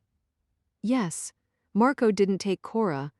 Let me tell you something, Rasbach says, leaning forward. Your husband's business is in trouble, deep trouble. Anne feels herself go paler. It is, she says. I'm afraid so. To be honest, detective, I don't really care if the business is in trouble. Our baby is gone. What does either of us care now about money? It's just that Rasbach pauses, as if changing his mind about what he's going to say.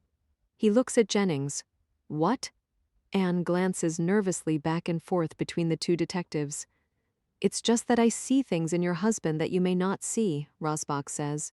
Anne does not want to take the bait, but the detective waits, letting the silence expand. She has no choice. Like what? Rasbach asks, don't you think it's a bit manipulative of him not to be honest with you about the business? No, not if I didn't show any interest. He was probably trying to protect me because I've been depressed. Rasbach says nothing, just regards her with his sharp blue eyes. Marco is not manipulative, Anne insists. What about the relationship between Marco and your parents? Marco and your father, Rasbach says. I told you, they don't like each other. They tolerate each other for me, but that's my parents' fault. No matter what Marco does, it's never good enough. I could have married anyone, and it would have been the same. Why do you think that is? I don't know. That's just the way they are. They're overprotective and hard to please. Maybe it's because I'm an only child. She has reduced the tissue in her lap to crumbs. Anyway, it doesn't matter about the business. Not really. My parents have a lot of money. They could always help us if we needed it. But would they? Of course they would. All I'd have to do is ask. My parents have never denied me anything. They came up with $5 million just like that for Cora. Yes, they did. The detective pauses, then says, I tried to see Dr. Lumsden, but apparently she's away. Anne feels the blood drain from her face, but forces herself to sit up straight. She knows he can't have talked to Dr. Lumsden. Even after she returns, there is no way Dr. Lumsden will talk to the detective about her. She won't tell you anything about me, Anne says. She can't. She's my doctor, and you know it. Why are you toying with me this way? You're right. I can't get your doctor to breach doctor-patient privilege. Anne leans back in her chair and gives the detective an annoyed look. Is there anything you'd like to tell me, though? The detective asks. Why would I talk to you about my sessions with my psychiatrist? It's none of your goddamned business, Anne says bitterly. I have mild postpartum depression like lots of other new mothers. It doesn't mean I harmed my baby. I want nothing more than to get her back. I can't help thinking it's possible that Marco might have had the baby taken away to cover up for you, if you killed her. That's crazy, then. How do you explain our getting the onesie in the mail and the ransom money being taken? Marco might have faked the kidnapping after the baby was already dead. And the empty car seat, the hit on the head, maybe that was all for show. She gives him a disbelieving stare. That's absurd, and I did not harm my baby, detective. Rasbach fiddles with his pen, watching her. I had your mother in for an interview earlier this morning. Anne feels the room begin to spin. 21. Rasbach watches Anne carefully, fears she might faint. He waits while she reaches for the bottle of water, waits for her color to return. There is nothing he can do about the psychiatrist. His hands are tied. He hadn't gotten any further with the mother, but Anne is obviously afraid that she'd said something.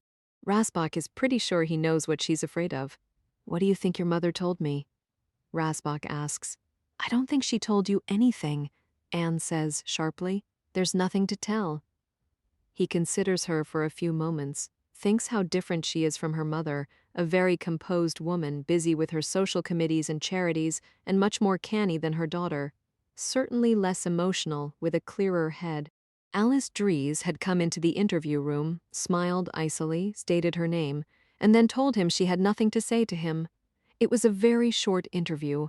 She didn't tell me she was coming in this morning, Anne says. Didn't she? What did she say? Anne asks. You're right, she didn't say anything, Rasbach admits. Anne smiles for the first time in the interview, but it's a bitter smile. I have, however, spoken to one of your old schoolmates, a Janice Foegel. Anne goes completely still, like an animal in the wild, sensing a predator. Then she stands up abruptly, her chair scraping the floor behind her, taking Rasbach and Jennings by surprise. I have nothing more to say, she tells them. Anne joins Marco in the lobby. Marco notices her distress and puts his arm protectively around her. Anne can feel Rasbach's eyes on them, watching as they leave. She says nothing as she and Marco walk out of the station. Once they're on the street and hailing a cab, she says, "I think it's time we got a lawyer." Rasbach is putting pressure on them, and it doesn't look as if he's going to let up. It has come to the point that even though they haven't been charged, they know they're being treated like suspects. Marco is anxious about what happened in the interview between Anne and Detective Rasbach. There was panic in her eyes when she came out. Something in that interview had rattled her enough to make her want to get a lawyer as soon as possible. He tried to find out what it was, but she was vague, evasive. What is she not telling him? It's putting him even more on edge. When they arrive home and have fought their way past the reporters into the house, Anne suggests they invite her parents over to discuss hiring a lawyer. "Why do we need to have your parents over?" Marco says. "We can find a lawyer without their help." "A good lawyer will expect a hefty retainer," Anne points out. Marco shrugs and she calls her parents. Richard and Alice arrive soon after. It comes as no great surprise that they've already been looking into the best lawyers money can buy. "I'm sorry it's come to this, Anne," her father says. They are sitting around the kitchen table, the early afternoon sunlight slanting through the kitchen window and falling across the wooden table. Anne has made a pot of coffee. "We think it's a good idea to get a lawyer too," Alice says. "You can't trust the police." Anne looks at her. "Why didn't you tell me they had you in for questioning this morning?"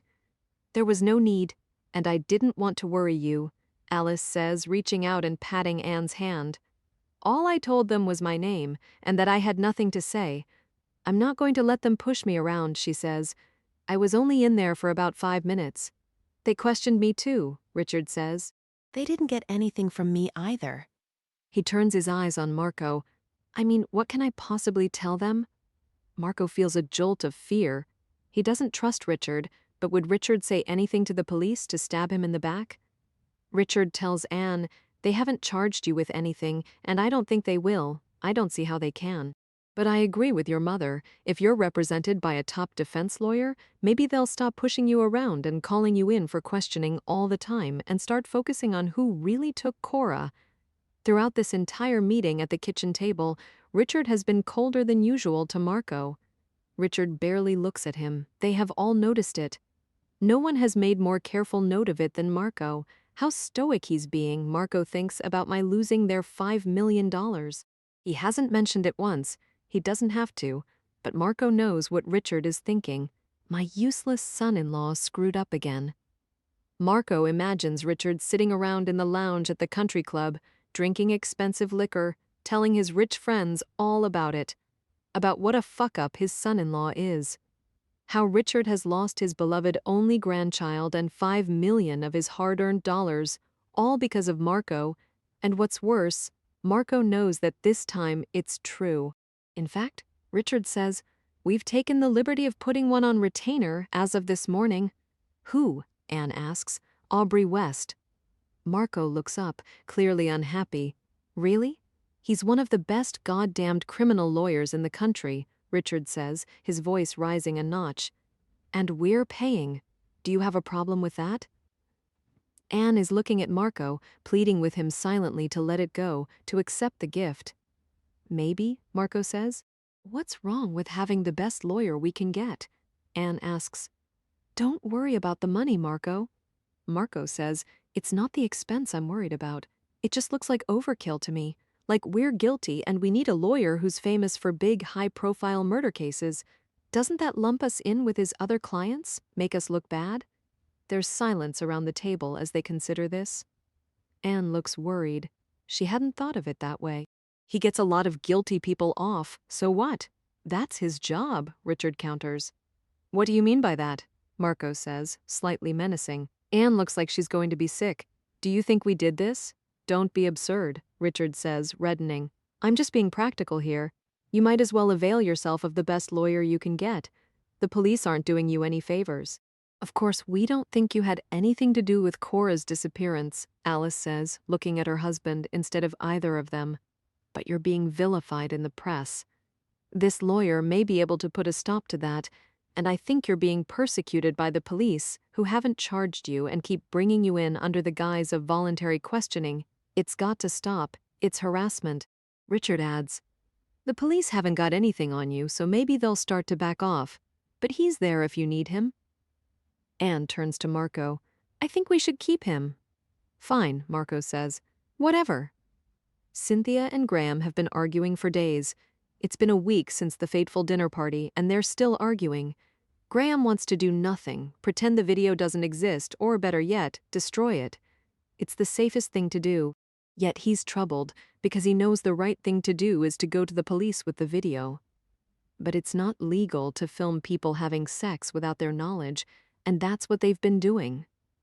The video shows Cynthia on Marco's lap, and they're enjoying themselves. If Graham and Cynthia were charged, it would be catastrophic to his career. He's a comptroller for a very large, very conservative company. If this gets out, his career would be finished. Cynthia isn't interested in doing what's right.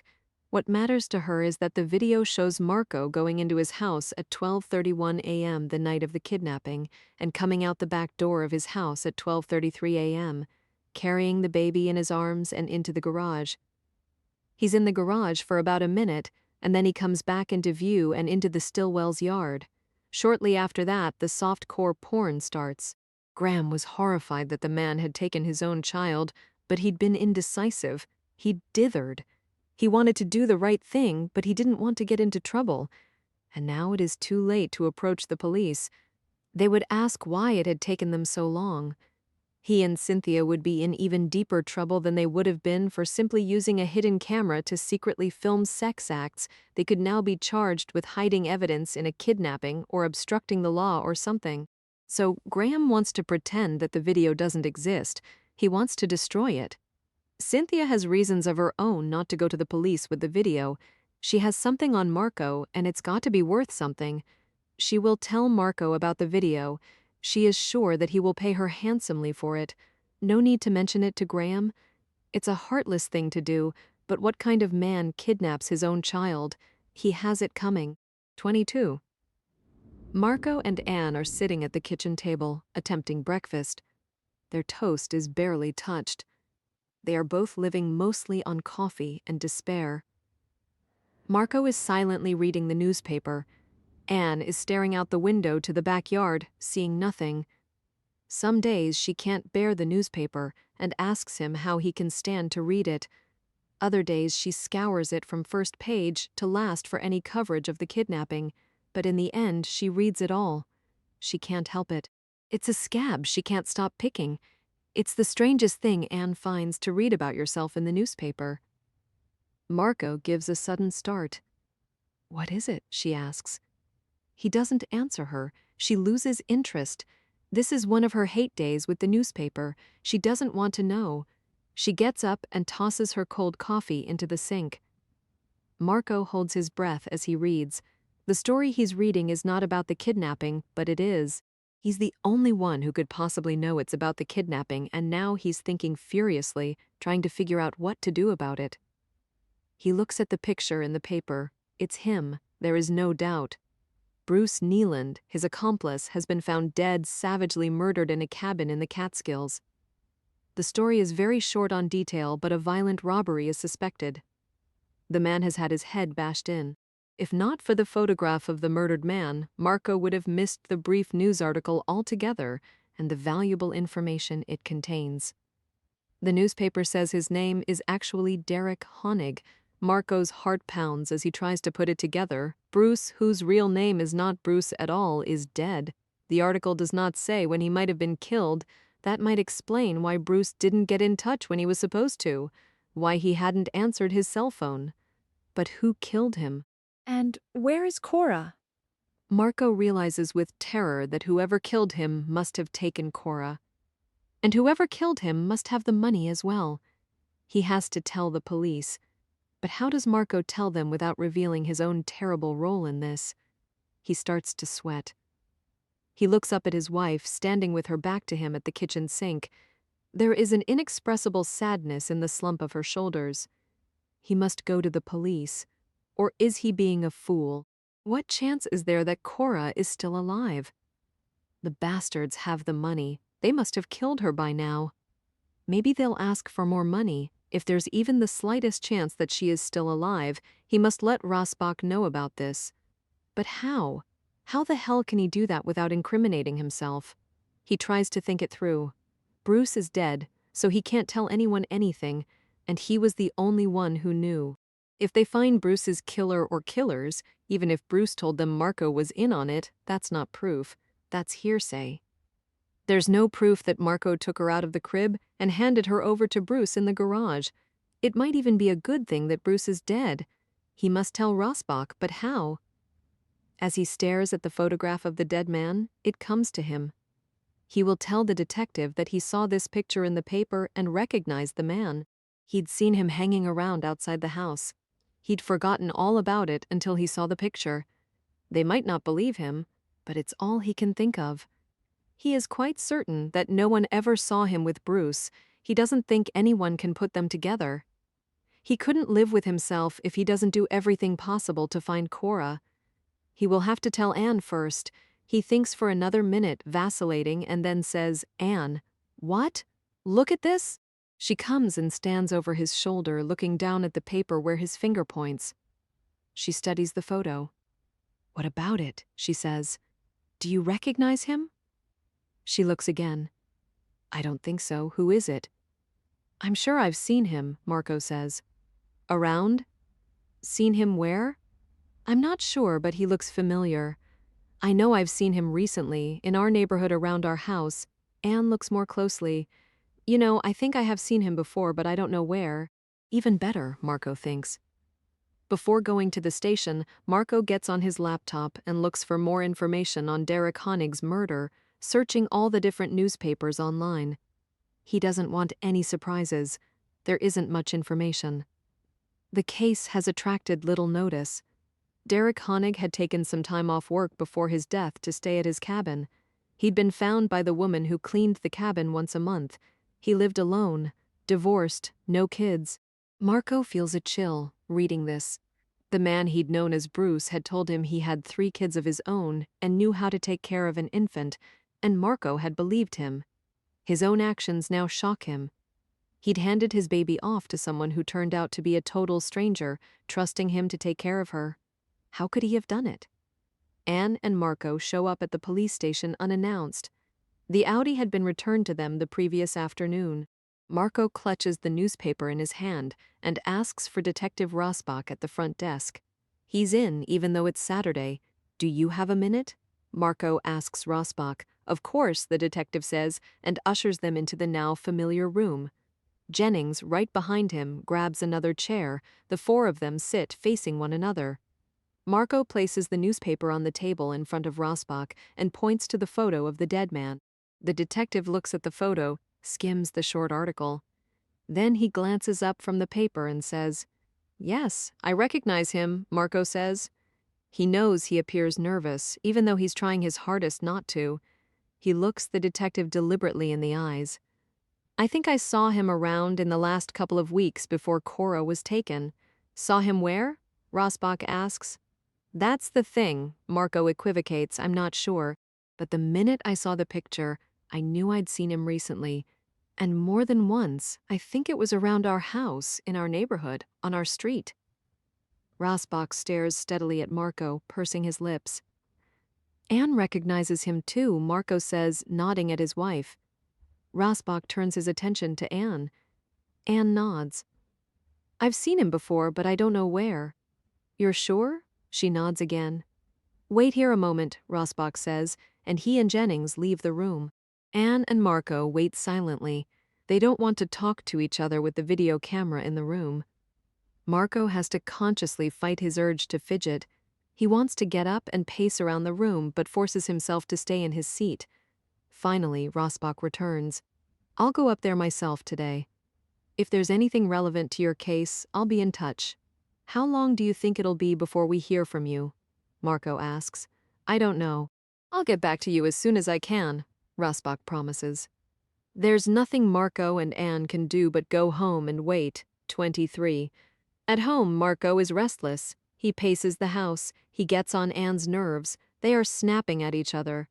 "I think I'll go to the office," he says abruptly. "I need to get my mind off things here and get back to some of my clients before I don't have any clients." Good idea, Anne agrees, wanting him out of the house. She wishes desperately that she could have a long talk with Dr. Lumsden. Lumsden had called her back quickly after the urgent message Anne had left on her voicemail, and although Dr. Lumsden had been genuinely sympathetic and supportive, the conversation had not been nearly enough. Dr. Lumsden had urged her to speak to the doctor who was covering her patients until her return, but Anne does not want to talk to a doctor she doesn't know. Anne thinks about confronting Cynthia. She doesn't think Cynthia took her baby, not today, but she'd like to know what's going on between Cynthia and her husband. Perhaps Anne is focusing on what might be going on between her husband and Cynthia, because it's not as painful as thinking about what has happened to her baby. Anne knows Cynthia is at home. She can hear her occasionally on the other side of their shared wall. Anne knows Graham is away again. She saw him getting into a black airport limo with his bags earlier that morning from her bedroom window. She could go over there, tell Cynthia off, and tell her to keep away from her husband. Anne stops her pacing and stares at the shared wall of the living room, trying to decide what to do. Cynthia is just on the other side of that wall. But Anne doesn't have the nerve. She is too distraught. She's told the detective what she overheard, but she hasn't yet confronted Marco about it, and Marco hasn't said anything about it to her. They seem to have a new pattern of not speaking about difficult things. They used to share everything well, almost everything. But since the baby, things have been different. Her depression made her lose interest in everything. At first, Marco brought her flowers, chocolates, did little things to lift her mood, but none of it worked, not really. He stopped telling her about his day, about how his business was doing. She couldn't talk about her own work because she didn't work anymore. They didn't have much to talk about at all, except the baby. Maybe Marco was right. Maybe she should have gone back to work. She must talk to him, must make him promise that he'll have nothing more to do with Cynthia. She is not to be trusted. Their friendship with the Stillwells is over. If Anne confronts Marco with what she knows, tells him what she overheard from the top of the stairs, he will feel terrible. He already feels terrible. She has no doubt he'll stay away from Cynthia now. There's nothing to worry about on that score. If they survive this, she will have to talk to Marco about Cynthia, and she will have to talk to him about the business. They will have to start being more honest with each other again. Anne needs to clean something, but the house is already spotless. It's odd. The energy she feels now in the middle of the day fueled by anxiety. When she still had Cora, she would drag herself through the day. Right about now, she'd be praying for Cora to go down for a nap. A sob escapes from her. She has to keep busy. She starts in the front entryway, cleaning the antique grate that covers the air duct. The scrolled ironwork is covered in dust and has to be scrubbed by hand. She gets a bucket of warm water and a cloth and sits down on the floor by the front door, begins to clean it, getting deep into the grooves. It calms her. As she sits there, the mail arrives, cascading through the slot in the door, landing on the floor beside her, startling her. She looks at the pile of envelopes on the floor and freezes. Probably more hate mail. She can't stand it. But what if there's something else? She puts down her wet cloth, wipes her hands dry on her jeans, and sorts through the pile. There is nothing with a typewritten address label on it like the one on the package that contained the green onesie. Anne realizes she's been holding her breath and lets herself exhale. She doesn't open any of the letters. She would like to throw them all out, but Marco has made her promise to keep everything. He goes through all of it every day in case the kidnappers try again to get in touch. He doesn't share the contents with her. Anne takes her bucket and cloth and goes upstairs to clean the grates up there. She starts in the office at the end of the hall. When she pulls off the original decorative grate to clean it more easily, she sees something small and dark inside the air duct. Startled, she looks more closely, fearing a dead mouse or perhaps even a rat. But it's not a rat, it's a cell phone. Anne puts her head between her knees and concentrates on not fainting. It feels like a panic attack, as if all the blood is leaving her body. There are black spots before her eyes. After a few moments, the fainting feeling dissipates and she raises her head. She looks at the cell phone inside the duct. Part of her wants to put the cover back on, go downstairs for a cup of coffee, and pretend she never saw it, but she reaches in to grab it. The phone is stuck to the side of the air duct. She tugs firmly and it comes away in her hand. It has been fixed to the inside wall with silver duct tape. She stares at the cell phone. She has never seen it before. It isn't Marco's. She knows his phone. He carries it with him always. But she can't lie to herself. Someone hid this phone in their house, and it wasn't her. Marco has a secret cell phone. Why? Her first thought is Cynthia. Are they having an affair? Or is it someone else? He sometimes works long hours. She has been fat and unhappy. But until the night with Cynthia, she never thought he might actually be unfaithful. Maybe she's been completely oblivious. Maybe she's a complete fool. The wife is always the last to know, right? The phone looks new. She turns it on, it lights up, so he's kept it charged. But now she has to draw a pattern to unlock the phone. She has no idea what it is. She doesn't even know how to unlock Marco's regular cell phone. She makes a few attempts, and it freezes her out after too many tries. Think, she tells herself, but she can't. She sits numbly holding the phone, frozen in place. There's a lot running through Detective Rasbach's mind on the drive to the crime scene in the Catskills. He thinks about the interview earlier that day with Marco and Anne Conti. He suspects that this is Marco's way of telling him that this dead man was his accomplice and that Marco is asking him to help him get his baby back. They both know it may be a little late for that.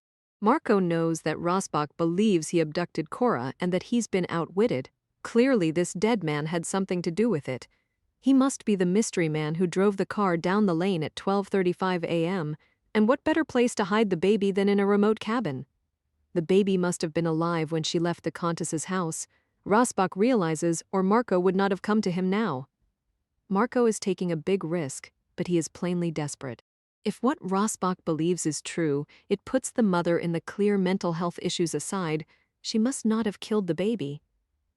He is very interested in seeing what he will find at the murder scene. Meanwhile, Jennings is looking for a connection between Marco and the dead man, Derek Honig.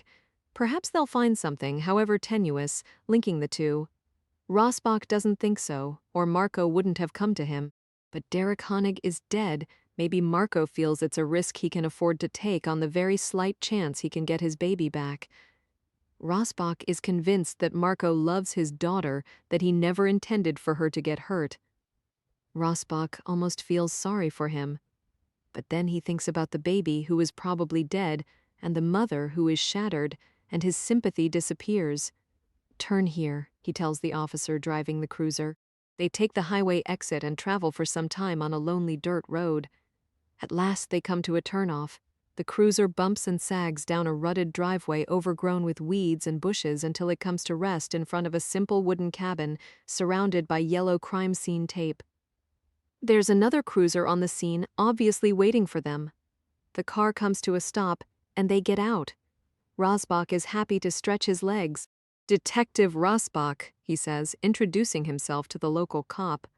"Officer Watts, sir. Right this way." Rasbach looks around, missing nothing. A glance beyond the cabin shows a small, deserted lake. There are no other cabins in view. A perfect spot to hide an infant for a few days, Rasbach thinks. He enters the cabin. It's 1970s vintage with ugly linoleum flooring in the kitchen, a formica table, outdated cabinetry.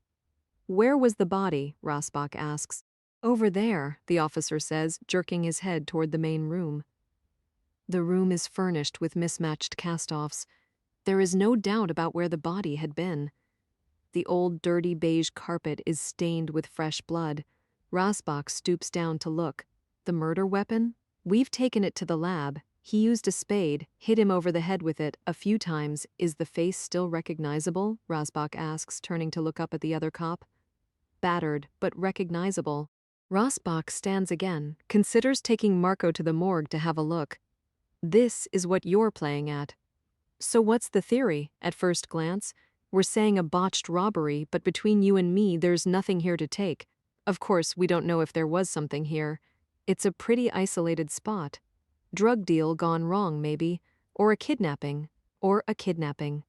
The officer adds, "It looked a bit personal, the way he was struck repeatedly with the spade. I mean, he was good and dead. And no sign of any baby things? No diapers, bottles, anything like that?" Rasbach asks, casting his eyes around the cabin. No, if there was a baby here, whoever took her cleaned up pretty good. What did he do with his garbage? We figure he burned some of it in the wood stove there, so we've been through that, and there's also a fire pit outside. But there's no garbage here at all, and nothing in the stove or the fire pit. So either our dead guy had just been to the dump or someone tidied up. There's a dump 20 miles from here, and they get the license plates, and he hadn't been there in the last week. So not a botched robbery. No one comes to commit a robbery, kills someone, and gets rid of all his garbage. No. Where's his car? At the lab. What make is it? It's a hybrid, a Prius V Black. Bingo, Rasbach thinks. He has a feeling the tires will match the prints in the Countess's garage, and no matter how thoroughly someone cleans up, if the baby was here for a couple of days, there'll be DNA evidence. It looks like they may have their first big break in the kidnapping of baby Cora. Finally, they may be getting somewhere. 24, Marco is at his office, staring blankly out his window at the view. No one else is there. He has no staff of his own on site. Since it's Saturday, the rest of the building is quiet too, for which he's grateful. He thinks about the meeting he and Anne had earlier in the day with Detective Rasbach. Rasbach knows, he's sure of it. Those eyes of his seem to look right through Marco.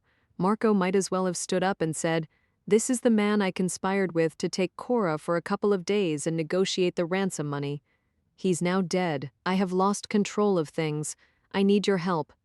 They have a lawyer now. A lawyer famous for getting people acquitted, people who are guilty as hell. Marco realizes now that this is a good thing. There will be no more interviews without the lawyer present. Marco no longer cares about his reputation. It's all about staying out of jail and keeping Anne in the dark. His cell phone rings. He looks at the display. Cynthia is calling him, that bitch. Why would she be calling? He hesitates, wondering whether to answer or let it go to voicemail, but in the end he picks it up. Yes? His voice is cold. He will never forgive her for lying to the police. Marco, Cynthia purrs as if the last few days had never happened, as if his child were not missing, and everything was the same as it used to be. How he wishes that were true. "What's up?" Marco says. He wants to keep this short. "I have something I want to talk to you about," Cynthia says, a little more businesslike. "Can you come by the house?" "Why? Did you want to apologize?" "Apologize," she sounds surprised. "For lying to the police. For telling them that I came on to you when we both know you came on to me. I'm sorry about that. I did lie," she says, with an attempt at playfulness. "What the fuck? You're sorry? Do you have any idea how much trouble you've caused me? Can we discuss it?" She's not playful anymore. "Why do we need to discuss it?" "I'll explain when you get here," Cynthia says, and abruptly hangs up the phone. Marco sits at his desk for 5 full minutes, drumming his fingers on its surface, trying to decide what to do. Finally, he gets up, closes the blinds, leaves his office, and locks his door. He feels uneasy about ignoring her. Cynthia is not the kind of woman you ignore. He'd better see what she has to say. When he gets to his own neighborhood, Marco realizes that if he's going to see Cynthia, even if only for a couple of minutes, it's better that Anne not know about it, and he wants to avoid the reporters. So he'd better not park in front of the house. If he parks in the garage, he can go to Cynthia's through the back for a couple of minutes first and then go home. He parks the Audi in his own garage and then goes through the backyard gate over to Cynthia's and knocks on the back door. He feels furtive, guilty, as if he's sneaking around on his wife, but he isn't. He just wants to see what Cynthia has to say, and then he'll get the hell out of there. He doesn't want to sneak around on his wife. He glances aimlessly over the patio as he waits for her to answer the door. This is where he was sitting when she crawled into his lap.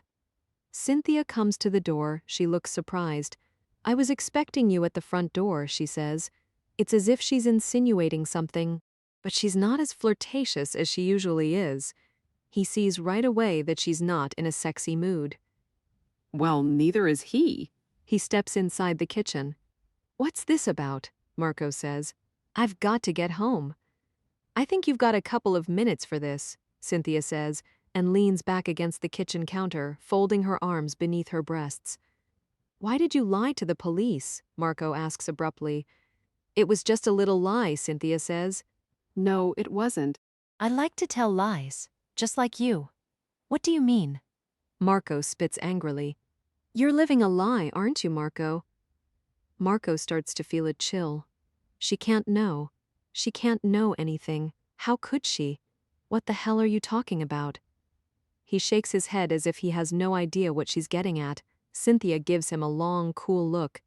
I'm sorry to have to tell you this, Marco, but Graham has a hidden camera in the backyard. Marco says nothing, but he feels cold all over, and it was recording on the night you were here, the night your baby went missing. She knows, Marco thinks. Fuck, he starts to sweat. He looks at her beautiful face, so ugly to him now. She is a manipulative bitch.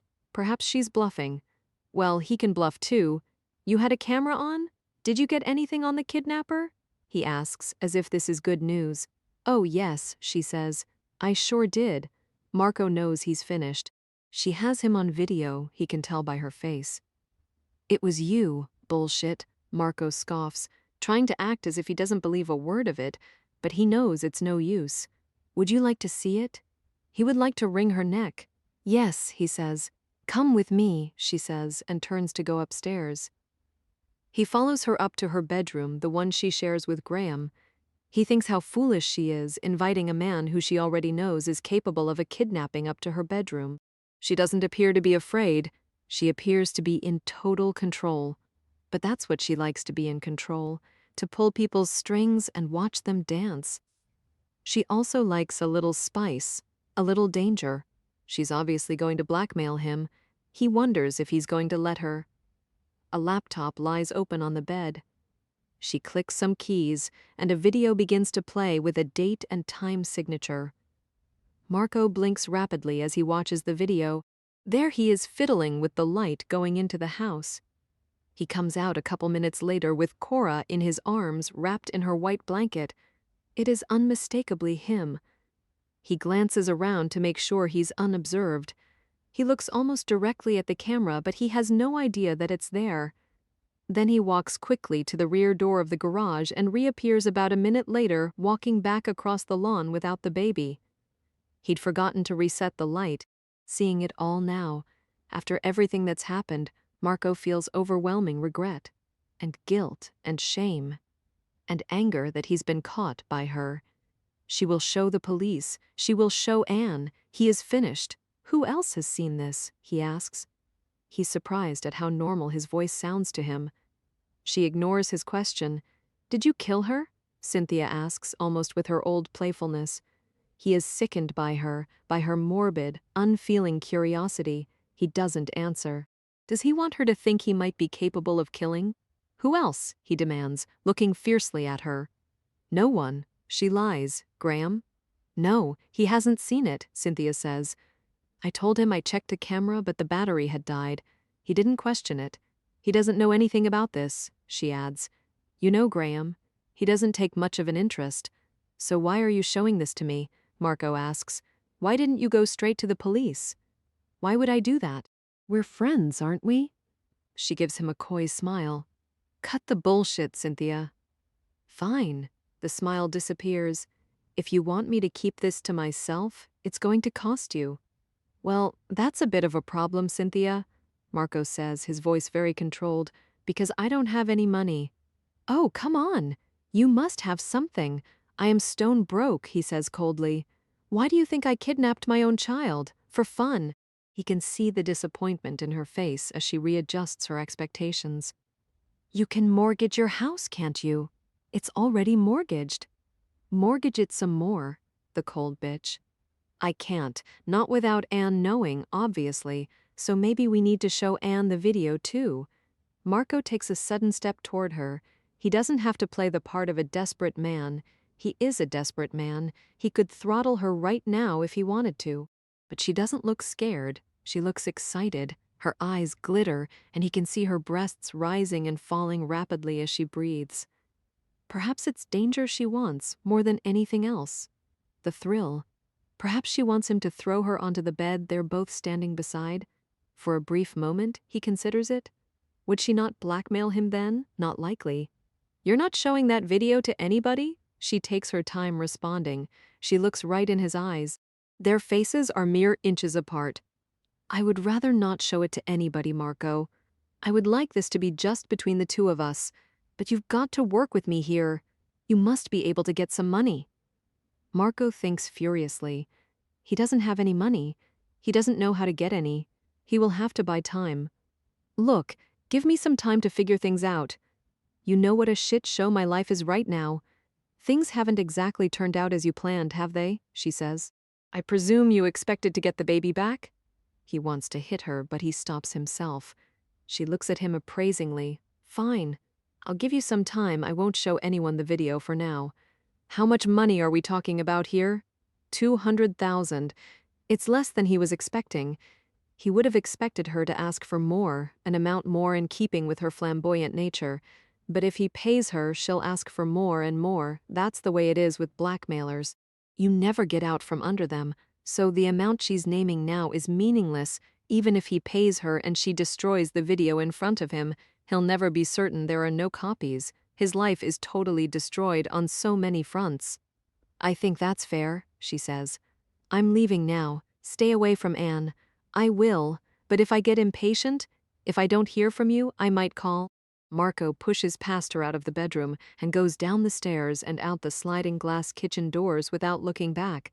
He's so angry he can't think straight, angry and scared. There's proof that he took the baby. This changes everything, Anne will know, and he could go to jail for a very long time. At that moment, he doesn't see how things can get any worse. He enters his own backyard through the gate from Cynthia's patio. Anne is out there watering some plants. Their eyes meet 25. Anne sees Marco come from Cynthia's backyard, and her eyes go wide. She is shocked into perfect stillness, the watering can in her hand. Marco has been at Cynthia's. Why? There's only one reason he would be at Cynthia's. Anne asks him anyway from across the yard. What were you doing over there? Her voice is cold. Marco's got that deer-in-the-headlights look when he's caught red-handed and doesn't know what to do. He's never been good at improvising. She almost feels sorry for him, but she can't feel sorry for him because right now she hates him. She drops the watering can and runs past him and through the back door into the house. He follows after her, calling desperately. Anne, wait! But she doesn't wait. She runs upstairs. She's sobbing loudly now. He follows on her heels up the stairs, pleading with her to talk to him, to let him explain. But he has no idea how he will explain. How will he explain why he was sneaking over to Cynthia's without revealing the existence of the video? He expects Anne to go into their bedroom and throw herself down on the bed in tears, which is what she usually does when she's upset. Maybe she'll slam the door in his face and lock it. She's done it before. She'll come out eventually, and it will give him time to think. But she doesn't run into their bedroom and fling herself crying onto their bed. She doesn't lock him out of their bedroom. Instead, she runs down the hall into the office. He's right behind her. He sees her drop to her knees in front of the air intake grate. Oh no, God, no! She tears the grate off, sticks her hand inside, and rips the cell phone off the side of the air duct. He feels sick. She puts the phone in her palm, holds it up to him, the tears streaming down her face. What the hell is this, Marco? Marco freezes. He can't believe this is happening. Suddenly, he has to fight the urge to laugh. It's comical, really, all of it. Cynthia's video, what the hell is he going to tell her? This is how you've been communicating with Cynthia, isn't it? Anne accuses him. He stares at her, momentarily baffled. Just in time, he stops himself from saying, why would I use a cell phone to call Cynthia when she's right next door? His hesitation suggests something else to her. Or is it someone else? Marco can't tell her the truth, that the hidden cell phone she now has in her hand was the only way he could communicate with his accomplice in the kidnapping of their baby. With the man who is now dead, Marco has hidden an untraceable prepaid cell phone in the wall to use for calling his partner in an unforgivable crime. She thinks he's been having an affair with Cynthia or someone else. His immediate instinct is to keep her away from Cynthia. He will make something up. I'm so sorry, he begins. It's not Cynthia, I swear. She screams and throws the phone at him, hard. It clips him on the forehead and bounces to the floor. He feels a sharp pain above his right eye. He pleads with her. It's over, Anne. It meant nothing. It was just a few weeks, he lies. Right after Cora was born and you were so tired. It was a mistake. I didn't mean to do it. It just happened. He's blurting out every excuse he can think of. She glares at him in disgust and rage, tears smearing her face, her nose running, her hair a tangled mess. You can sleep on the couch from now on, she says bitterly, her voice edged with pain, until I figure out what to do. She pushes past him into their bedroom and slams the door. He hears her turn the lock. Marco slowly picks the phone up off the floor. He touches his forehead where the phone struck him, his fingers come away bloody. Absently, he turns the cell phone on, automatically swipes the pattern to unlock the phone. There is a record of his calls. All are to one number, all unanswered. Marco tries to find a way through his fear and confusion. Who could have known that Bruce had Cora? Had Bruce told someone else about their plan, someone who then turned on him? It seemed unlikely, or had he been careless? Had someone seen the baby and recognized her? That also seemed unlikely. Idly, Marco looks down at the cell phone in his hand and, with a jolt, notices the missed calls symbol. It wasn't there the last time he looked. The ringer is turned off, of course. Who would be calling him from Bruce's phone? Bruce is dead. Marco presses redial, his heart hammering behind his ribs. He hears the phone ring once, twice, and then a voice he recognizes. I was wondering when you'd call. Anne cries herself to sleep. When she wakes, it's dark outside. She lies in bed, listening carefully for sounds in the house. She hears nothing. She wonders where Marco is. Can she even stand the sight of him? Should she kick him out of the house? She hugs her pillow close to her body and thinks, it wouldn't look good if she kicked him out now. The press would be on them like a pack of animals. They'd look guiltier than ever. If they were innocent, why would they split? The police might arrest them. Does she even care? In spite of everything, Anne knows Marco is a good father and loves Cora. He's in as much pain about the baby as she is. She knows he had nothing to do with Cora's disappearance, in spite of what the police have said to her and suggested with their sly questions and hypotheticals.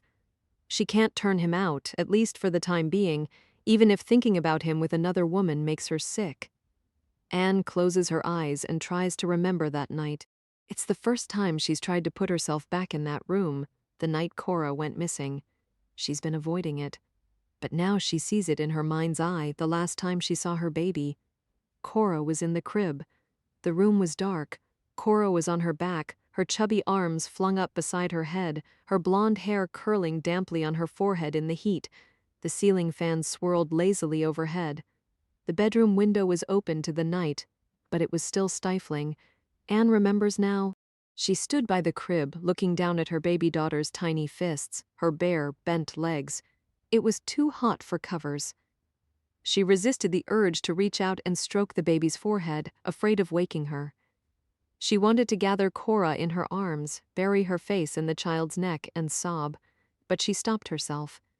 She was swamped with feelings, with love, mostly, and tenderness, but also with hopelessness and despair and inadequacy, and she was ashamed. As she stood by the crib, she tried not to blame herself, but it was hard not to.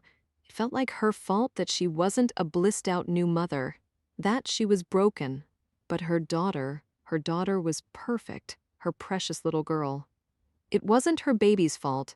None of it was her baby's fault. She wanted to stay in Cora's room, sit in the comfortable nursing chair, and fall asleep. But instead, she'd tiptoed out of the room and returned to the party next door. Anne can't remember anything else about that last visit at midnight. She didn't shake the baby or drop her. Not then, anyway. She didn't even pick her up. She remembers very clearly that she did not pick her up or touch her when she went over briefly at midnight, because she was afraid of waking her. Because when she'd fed her at 11, Cora had been fussy. She'd woken up and been difficult.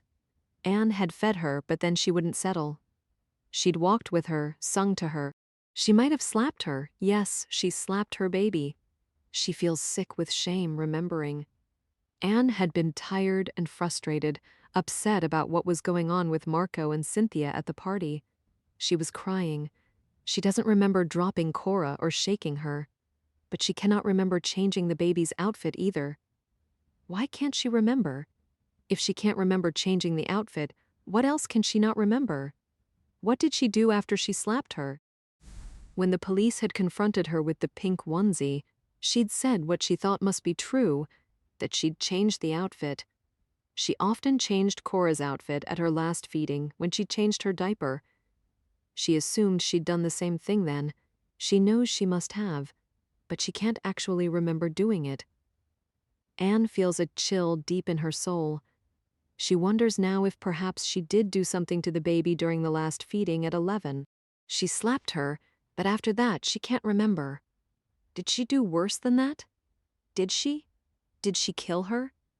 Did Marco find her dead at 12:30 and assume the worst and cover up for her? Did he call someone to take Cora away?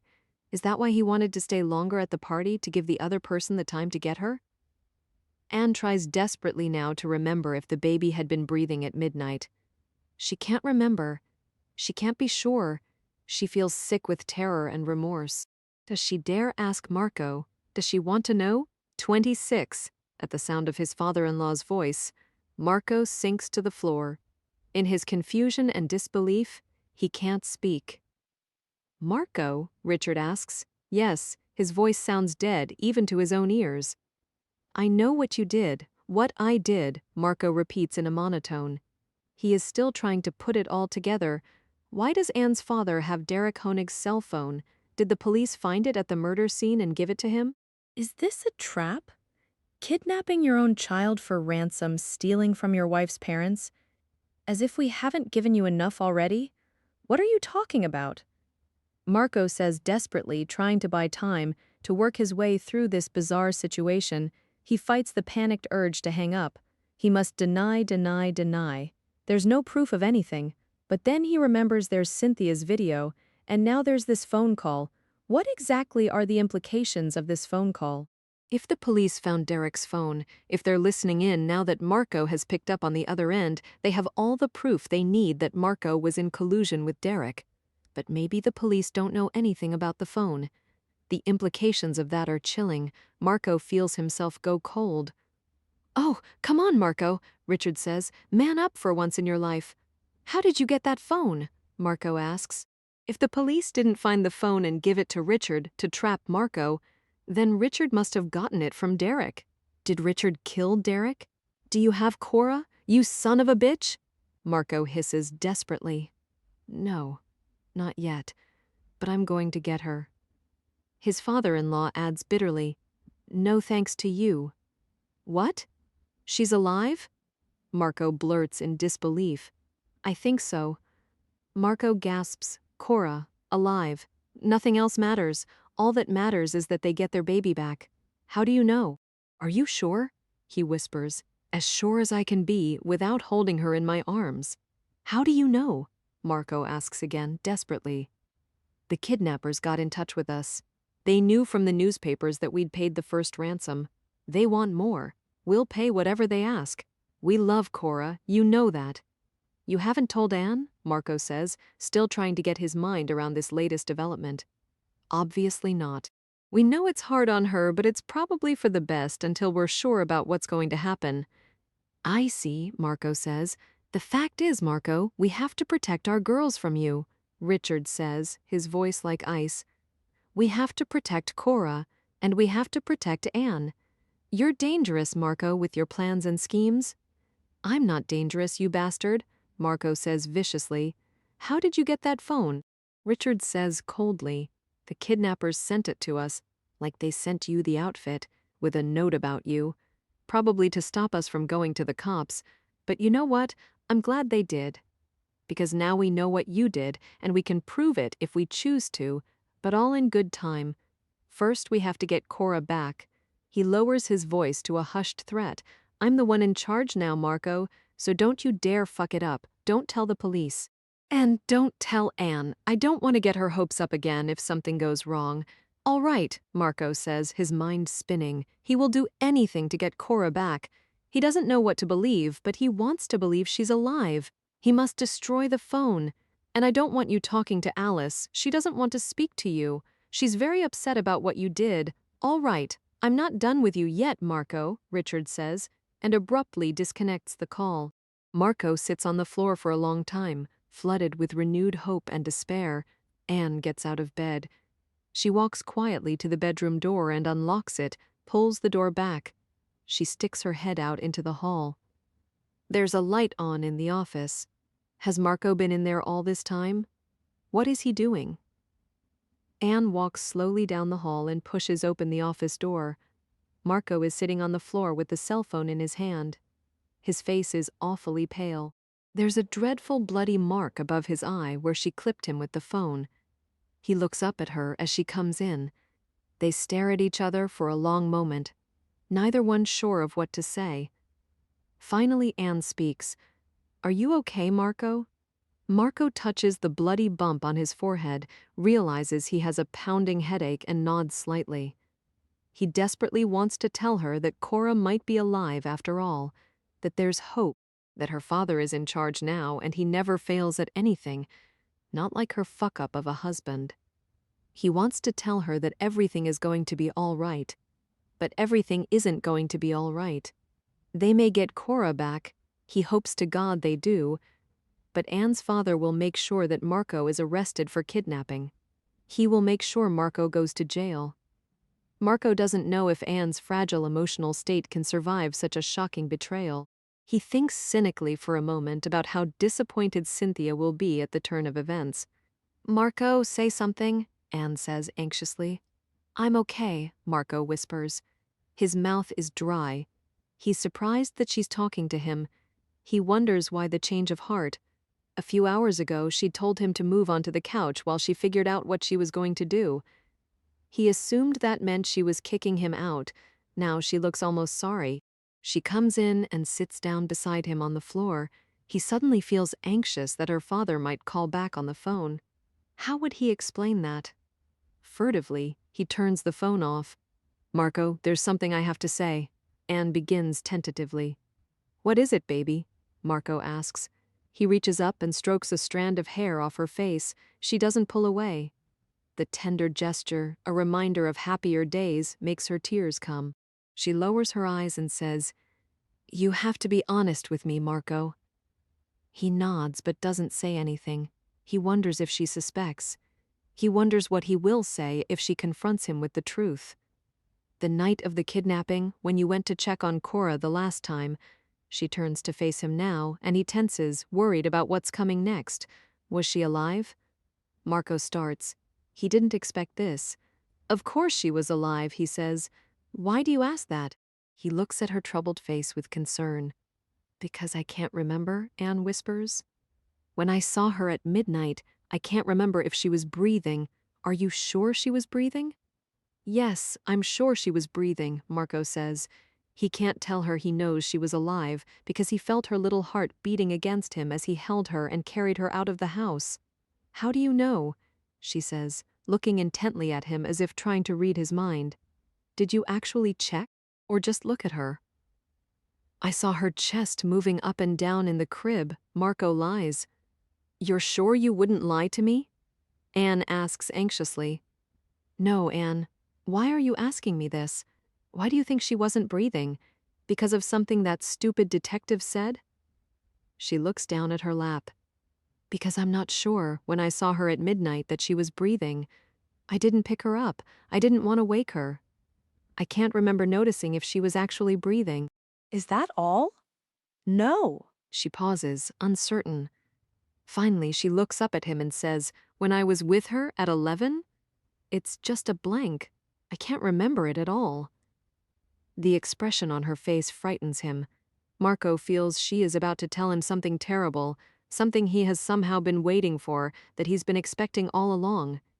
He doesn't want to hear it, but he can't move. Anne whispers, I can't remember what I did. I do that sometimes. I blank out.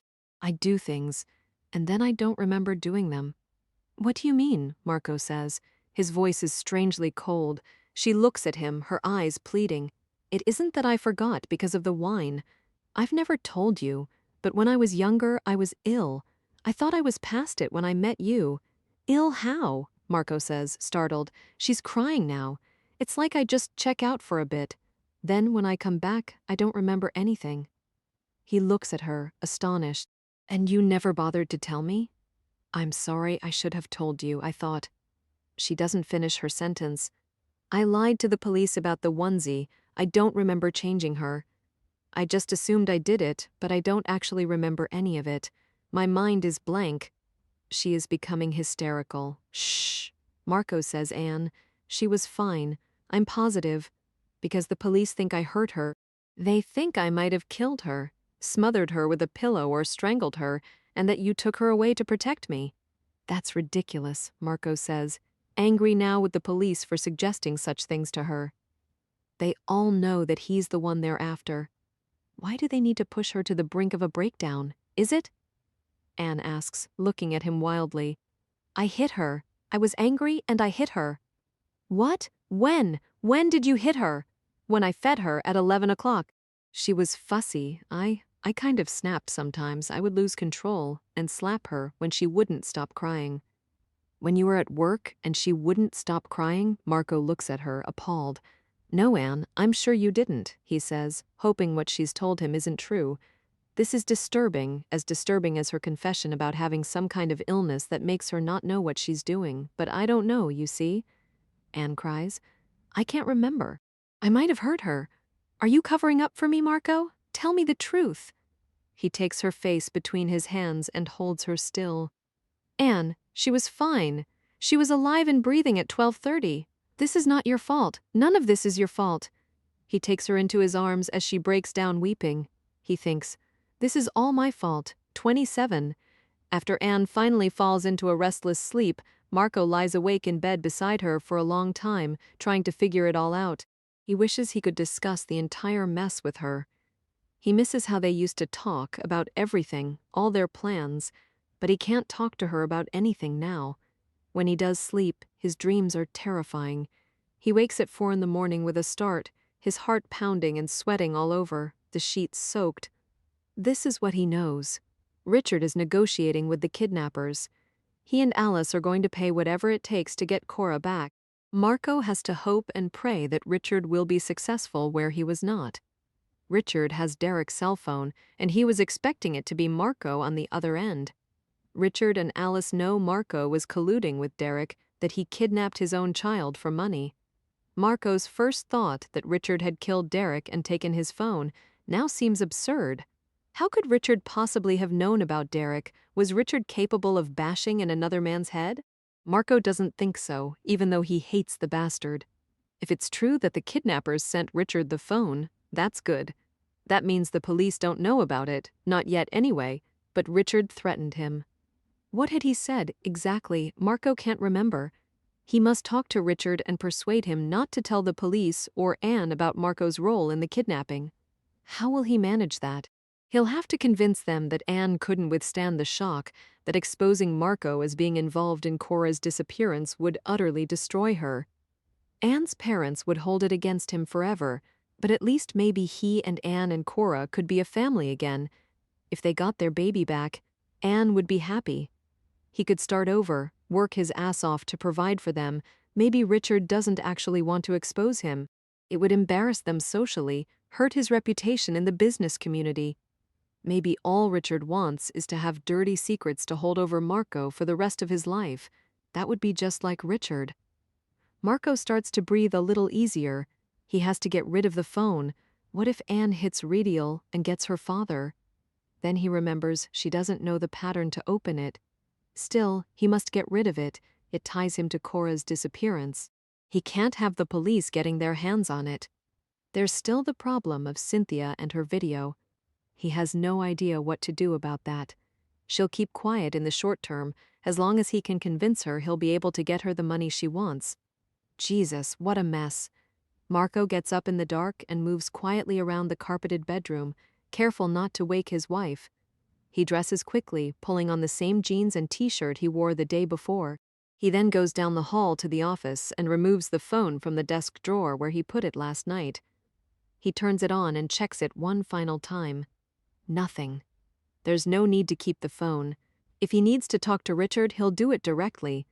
The phone is the only physical evidence besides Cynthia's video that there is against him. one thing at a time. He must get rid of the cell phone. He grabs the keys to the car from the bowl by the front door. He considers leaving a note for Anne, but figures he'll be home before she wakes, so he doesn't bother. He slips quietly out the back door and walks across the yard and into the garage and gets into the Audi. It's chilly, just before dawn. He hasn't made a conscious decision about what to do with the phone, but now he finds himself driving to the lake. It's still dark. While he drives alone on the empty highway, he thinks about Cynthia. It takes a certain kind of person to blackmail another. He wonders what else she's done. He wonders if he can get something on her that's as damning as what she has on him. Balance the scales. If he can't find something useful on her, maybe he can frame her in some way. He would need help with that. He recoils inwardly. Crime has not worked for him, and yet he seems to be digging himself in deeper and deeper. He holds on to the idea that he may be able to get some semblance of his life back if Cora is returned to them unharmed. If Richard keeps his secret, if he can get something on Cynthia, one way or another, to make her back off. There's no way he can pay her and keep on paying her. He can't be in her power. But even if he can do all these things, he will never, ever have any peace of mind. He knows that. He will live for Cora and for Anne. He will make sure he gives them as happy a life as possible. He owes them that. It doesn't matter whether he is happy or not, he has forfeited any right to happiness. He parks the car in his favorite spot under the tree, facing the lake. He sits there for a few minutes inside the car, remembering the last time he was here. So much has happened since then. The last time he was here, just a few days ago, he was so sure he was going to get Cora back. If things had gone the way they were supposed to, he'd have his baby back now, and the money, and nobody would have known a thing. What a fucking mess things have turned out to be. Finally, he gets out of the car. It's cool in the early morning by the lake. The sky is beginning to brighten. The cell phone is in his pocket. He starts walking down to the beach. He's going to walk to the end of the dock and throw the cell phone into the lake where no one will ever find it. That will be one thing off his plate. He stands at the end of the dock for some time, full of regret. Then he takes the cell phone out of his pocket. He wipes the whole thing down for fingerprints with the edge of his jacket, just in case. He was a good ball player as a teenager. He hurls the phone as hard as he can into the lake. It lands with a loud plop. Ever-growing circles radiate outward from where it landed in the water. It reminds him of when he used to throw rocks in the lake as a kid. How far away that seems now. Marco feels relieved to be rid of the phone. He turns and heads back to his car. It is quite light out now. With a start, he notices that there is another car in the lot, a car that wasn't there before. He doesn't know how long it has been there. How did he not notice the lights when it came in? Maybe the car just arrived and didn't have its headlights on. It doesn't matter, he tells himself, although his skin crawls. It doesn't matter if someone saw him throwing something into the lake in the early morning. He's too far away to be recognized. But his car is right there, with the license number in plain view. Marco is nervous now. As he gets closer, he gets a better look at the other car. It's a police car, an unmarked police car. You can always tell them by the grille on the front. Marco feels sick. Why is there a police car here now? Was he followed? Did the police see him throw something into the lake? Marco is sweating in the cold and can feel his heart beating in his ears. He tries to walk normally to his car, keeping as far away from the police car as possible without looking like he's trying to avoid it. The window rolls down. Fuck. Everything all right? The officer asks, his head outside the window, getting a good look. Marco stops, frozen in place. He doesn't recognize the officer's face. It's not Rasbach or one of his men. For one surreal moment, Marco had expected it to be Rasbach who popped his head out the open window. Yeah, sure, couldn't sleep, Marco says. The officer nods, rolls up his window, and drives off. Marco gets into the car, shaking uncontrollably. It's a few minutes before he's able to drive. At breakfast, Anne and Marco don't talk much. He is pale and distant after his experience at the lake. She is fragile, missing her baby, thinking about the day before. She still doesn't believe Marco about Cynthia. Why was he coming out of her house yesterday? If he lied about this, what else has he lied about? She doesn't trust him. But they have reached an uneasy truce. They need each other. Maybe they even still care for each other in spite of everything. I need to go back to the office this morning, Marco tells her, his voice a little unsteady. He clears his throat loudly. It's Sunday, she says. I know, but I should probably go in, get caught up on some projects that are overdue. He takes another gulp of coffee. She nods. She thinks it will do him good. He looks awful. It will take his mind off what they're dealing with, even if only for a short time. She is jealous. She doesn't have the luxury of throwing herself into work to forget, even for a moment. Everything in the house reminds her of Cora, of what they've lost. The high chair, sitting empty in the kitchen. The colorful plastic toys in the bin in the living room. The playmat she used to put Cora down on with its dangling overhead toys that the baby loved to reach for, cooing and giggling. It doesn't matter where she goes in the house. Cora is everywhere. There is no escape, no matter how temporary for her. Marco is worried about her, she can tell. What will you do when I'm gone? He asks. She shrugs. I don't know. Maybe you should leave a message with that other doctor, the one who's filling in for Dr. Lumsden. Try to make an appointment for early in the week, Marco suggests. Okay, Anne says listlessly. But when Marco leaves, she doesn't call the doctor's office. She wanders around the house thinking about Cora. She imagines her dead in a dumpster somewhere, crawling with maggots. She imagines her in a shallow grave in the woods, dug up and gnawed on by animals. She thinks of newspaper stories she's read about lost children. She can't get the horror out of her head. She feels queasy and panicky. She looks at herself in the mirror, and her eyes are huge. Maybe it's better that she not know what happened to her baby, but she needs to know. For the rest of her life, her tortured mind will supply hideous ideas that may be worse than the truth. Maybe Cora's death was quick. Anne prays that it was. But she'll probably never know for sure. From the moment her daughter was born, Anne knew where Cora was every minute of her short life, and now she has no idea where she is. Because she is a bad mother. She is a bad, broken mother who didn't love her daughter enough. She left her alone in the house. She hit her. No wonder her daughter is gone. There is a reason for everything, and the reason her baby is gone is that Anne does not deserve her. Now Anne is not just wandering around the house, she is moving faster and faster. Her mind is racing, thoughts stumbling over one another. She feels intense guilt about her daughter.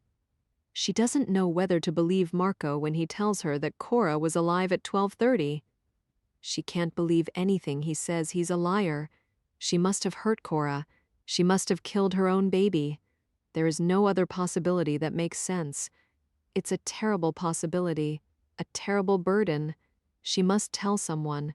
She tried to tell Marco what she did, but he wouldn't listen. He wants to pretend it didn't happen. He wants to pretend that she's not capable of harming her own baby. She remembers the way he looked at her when she told him she hit Cora, the disbelief. He might feel different if he'd seen her slap Cora. He might feel different if he knew her history.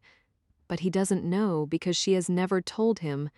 There was the incident at St. Mildred's, the one she has no memory of. She remembers only the aftermath being in the girls' bathroom, the blood on the wall, Susan slumped on the floor as if she were dead, and everyone, Janice, Debbie, the science teacher, and the headmistress all looking at her in horror. She'd had no idea what happened. After that, her mother had taken her to a psychiatrist who diagnosed a dissociative disorder. Anne remembers being in his office, frozen in her seat, her mother sitting anxiously by her side. Anne was terrified by the diagnosis, terrified and ashamed. I don't understand, her mother said to the doctor. I don't understand what you're saying. I know, the psychiatrist said gently, that it seems frightening, but it's not as unusual as you might think. Think of it as a coping mechanism, an imperfect one. The person disconnects from reality for a brief time. He turned to Anne. She refused to look at him. You might feel detached from yourself, as if things are happening to someone else. You might perceive things as distorted or unreal. Or you might experience a fugue state, as you did a brief period of amnesia. Is this going to happen again? Alice asked the doctor. I don't know. Has it happened before? It had happened before, but never so shockingly. There have been times, Alice admitted tentatively, ever since she was a little girl, when she seemed to do things and not remember doing them. I thought at first she was just saying that so she wouldn't get in trouble, but then I realized she couldn't control it. She paused. But there's never been anything like this. The doctor clasped his hands and gazed at Anne intently, asking her mother, "Has there been any trauma in her life?" "Trauma?" Alice echoed. "Of course not." The doctor surveyed her skeptically. "Dissociative disorder is usually the result of some sort of repressed trauma." "Oh, God," Alice said. The doctor raised his eyebrows at her and waited. "Her father," Alice said suddenly. "Her father?" She watched her father die. It was horrible. She adored him. Anne's eyes were fixed firmly on the wall in front of her. She was perfectly still. "How did he die?" the doctor asked. "I was out shopping. He was in the house, playing with her. He had a massive heart attack. He must have died almost instantly. She saw it." By the time I got home, it was too late. Anne was crying and pressing numbers in the phone, but she didn't know what numbers to press. Anyway, it didn't matter. No one could have saved him. She was only 4 years old. The doctor nodded sympathetically. "I see," he said. He sat quietly for a moment. Alice said, "She had nightmares for a long time. I didn't let her talk about it. Maybe that was wrong, but she would get so upset and I was trying to help. Whenever she brought it up, I tried to take her mind off it," she added. "She seemed to blame herself for not knowing what to do. But it wasn't her fault. She was so young. And we were told that nothing could have saved him even if the ambulance had been right there. That would be very difficult for any child to deal with," the doctor said. He turned to Anne, who continued to ignore him. "Stress can temporarily worsen symptoms of this disorder. I suggest you see me regularly to try to deal with some of the anxiety you're feeling." Anne cried in the car all the way home. When they got there, before they went into the house, her mother hugged her and said, "It's going to be all right, Anne." Anne didn't believe her. "We'll tell your father that you're seeing someone for anxiety. He doesn't need to know about this other thing. He wouldn't understand." They didn't tell him about the incident at school. Anne's mother handled the meetings with the parents of the other 3 girls from St. Mildred's herself. Since then, there had been other episodes, mostly harmless, where Anne would lose time minutes or sometimes hours when she wouldn't know what had happened while she was gone. They were brought on by stress. She would find herself somewhere unexpected, have no idea how she got there, and call her mother, who would come get her. But she'd had no episodes since her first year of college. It had all happened such a long time ago, she'd thought she'd put it behind her. But, of course, she had immediately remembered it all after the kidnapping. What if the police found out? What if Marco found out and looked at her differently? But then the onesie had arrived, and her mother no longer looked at her as if she were afraid that Anne might have killed her own child, and that Marco had helped to cover it up. Now the police know that she attacked Susan. They think she is violent all along. Anne has been afraid that the police would believe she was guilty, whether she was or not, but there are worse things than being wrongly accused. Anne's greatest fear now is that she is guilty. Those first few days after Cora had been taken, when Anne was so sure that she'd been taken by some stranger, those had been difficult days, having to withstand the suspicion of the police, the public, and her own mother. She and Marco had borne it because they knew they were innocent. They'd made one mistake, they'd left their baby unattended, but not abandoned. But now, because of what happened the other night before she'd fallen asleep on the sofa, she had confused the search for signs of Marco's unfaithfulness with the search for Cora. Reality had become distorted. She remembers thinking that Cynthia had stolen her child from her. The illness was back. When exactly had it returned?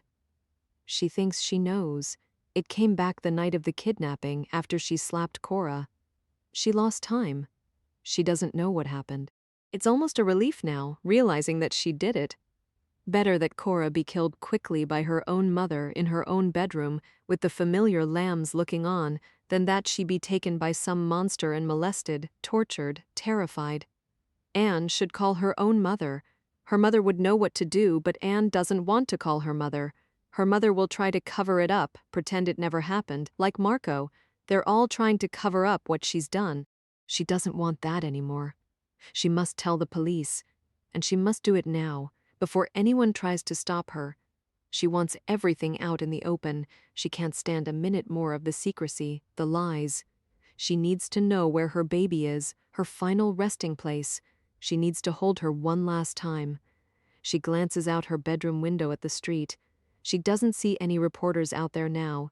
She dresses quickly and calls a cab to bring her to the police station. It seems to take a long time, but finally the cab arrives. She gets into the cab quickly and settles herself in the back seat, feeling strange but determined. She needs this to end. She will tell them what happened. She killed Cora. Marco must have arranged to have her taken away and then urged them to offer ransom money afterward, to mislead the police. But now Marco will have to stop protecting her. He will have to stop lying to her. He will have to tell them where he put Cora's body, and then she will know. She must know where her baby is. She can't stand not knowing. She can't trust anyone to tell the truth unless she goes first. When she arrives at the police station, the officer behind the front desk looks at her with obvious concern. "Are you all right, ma'am?" she asks. "I'm fine," Anne says quickly. "I want to see Detective Rasbach." Her voice sounds strange to her own ears. "He's not here." "It's Sunday," the officer says. "I'll see if I can get him on the phone." She has a brief conversation on the phone, puts it down, and says, "He's on his way. He'll be here in about half an hour." Anne waits impatiently, her mind in turmoil. When Rasbach appears less than half an hour later, he is casually dressed in khaki trousers and a summer shirt. He looks very different. Anne is used to him in a suit. She finds it disorienting. "Anne," he says, looking at her closely with those eyes that miss nothing, "what can I do for you?" "I need to talk to you," Anne says quickly. "Where is your lawyer?" Rasbach asks. "I was informed that you would no longer talk to us without your lawyer present." "I don't want my lawyer," Anne insists. "Are you sure? Maybe you should call him. I can wait." Her lawyer will just stop her from saying what she needs to say. "No, I'm sure I don't need a lawyer." "I don't want one, and don't call my husband." "All right then," Rasbach says, and turns to lead her down the long hall. Anne follows him to one of the interview rooms. She starts to talk before he's even sat down. He tells her to wait. "For the record," Rasbach says to her, "please state your name, the date, and the fact that you've been advised to call your lawyer but have declined." When Anne has done so, they begin. "Why are you here today?" the detective asks her. "I have come to confess." 28, detective. Rasbach observes Anne carefully. She is clearly agitated, wringing her hands. Her pupils look dilated, her face pale. He is unsure whether to proceed. She has waived her right to counsel, on videotape, but he is not confident of her mental state, whether she is capable of properly making that decision. Still, he wants to hear what she has to say. They can always disallow the confession anyway, they probably will, but he has to hear it. He wants to know. "I killed her," Anne says. She is distressed, but she seems rational, not out of her mind. She knows who she is, where she is, and what she's doing. "Tell me what happened, Anne," he says, sitting across from her at the table. "I went over to check on her at 11, Anne says. "I tried to feed her with the bottle because I'd been drinking. But she was very fussy. She wanted the breast. She wouldn't take the bottle." She stops talking, stares at the wall over Rasbach's shoulder, as if seeing it all again as a film played on a screen behind him. "Go on," the detective says. "So I thought, fuck it, and I put her on my breast. I felt bad about it, but she wouldn't take the bottle, and she was hungry. She was crying and wouldn't stop. She's never had trouble taking the bottle before. She's never refused it. How was I to know she would refuse the bottle the one night I have a few glasses of wine?" Rasbach waits for her to continue. He doesn't want to speak and interrupt the flow of her thoughts. She seems to be almost in a kind of trance, still staring at the wall behind him. "I didn't know what else to do, so I nursed her." She drags her eyes from the wall and looks at him. "I lied before, when I said that I remembered changing her out of the pink onesie. I don't remember. I just told you that because I assumed that's what I did, but I don't actually remember any of it." "What do you remember?" Rasbach says. I remember nursing her, and she suckled for a bit, but she didn't have a good feed, and then she started fussing again. Anne's eyes slide to that imaginary screen again. I held her and walked around with her a bit, singing to her, but she just cried louder. I was crying too. She looks at him. I slapped her. Now Anne bursts into tears. After that, I don't remember. She was wearing the pink onesie when I slapped her. I remember that, but I don't remember anything after that. I must have changed her and changed her outfit. Maybe I dropped her or shook her, I don't know. Maybe I held a pillow over her face to stop her from crying, like you said, but she must have died somehow. She begins sobbing hysterically. And when I went over at midnight, she was in her crib, but I didn't pick her up. I don't know if she was breathing then. Rasbach lets her cry. Finally, he says, Anne, if you don't remember, why do you think you killed Cora? Because she's gone. Because I don't remember sometimes. When I'm under stress, my mind splits off, disconnects from reality. Then I realize that I'm missing some time, that I've done something I don't remember. It's happened before. Tell me about it. You know all about it. You spoke to Janice Foegel. I want to hear your version. Tell me what happened. I don't want to. She takes several tissues from the box and wipes her eyes. Why not? I don't want to talk about that. Rasbach leans back in his chair and says, Anne, I don't think you killed Cora. Yes, you do. You said so before. She is twisting the tissues in her hands.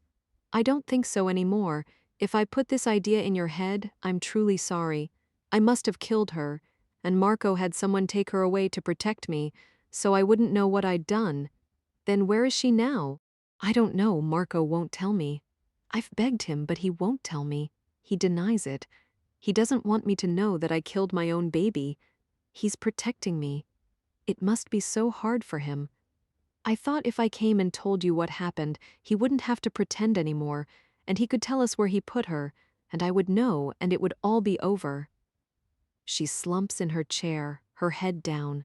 It's true that in the beginning, Rasbach suspected that something like this might have happened, that the mother might have snapped, killed the baby, and she and the husband covered it up. It could have happened, but not the way she tells it. Because if she'd killed the baby at 11 o'clock, or even at midnight, and Marco wasn't aware of it until 12:30, how could Derek Honig already have been waiting with a car in the lane to take the body away? No, she didn't kill the baby. It just didn't add up. Anne, are you sure that it was at 11 o'clock when you fed her, and she was crying? Could it have been earlier? At 10, for instance? If that were the case, Marco might have known earlier when he checked her at 10:30. No, it was 11. I always do her final feeding at 11, and then she usually sleeps through till about 5 in the morning. That was the only time I was away from the party for more than 5 minutes. You can ask the others. Yes, Marco and Cynthia agree that you were gone a long time around 11, that you didn't get back until 11:30 or thereabouts, and you checked on her again at midnight, Rasbach says. Did you tell Marco you thought you might have hurt her when you got back to the party? No, I just realized last night that I must have done it. But you see, Anne, that it's impossible what you describe, Rasbach tells her gently. How could Marco have gone over at 12:30, not knowing the baby was dead, and have someone in a car in the garage waiting to take her a couple of minutes later? Anne goes completely still. Her hands stop moving. She looks confused. There's something else he needs to tell her. It looks like the man who was murdered at the cabin, Derek Honig, is the one whose car was in your garage and who took Cora away. The tire treads are the right type, and we'll know soon if they're a match with the tracks left in your garage. We think Cora was taken to his cabin in the Catskills. Sometime later, Honig was beaten to death with a spade. Anne looks as if she's unable to take in this information. Rasbach is worried about her. Can I call someone to drive you home? Where's Marco? He's at work, on a Sunday? She doesn't answer. Can I call your mother? A friend? No, I'm fine.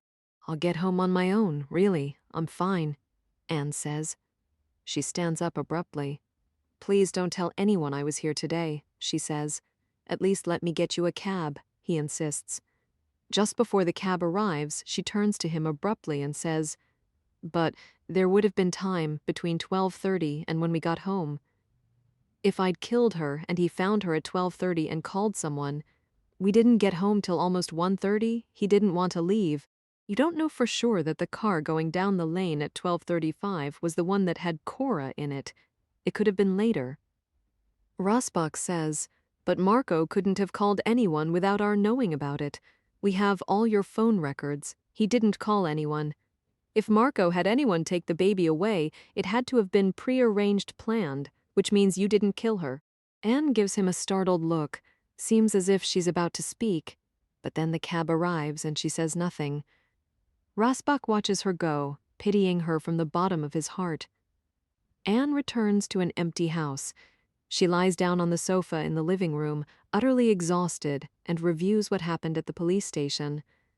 Rasbach had almost had her convinced that she couldn't have killed Cora, but he didn't know about the cell phone hidden in the wall. Marco could have called someone at 12:30. She doesn't know now why she didn't say anything about the cell phone. Maybe she didn't want Rasbach to know about Marco's affair. She was too ashamed. Either that or that man with the cabin took her away alive sometime after Marco checked on her at 12:30. She doesn't know why Detective Rasbach is so convinced that the car going down the lane at 12:35 had anything to do with it. She remembers how she used to lie here with Cora on her chest. It seems very long ago now. She would get so tired she'd need to lie down for a minute with the baby. They would snuggle together on the sofa in the quiet part of the day like now, and sometimes they would fall asleep together. Tears slide down her cheeks. She hears sounds coming from the other side of the wall. Cynthia is home, moving around in her living room, playing music. Anne despises Cynthia. She hates everything about her childlessness, her air of superiority and power, her figure, her seductive clothing. She hates her for toying with her husband, for trying to destroy their life together. She doesn't know if she can ever forgive Cynthia for what she's done. She hates Cynthia all the more because they used to be such good friends. Anne hates it that Cynthia lives on the other side of the wall. She suddenly realizes that they can move. They can put the house up for sale. She and Marco are infamous here anyway. The mail still piles up each day, and the house that she loved so much is now like a crypt. She feels buried alive. They can't live here much longer, with Cynthia on the other side of the wall, within beckoning distance of Marco. What was Marco doing coming out of Cynthia's backyard yesterday anyway, looking so guilty? He vehemently denies having an affair with her, but Anne isn't stupid. She can't get the truth out of him, and she's tired of all the lies. She will confront Cynthia herself. Get the truth out of her. But with Cynthia, too, how could she know what was the truth and what was a lie? Instead, she gets up and goes out the back door to the yard. She goes into the garage to get her gardening gloves. In the garage, she stops and lets her eyes adjust to the light. She can smell the familiar garage smell of oil, old wood, and musty rags.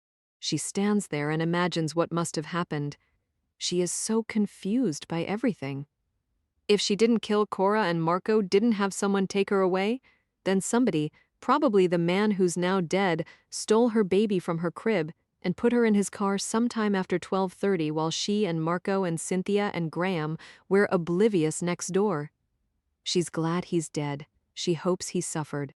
She goes outside again and starts viciously wrenching weeds out of the lawn until her hands are blistered and her back aches. 29.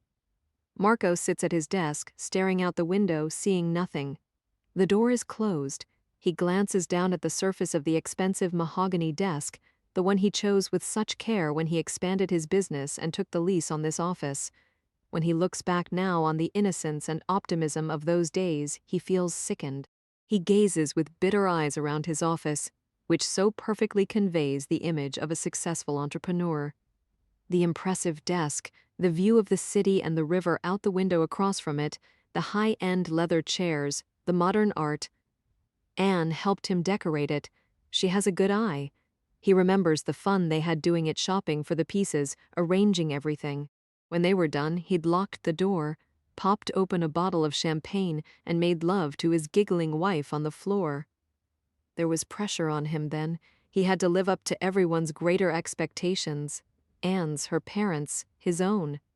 Perhaps if he'd married someone else, he would have been content to work his way up, building his business more slowly with grit and talent and long hours. But he had the opportunity to make things happen faster, and he took it. He was ambitious. He had that money handed to him on a silver platter, and of course he was expected to make a success of it right away. How could he not succeed, as the recipient of such a magnificent handout? There was a lot of pressure. Richard especially took a greater interest in how the business was doing since he'd bankrolled it. It had seemed too good to be true, and it was. He'd gone after the big clients before he was ready. He'd made the classic rookie mistake of growing too fast. If he hadn't married Anne, no, if he hadn't accepted the wedding gift of the house and, years later, the loan of her parents' money, they might be renting an apartment somewhere, he'd have an ugly office farther away from downtown. He wouldn't be driving an Audi, but he'd be working hard and building success on his own terms. He and Anne would be happy. Cora would be at home. But look at how it has all turned out.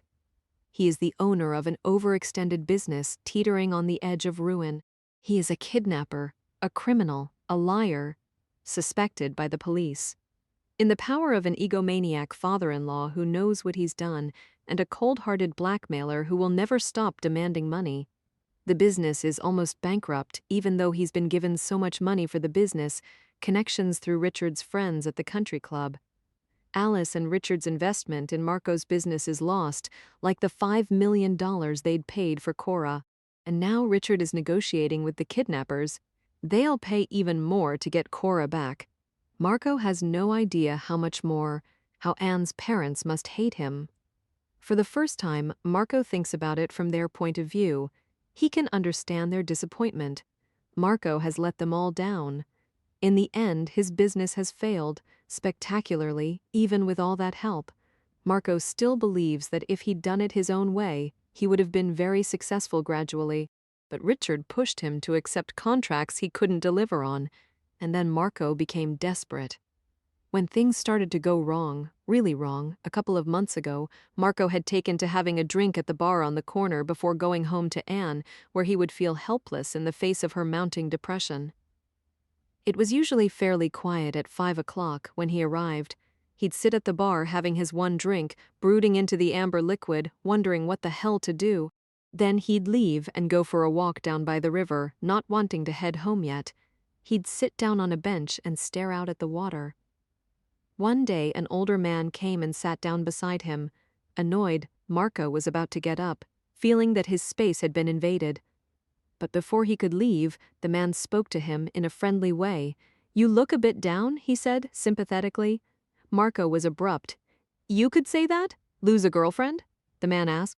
"I wish it were that simple," Marco had said. "Ah, must be business troubles then," the man said, and smiled. "They're much worse." He held out his hand.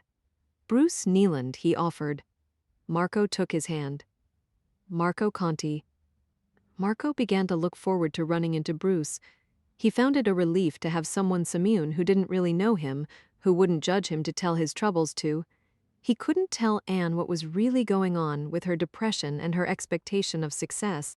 He hadn't told her that things were going south, and once he'd started not telling her things were going badly, he couldn't suddenly tell her just how badly things were going. Bruce seemed to understand. He was easy to like, with a warm, open manner. He was a broker. He'd had good years, bad years. You had to be tough, ride out the bad times. "It's not always easy," Bruce said, sitting beside him in his expensive, well-cut suit. "That's for sure," Marco agreed. One day, Marco had a little too much to drink at the bar. Later, down by the river, he told Bruce more than he meant to. It just slipped out. The problem with his in-laws. Bruce was a good listener. "I owe them a lot of money," Marco confessed. "They're your in-laws. They're not going to feed you to the fishes if you can't pay," Bruce said, looking out at the river. "Maybe that would be better," Marco said sourly. Marco explained the hold his wife's parents had over him, the business, the house, even trying to turn his wife against him. "I'd say they've got you by the short and curlies," Bruce said, pursing his lips. "Yup." Marco took off his jacket, slung it over the back of the bench. It was summer, and the evenings were warm. "What are you going to do?" "I don't know. You could ask them for another loan, tide you over till business improves, Bruce suggested. In for a penny, in for a pound. I don't think so. Bruce looked him in the eye. Why not? Don't be an ass. Just ask. Get yourself out of the hole, live to fight another day. They'll want to protect their investment anyway, at least give them the option. Marco considered. As much as he hated the idea, it made sense to come clean to Richard, to tell him the business was in trouble. He could ask him to keep it between them, not to bother Anne and Alice with it. After all, businesses failed every day. It was the economy. Things were much tougher now than when Richard started out. Of course, Richard would never see it that way. At least he would never admit it. Ask your father-in-law, Bruce advised. Don't go to the bank. Marco didn't tell Bruce, but he'd already been to the bank. He'd put a mortgage on the house a few months earlier. He'd told Anne it was to help the business expand further in a high-growth time, and she hadn't questioned it. He'd made her promise not to tell her parents. He said they had their noses in too much of Marco and Anne's business already. Maybe, Marco said. He thought about it for 2 days. He slept poorly. Finally, he decided to approach his father-in-law. It was always Richard he dealt with when it came to financial matters involving Anne's parents. Richard liked it that way. Marco screwed up his courage and called Richard and asked if they could meet for a drink. Richard seemed surprised, but he suggested the bar at the country club. Of course, he always had to be on his own fucking turf. When Marco arrived, he was nervous and downed his drink quickly. He tried to slow down when he got close to the ice cubes. Richard stared at him. "What's this about, Marco?" he asked. Marco hesitated. "The business isn't doing as well as I'd like." Richard immediately looked wary. "How bad is it?" he asked. This is what Marco hated about his father-in-law. It was all about humiliation. He couldn't let Marco save face. He couldn't be generous. "Pretty bad, actually," Marco said. "I've lost some clients. Some haven't paid. I'm having a bit of a cash flow problem at the moment." "I see," Richard said, nursing his drink. There was a long silence. He wasn't going to offer, Marco realized. He was going to make Marco ask. Marco looked up from his drink, regarded his father-in-law's stern face. "Could you provide me another loan to get over this tough spell?" he asked. "We could structure it like a real loan. I want to pay interest on it this time." Marco hadn't really considered the possibility that his father-in-law might refuse. He didn't think Richard would dare, because what would happen to his daughter then? It was mostly the groveling he'd been avoiding, this moment of having to ask for help, of being in Richard's power. Richard looked back at him, his eyes cold. "No," he said. Even then, Marco misunderstood. He thought Richard was saying no to the interest. "No, really. I want to pay interest. 100,000 would do it." Richard leaned forward in his seat, hulking over the little table between them. "I said no." Marco felt the heat go up his neck, felt his face flush. He didn't say anything. He didn't believe Richard meant it. "We're not giving you any more money, Marco," Richard said. "We won't loan you any money either. You're on your own." He settled back in his comfortable club chair. "I know a bad investment when I see one." Marco didn't know what to say. He wasn't going to beg. When Richard made up his mind, that was it, and he'd obviously made up his mind. "Alice and I feel the same way about this. We'd already decided to stop giving you any more handouts," Richard added. "What about your daughter?" Marco wanted to ask, but he couldn't find his voice. Then he realized he already knew the answer. Richard would tell Anne about this. He'd tell his daughter what a poor choice she'd made in Marco. Richard and Alice had never liked him. They'd been waiting patiently for this day. They wanted Anne to leave him, to take his baby and leave him. Of course, that's what they wanted. Marco couldn't let that happen. He stood up suddenly, bumping the little table between them at his knees. "Fine," he said. "I'll manage on my own." He turned and left the lounge, blind with rage and shame. He would tell Anne himself first. Tell her what a bastard her father really was. It was late afternoon. Time for one more drink before he went home. He went over to his own bar for a quick one, and then went for his walk. Bruce was already there on the bench. That was the moment. The point at which there was no going back. 30? You look like shit. Bruce said as Marco sat down beside him on the bench. Marco was numb. He'd screwed up his courage to ask, but he hadn't actually considered that Richard would say no. The business could be saved, Marco was sure of it. There were some bad debts, clients who hadn't paid, but there was some new business he was chasing. They were just being slow about making a decision. It could still all come right, with a little money to tide him over. He still had his ambition. He still believed in himself. He just needed some breathing space. He needed some cash. "I need some money," Marco told Bruce. "Know any loan sharks?" He was only half joking. He knew how desperate he must seem. But Bruce took him seriously. He turned sideways to look at Marco. "No, I don't know any loan sharks, and anyway, you don't want to do that," Bruce said. "Well, I don't know what the fuck else I can do," Marco said, running his hand through his hair, staring angrily out at the river. "You could declare bankruptcy, start over," Bruce said after some thought. "Lots of people do." "I can't do that," Marco said stubbornly. "Why not?" Bruce asked. "Because it would kill my wife. She's fragile right now, post-baby, you know." Marco leaned forward, rested his elbows on his knees, and put his face in his hands. "You have a baby?" Bruce said, sounding surprised. "Yes," Marco said, glancing up. "A baby girl." Bruce sat back and looked hard at Marco. "What?" Marco said. "Nothing," Bruce said quickly. "No, you were going to say something," Marco said, straightening up on the bench. Bruce was obviously turning something over in his mind. "How do your wife's parents feel about their little granddaughter?" Marco said. "They dote on her. She's the only grandchild. I know what you're getting at. They'll give her money for her education, probably settle some money on her when she's 21, but they'll tie it up in a trust so I can't get my hands on it. No help there." "There is if you're creative about it," Bruce said, cocking his head at him. Marco stared at him. "What do you mean?" Bruce leaned in and lowered his voice. "Are you willing to take a little risk? What are you talking about?" Marco cast about to see if there was anyone who could overhear, but they were alone. "They won't give you money, but I bet they'd pay up pretty fast to get their only grandchild back." "What are you suggesting?" Marco whispered. But he knew. The two men eyed each other.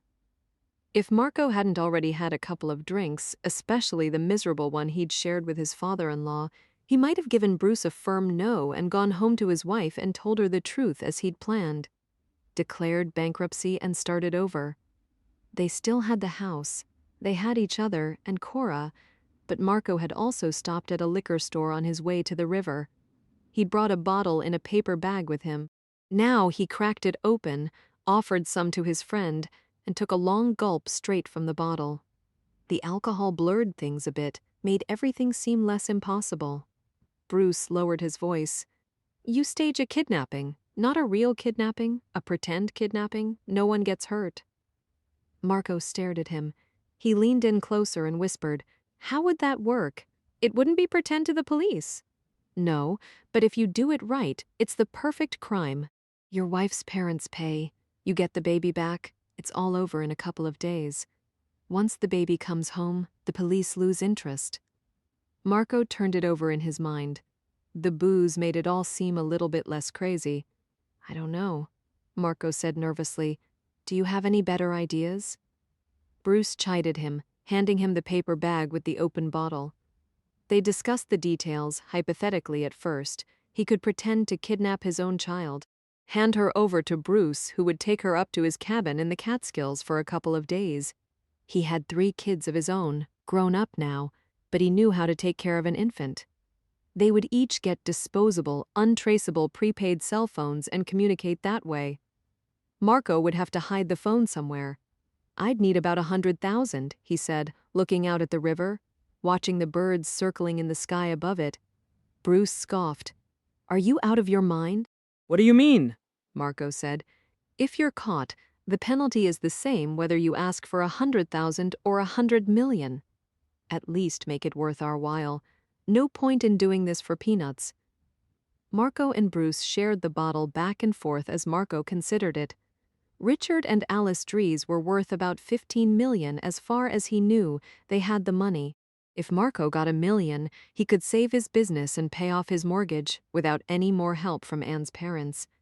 At least not directly. It would be sweet to take a couple million off that bastard Richard. They decided on a ransom of $2 million. Split 50-50. Not bad for 2 days' work, Bruce assured him. Marco decided it had to be soon. If he waited longer, he would lose his nerve, he said. Tomorrow night we're going out, there's a dinner party next door. We'll have a babysitter, but she always falls asleep on the couch with her earbuds. You could go out for a smoke and sneak home and bring the baby out to me, Bruce said. Marco thought about it. It could work. They discussed the plan in more detail. Now, if he could choose the point at which he could go back and change everything, it would be the first time he met Bruce. If only he hadn't taken that walk in the spring air down to the water. If he hadn't sat on that bench. If Bruce hadn't happened by. If only he'd gotten up and left that day when Bruce sat down and not struck up an acquaintance that had, over time, grown into a friendship. How different everything would be now. He didn't think the police would be able to find anyone who could put Bruce and him together. Their meetings were rather sporadic, unpredictable. The only people around were people occasionally jogging or whizzing by on rollerblades. He hadn't worried about it before because no one was going to see Bruce again. Bruce was ready to retire. He was going to take his $1 million and disappear. But now Bruce is dead, and Marco is completely fucked. He needs to call Richard. That's the reason he came to the office, to get away from Anne so that he could have a private conversation with her father. He has to know what's going on with Cora, whether Richard has made new arrangements with the kidnappers. He hesitates. He can't bear the thought of any more bad news. No matter what else happens, they have to get Cora back. He has to trust that Richard can make it happen. He will deal with the rest later. He picks up the phone and enters the number for his father-in-law. It goes directly to voicemail. Fuck. He leaves a brief message. It's Marco, call me. Let me know what's happening.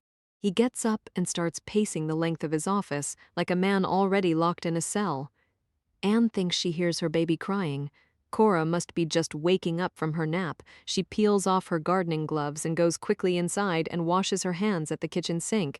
She can hear Cora upstairs in her crib, crying for her. Just a minute, sweetheart, she calls.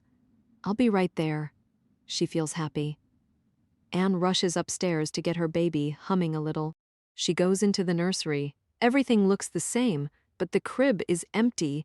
She suddenly remembers, and it's like being violently swept out to sea. She collapses into the nursing chair. She's not right. She knows she's not well. She should call someone, her mother, but she doesn't. Instead, she rocks herself back and forth in the chair. She would like to blame Cynthia for all her problems, but she knows Cynthia doesn't have her baby. Cynthia has only tried to steal her husband, the husband that Anne herself is no longer even sure she wants. Some days she thinks Marco and Cynthia deserve each other. Anne hears Cynthia now on the other side of the wall, and all her hatred solidifies into a powerful rage, because if they hadn't gone to Cynthia's that night, if Cynthia hadn't said no children, none of this would ever have happened. She would still have her baby. Anne studies herself in the shattered upstairs bathroom mirror, which they still have not replaced. She looks fractured, splintered into 100 different pieces. She hardly recognizes the person looking back at her. She washes her face, brushes her hair. She goes into the bedroom and puts on a clean shirt and new jeans. She checks there are no reporters in front of the house. Then she walks next door and rings the doorbell. Cynthia answers, clearly surprised at finding Anne on her doorstep. "Can I come in?" Anne asks, even for a day spent at home.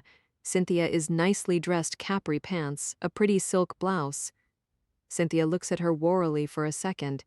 Then she pulls the door wide and says, "Okay." Anne steps into the house. "Do you want some coffee? I could put some on," Cynthia offers. "Graham's away. He's flying back late tomorrow night." "Sure," Anne says, following her into the kitchen. Now that she's here, she wonders how to begin. She wants to learn the truth. Should she be friendly? Accusatory? The last time she was in this house, everything was still normal. It seems like such a long time ago. Another lifetime. In the kitchen, Anne looks at the sliding glass doors that lead out to the patio and the backyard. She sees the chairs on the patio. She imagines Cynthia in Marco's lap in one of those chairs, while the dead man drives Anne's baby away. She is filled with rage, but she is careful not to show it. She has had a lot of practice feeling anger without showing it. She dissembles. Isn't that what everyone does? Everyone is faking it, all of them pretending to be something they're not. The whole world is built on lies and deceit. Cynthia is a liar, just like Anne's husband. Anne feels dizzy suddenly and sits down at the kitchen table. Cynthia gets the coffee maker started, then turns around and faces her, leaning back against the counter. From where Anne is seated, Cynthia looks taller and more long-legged than ever. Anne realizes that she's jealous, insanely jealous of Cynthia, and Cynthia knows it. Neither of them seems to want to start the conversation. It's awkward. Finally, Cynthia says, "Are they making any progress with the investigation?" She wears an expression of concern as she says this, but Anne isn't fooled. Anne looks at her and says, "I will never get my baby back." She says this calmly, as if she's talking about the weather. She feels disconnected, not rooted to anything. She realizes all at once that it was a mistake coming here.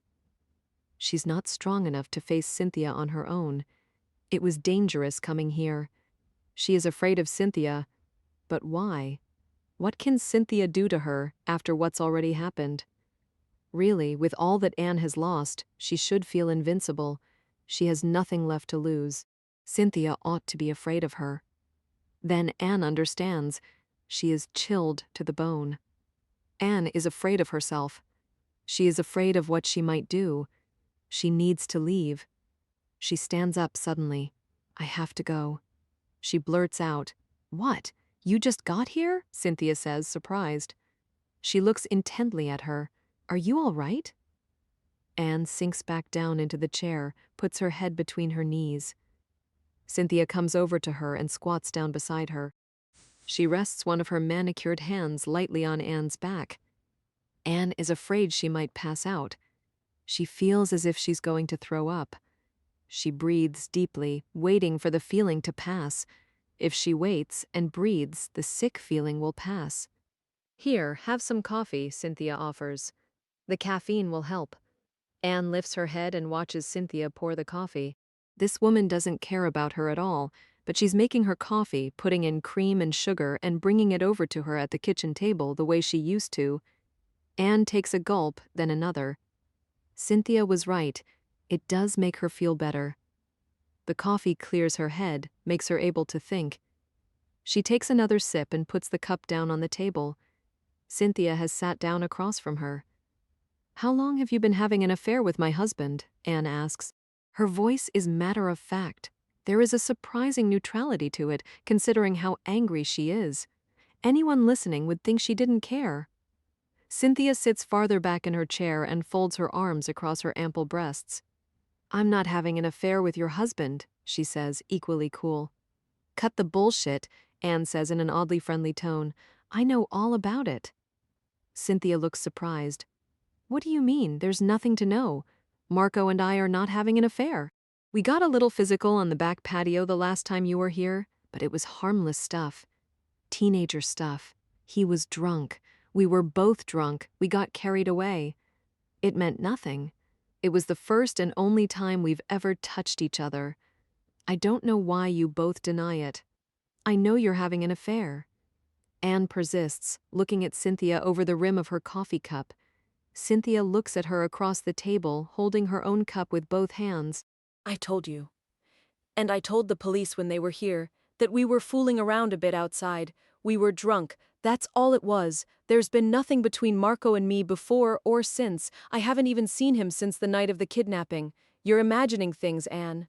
Her tone is patronizing. "Don't lie to me," Anne suddenly hisses. "I saw Marco coming out of your back door yesterday afternoon." Cynthia stiffens. "So don't lie to me and tell me you haven't seen him." "And I know about the cell phone." What cell phone? One of Cynthia's perfectly shaped eyebrows has gone up. "Never mind," Anne says, wishing she could take this last bit back. She remembers that the cell phone might have been for someone else. It's so confusing, everything that's been happening. She can hardly keep things straight anymore. She feels as if her mind is breaking down. She was always sensitive before, but now her baby is gone. Her husband is cheating on her, lying to her. Who wouldn't lose her mind in this situation? No one could blame her. No one could blame her if she did something crazy. Now Cynthia's expression changes. The false concern vanishes and she regards Anne coldly. You want to know what's going on, Anne? Are you sure you really want to know? Anne looks back at her, confused by her change of tone.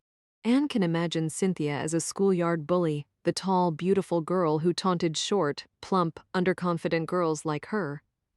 Yes, I want to know. Are you sure? Because once I tell you, I'm not going to be able to take it back.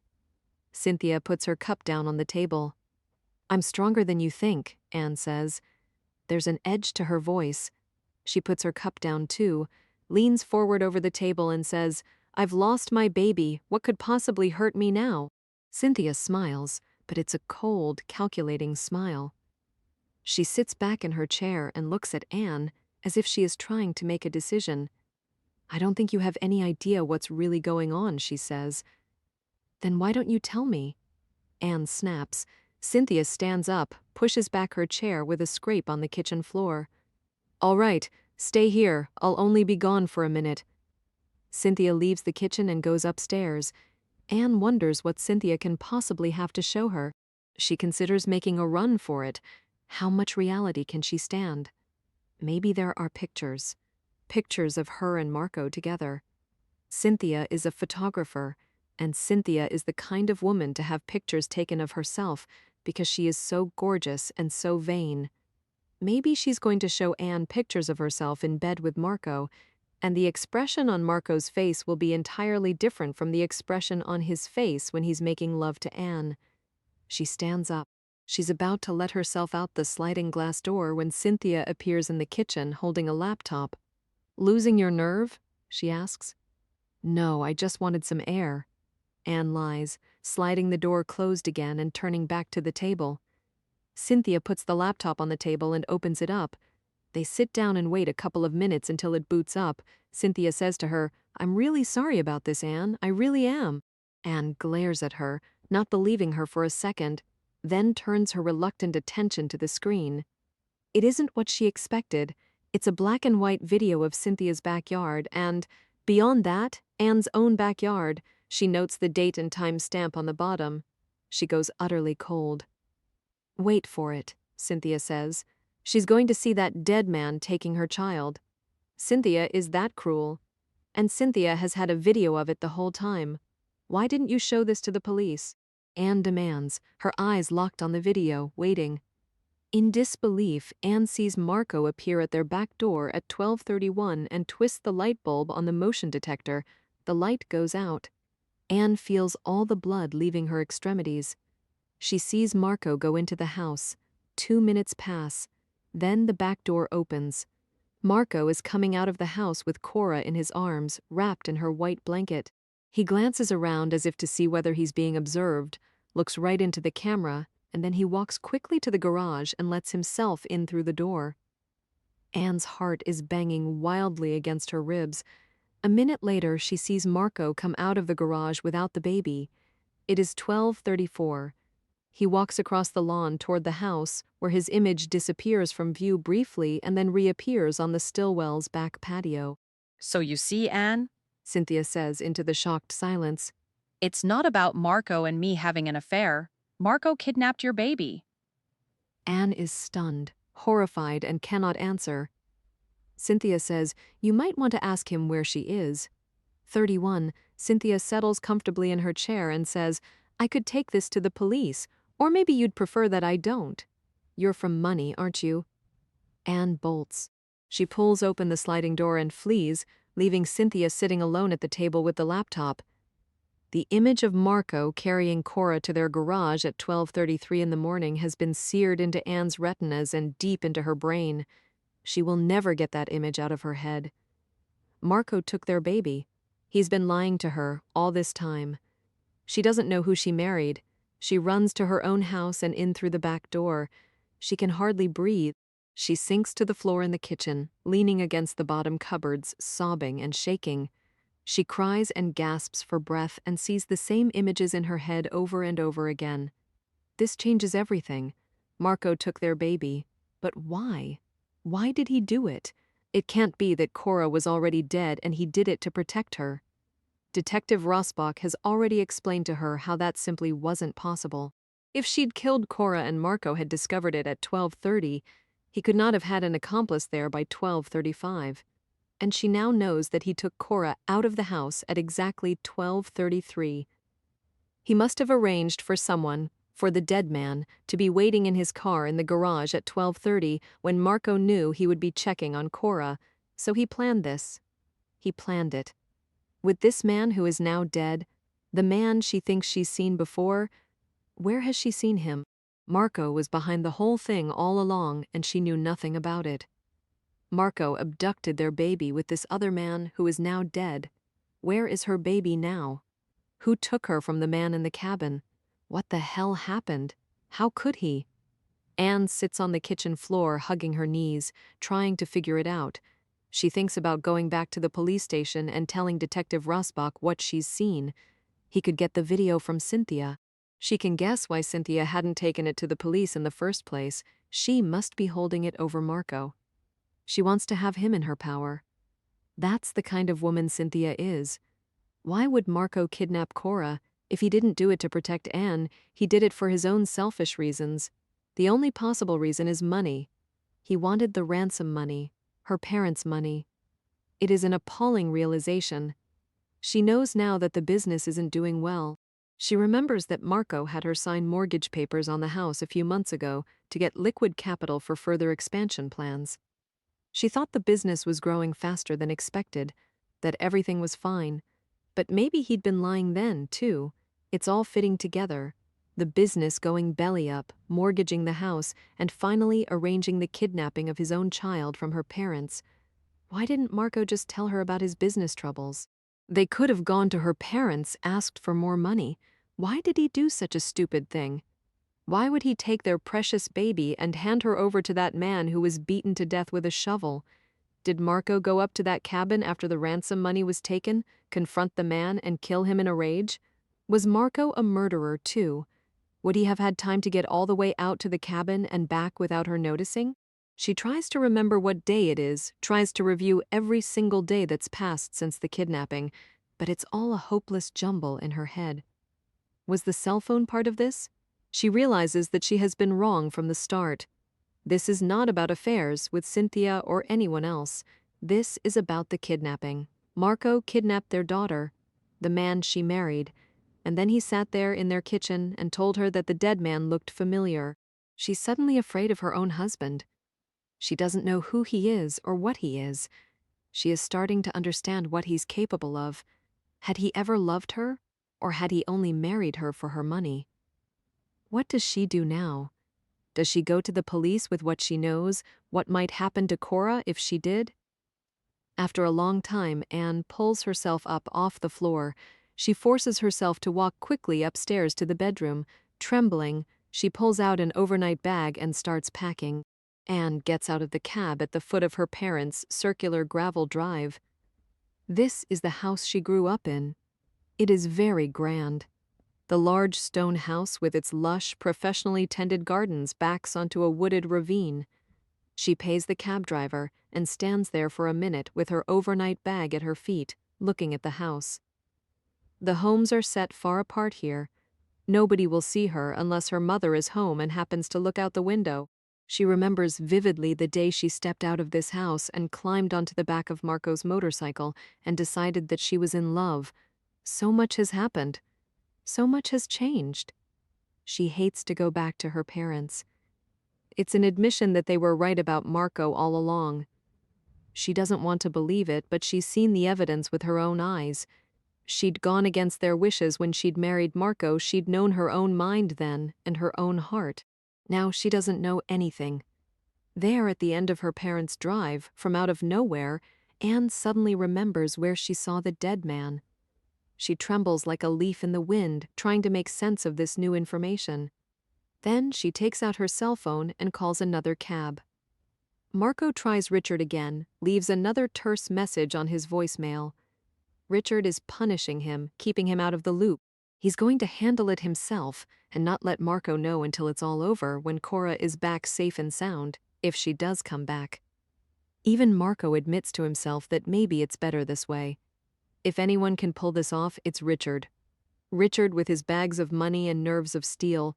Marco is exhausted, physically and emotionally. He wants nothing more than to lie down on his office couch, sleep for a few hours, and wake up to a phone call that Cora is home again, safe. But then, what happens after that? He remembers there's an open bottle of scotch in the back of one of his filing cabinet drawers. He stops pacing, moves over to the filing cabinet, and pulls open the drawer. The bottle is half empty. He grabs a glass, also hidden in the filing cabinet, and pours himself a stiff one. Then he resumes his pacing.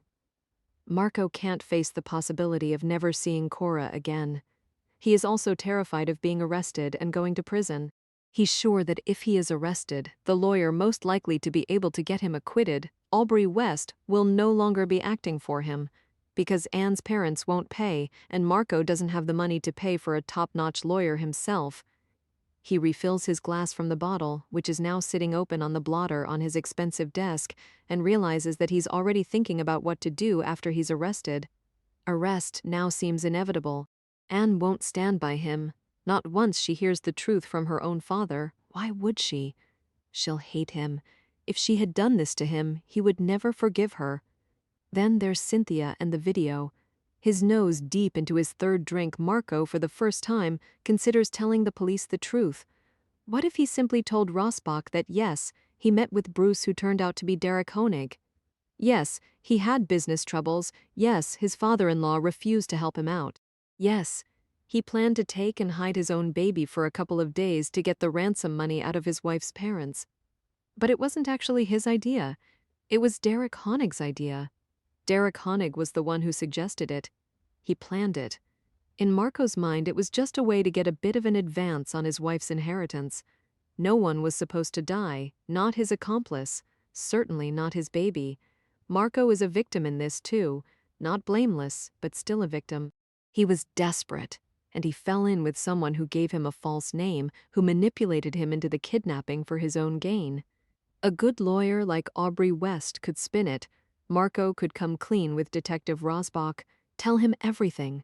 Once Cora is back home, he would go to prison. But Cora, if she survives this, would be with her mother. Richard would no longer have anything to hold over him, and Cynthia would be shit out of luck. Maybe he could even make sure she went to jail for attempted blackmail. For a minute, he imagines Cynthia in a shapeless orange jumpsuit with unwashed hair. He looks up from his pacing, catches his reflection in the large mirror hanging on the wall across from the window, and barely recognizes himself. 32. Marco finally returns home. Once it's dark. He's had too much to drink, so he leaves the car behind and takes a cab. He arrives home disheveled, his eyes bloodshot, his body racked with tension, even with all the alcohol in it. He lets himself in the front door. Anne? He calls, wondering where she is. The house is dark and feels empty. It's very quiet. He stands still, listening to the silence. Maybe she isn't here. Anne? His voice is louder now, worried. He walks farther into the living room. He stops when he sees her. Anne is sitting on the sofa in the dark, utterly still. There is a large knife in her hands. Marco recognizes it as the carving knife from the wooden block on their kitchen counter. The blood drops from his heart and pools in his feet. He takes a cautious step forward and tries to see her more closely. What is she doing, sitting in the dark with a knife? Anne? Marco says, more quietly. She appears to be in some kind of trance. She's scaring him. Anne, what happened? He speaks to her the way someone might try to talk to a dangerous animal. When she doesn't answer him, he asks in the same gentle voice, "What are you doing with the knife?" He needs to turn on the light. He moves slowly toward the lamp on the side table. "Don't come near me." She holds up the knife. Marco stops in his tracks, staring at her, at the way she's holding the knife, as if she means to use it.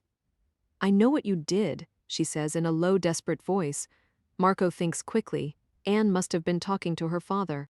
Things must have gone horribly wrong. Marco is flooded with despair. He realizes how much he was relying on his father-in-law to save the day, to get Cora back for them, but clearly everything has fallen apart. Their baby is gone forever, and Anne's father has told her the truth. And now this last part, this final piece, his wife has lost her mind. "What's with the knife, Anne?" Marco asks, forcing his voice to stay calm. "It's for protection." "Protection from who? From you?" "You don't need protection from me," Marco says to her in the dark. What has her father been telling her? What lies? He would never intentionally harm his wife or child. It's all been a terrible mistake. She has no reason to be afraid of him. "You're dangerous, Marco, with your plans and schemes. Have you seen your father?" "No." "But you've talked to him." "No." Marco doesn't understand. "Who have you been talking to?" "No one." "Why are you sitting here in the dark with a knife?" He wants to turn on the light but doesn't want to startle her. "That's not true," Anne says, as if remembering. "I did see Cynthia." Marco is silent, terrified. "She showed me the video." The look she gives him is terrible. All her pain and rage shows on her face, her hatred. Marco sags. He feels like his knees will give way. It's all over now. Maybe Anne wants to kill him for stealing their baby. He can't blame her. He wants to grab the knife and do it himself. Suddenly he goes cold. He needs to see the knife. He needs to know if she's used it, but it's too dark. He can't see her well enough to see if there's blood on her or on the knife. He takes another step toward her and stops. Her eyes terrify him. She says, "You kidnapped Cora. I saw it with my own eyes. You carried her out of the house, wrapped in her blanket, and took her to the garage. That man took her away. You planned the whole thing. You lied to me, and you kept on lying to me all this time." Her voice is disbelieving. "And then when he double-crossed you, you went to that cabin and beat him to death with a shovel." She's more animated now. Marco is horrified. "No, Anne, I didn't. And then you sat at the kitchen table with me and said he looked familiar." Marco feels sick. He thinks of how it must seem to her, how twisted everything has become. Anne leans forward. She is holding the large knife tightly with both hands. "I've been living with you in this house this whole time since Cora was taken, and all along you've been lying to me, lying about everything." She stares at him and whispers, "I don't know who you are." Marco keeps his eyes on the knife and says desperately, "I did take her. I did take her, Anne. But it's not what you think. I don't know what Cynthia told you. She doesn't know anything about it. She's blackmailing me. She's trying to use the video to get money out of me."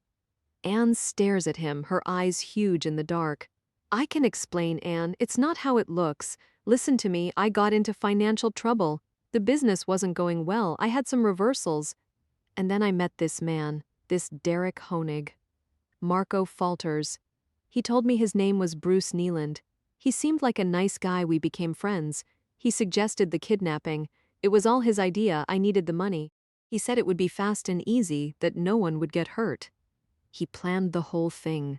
Marco pauses for breath. She is staring at him, her eyes grim. Even so, it is a relief to confess, to tell her the truth. "I took Cora out to him in the garage. He was supposed to call us within 12 hours, and we were supposed to get her back in 2 or 3 days at most. It was supposed to be so fast and easy," Marco says bitterly. "But then we didn't hear from him. I didn't know what was happening. I tried to call him with that cell phone you found. That's what it was for. But he didn't answer my calls. I didn't know what to do. I had no other way to reach him. I thought that maybe he'd lost the cell phone, or that he'd gotten cold feet, that maybe he'd killed her and left the country." His voice has become a sob. He pauses to regain control. "I was panicking. It's been absolute hell for me too, Anne. You've no idea." "Don't tell me I have no idea." Anne screams at him. "Because of you, our baby is gone." He tries to calm her by lowering his voice. He has to tell her everything. He has to get it out. And then when we got the onesie in the mail, I thought it was him, reaching out. That maybe something had happened to the cell and he was afraid to call me directly. I thought he was trying to get her back to us even when he increased the ransom to 5 million. I didn't think he would double-cross me. I was only worried that your parents might not pay. I thought maybe he'd upped the stakes because he felt the risk had increased. Marco stops talking for a minute, overwhelmed by reliving it all. But then, when I got there, Cora wasn't there. He breaks down, sobbing. She was supposed to be there. I don't know what happened.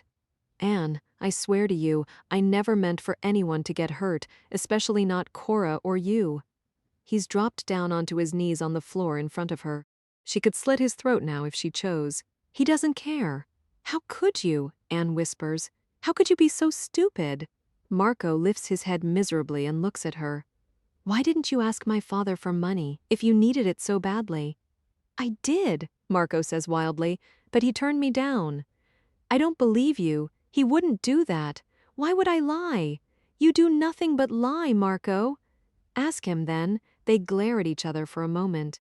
Then Marco says, more quietly, You have every reason to hate me, Anne. I hate myself for what I did, but you don't need to be afraid of me. Not even after you beat that man to death? With a spade? I didn't. Why don't you tell me everything, Marco? I have told you everything. I did not kill that man in the cabin. Then, who did? If we knew that, we'd know who has Cora. Derek wouldn't have hurt Cora, I'm sure of it. He would never have hurt her. I would never have let him have her if I thought he would. But saying this, Marco is appalled at how easily he let someone else have his daughter. He'd been so desperate that he'd blinded himself to the risks. But that was nothing to the desperation he feels now. Why would Derek harm Cora? He would have no reason to. Unless he panicked, Marco says, he just wanted to make the exchange and get his money and disappear.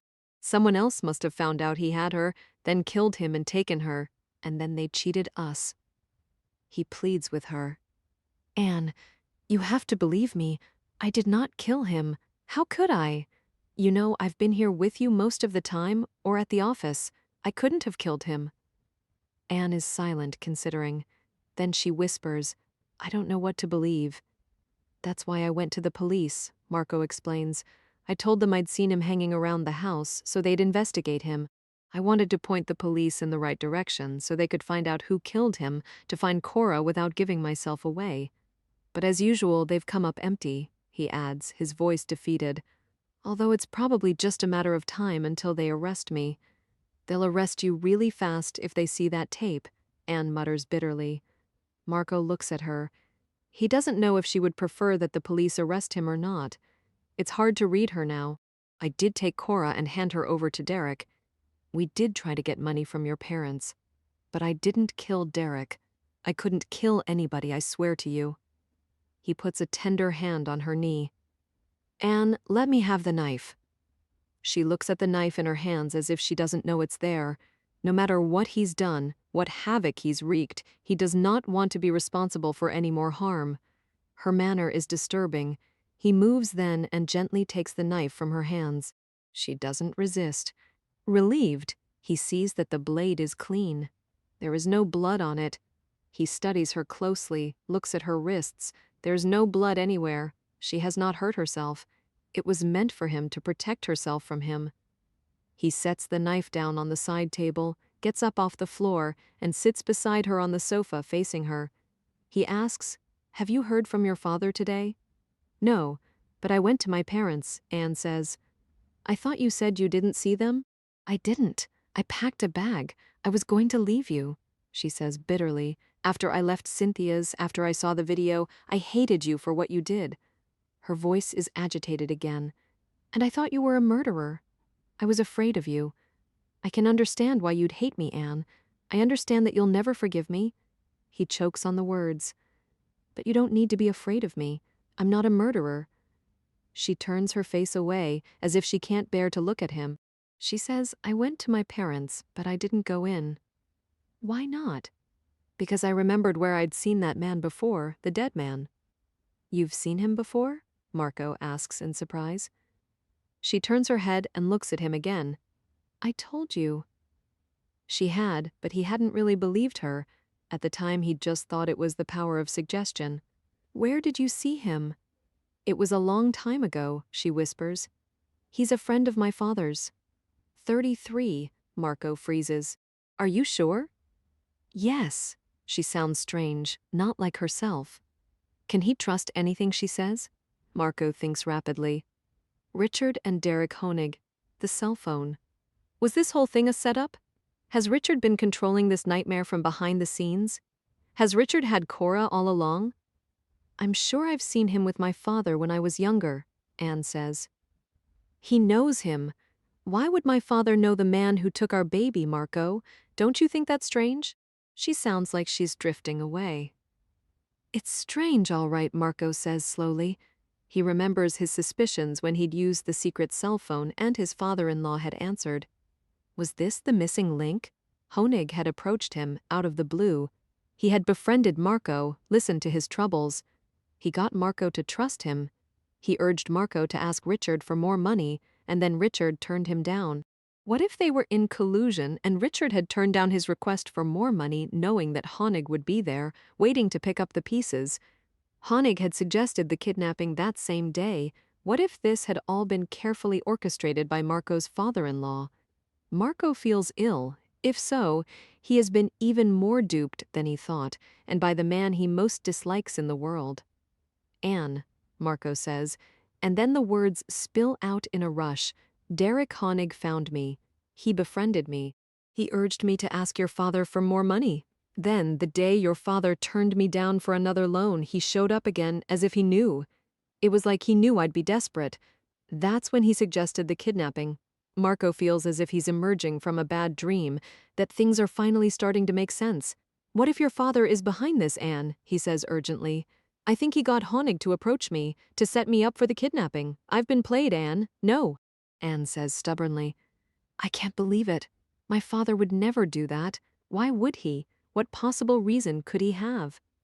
It wounds Marco that she seems to have no difficulty believing that he could murder a man with a spade in cold blood, yet can't believe that her father would set him up. But he must remember that she's seen that damning video that would shatter the faith of anyone. He must tell her the rest. And the cell phone in the duct, the one Honig and I were using. What about it? After you found it, I noticed that there were some missed calls Simeon had called from Honig's cell phone, so I called the number again, and your father answered. She looks at him in disbelief. Anne, he was expecting it to be me on the other end of the phone. He knew I'd taken Cora. I asked him how he got the phone. He said the kidnappers had mailed it to him with a note like the onesie. He said the kidnappers got in touch with him because it was in the newspapers that your parents were the ones who'd paid the ransom. He said they were asking for more money for Cora, that he was going to pay it, but he made me promise not to tell you. He said he didn't want to get your hopes up in case it all fell apart. What? Anne's face, dazed with suffering, now comes to life. He's been in touch with the kidnappers? Marco nods. He said he was going to deal with them and get her back himself, because I'd fucked it all up. When was this? Anne asks breathlessly. Last night. And you didn't tell me? He made me promise not to, in case things don't work out. I've been trying to reach him all day, but he won't call me back. I've been going out of my mind, not knowing what's happening. I assume he hasn't gotten her back, or we would have heard something, but now Marco sees it differently. He's been played by a master. But Anne, what if your father has known where Cora is all along? Anne looks like she can't take in anymore. She looks numb. Finally, her voice breaking, she asks, but why would he do that? Marco knows why. Because your parents hate me, Marco says. They want to destroy me, destroy our marriage, and get you and Cora back for themselves. Anne shakes her head. I know they don't like you. Maybe they even hate you, but what you're saying... I can't believe it. What if he's telling the truth? What if the kidnappers are in touch with my parents and he's trying to get her back for us? The hope in her voice is heartrending. Marco says, but you just said that your father knows Derek Honig? That can't be a coincidence. There's a long pause. Then she whispers, did he kill Derek Honig with the shovel? Maybe, Marco says uncertainly. I don't know. What about Cora? Anne whispers. What's happened to her? Marco takes her by the shoulders and looks into her eyes, which are big and frightened. I think your father must have her. Or he knows who does. What are we going to do? Anne whispers. We have to think this through, Marco says. He gets up from the sofa, too anxious to sit still. If your father does have her, or knows where she is, we have two options. We can go directly to the police, or we can confront him. Anne stares into space as if her mind has become overwhelmed. Maybe we should talk to your father first, rather than going to the police, Marco says uneasily. Marco doesn't want to go to jail. If we go to my father, Anne says, I can talk to him. He'll give Cora back to me. He'll be sorry. I know he will. He just wants me to be happy. Marco stops pacing and looks at his wife, questioning her grip on reality. If it's true that Derek Honig was a friend of her father's, then it could well be true that her father manipulated Marco into financial desperation into kidnapping their child. Her father might have orchestrated the deception at the exchange. He might have murdered a man in cold blood. He has caused his daughter intense pain. He doesn't care if she's happy. He just wants things his way. He is utterly ruthless. For the first time, Marco realizes what an adversary he has in his father-in-law. The man is possibly a sociopath. How many times had Richard told him that to succeed in business one had to be ruthless? Maybe that was it? Maybe he was trying to teach Marco a lesson about ruthlessness? Anne says suddenly, maybe my father is not part of this. Maybe Derek befriended you and manipulated you because he knew my father and knew he has money. But my father might not know anything about it. He might not know that Derek was the kidnapper. He might have gotten the phone and the note in the mail, like he said. She seems more lucid again. Marco thinks about this. It's possible. But he believes that Richard is running things behind the scenes. He feels it in his gut. We have to go over there, Anne says. But you can't just barge in and accuse him. We don't know for sure what's going on. I can tell him that I know you took Cora and that you gave her to Derek Honig. That we need his help getting her back. If my father is involved in this, we have to give him a way out. We have to pretend he had nothing to do with it. Beg him to work with the kidnappers to figure out how to get Cora back to us. Marco thinks about what she said and nods. Anne seems more like herself again, and he's relieved. Besides, she's right. Richard Dries isn't the kind of man you back into a corner. The important thing is to get Cora home again. And maybe my father isn't behind it at all? Maybe he really is in touch with the kidnappers, Anne says. She so obviously wants to believe that her father wouldn't do this to her. I doubt it. They sit for a moment exhausted by all that's happened, steeling themselves for what's ahead. Finally, Marco says, we'd better get going. Anne nods. She puts a hand on his arm as they're leaving. Promise me you won't lose your cool with my father, she says. What can Marco do but say yes? I promise, he adds miserably. I owe you that. They take a cab to Anne's parents' home, passing by increasingly stately houses until they arrive in the wealthiest suburb of the city. It's late, but they have not called first.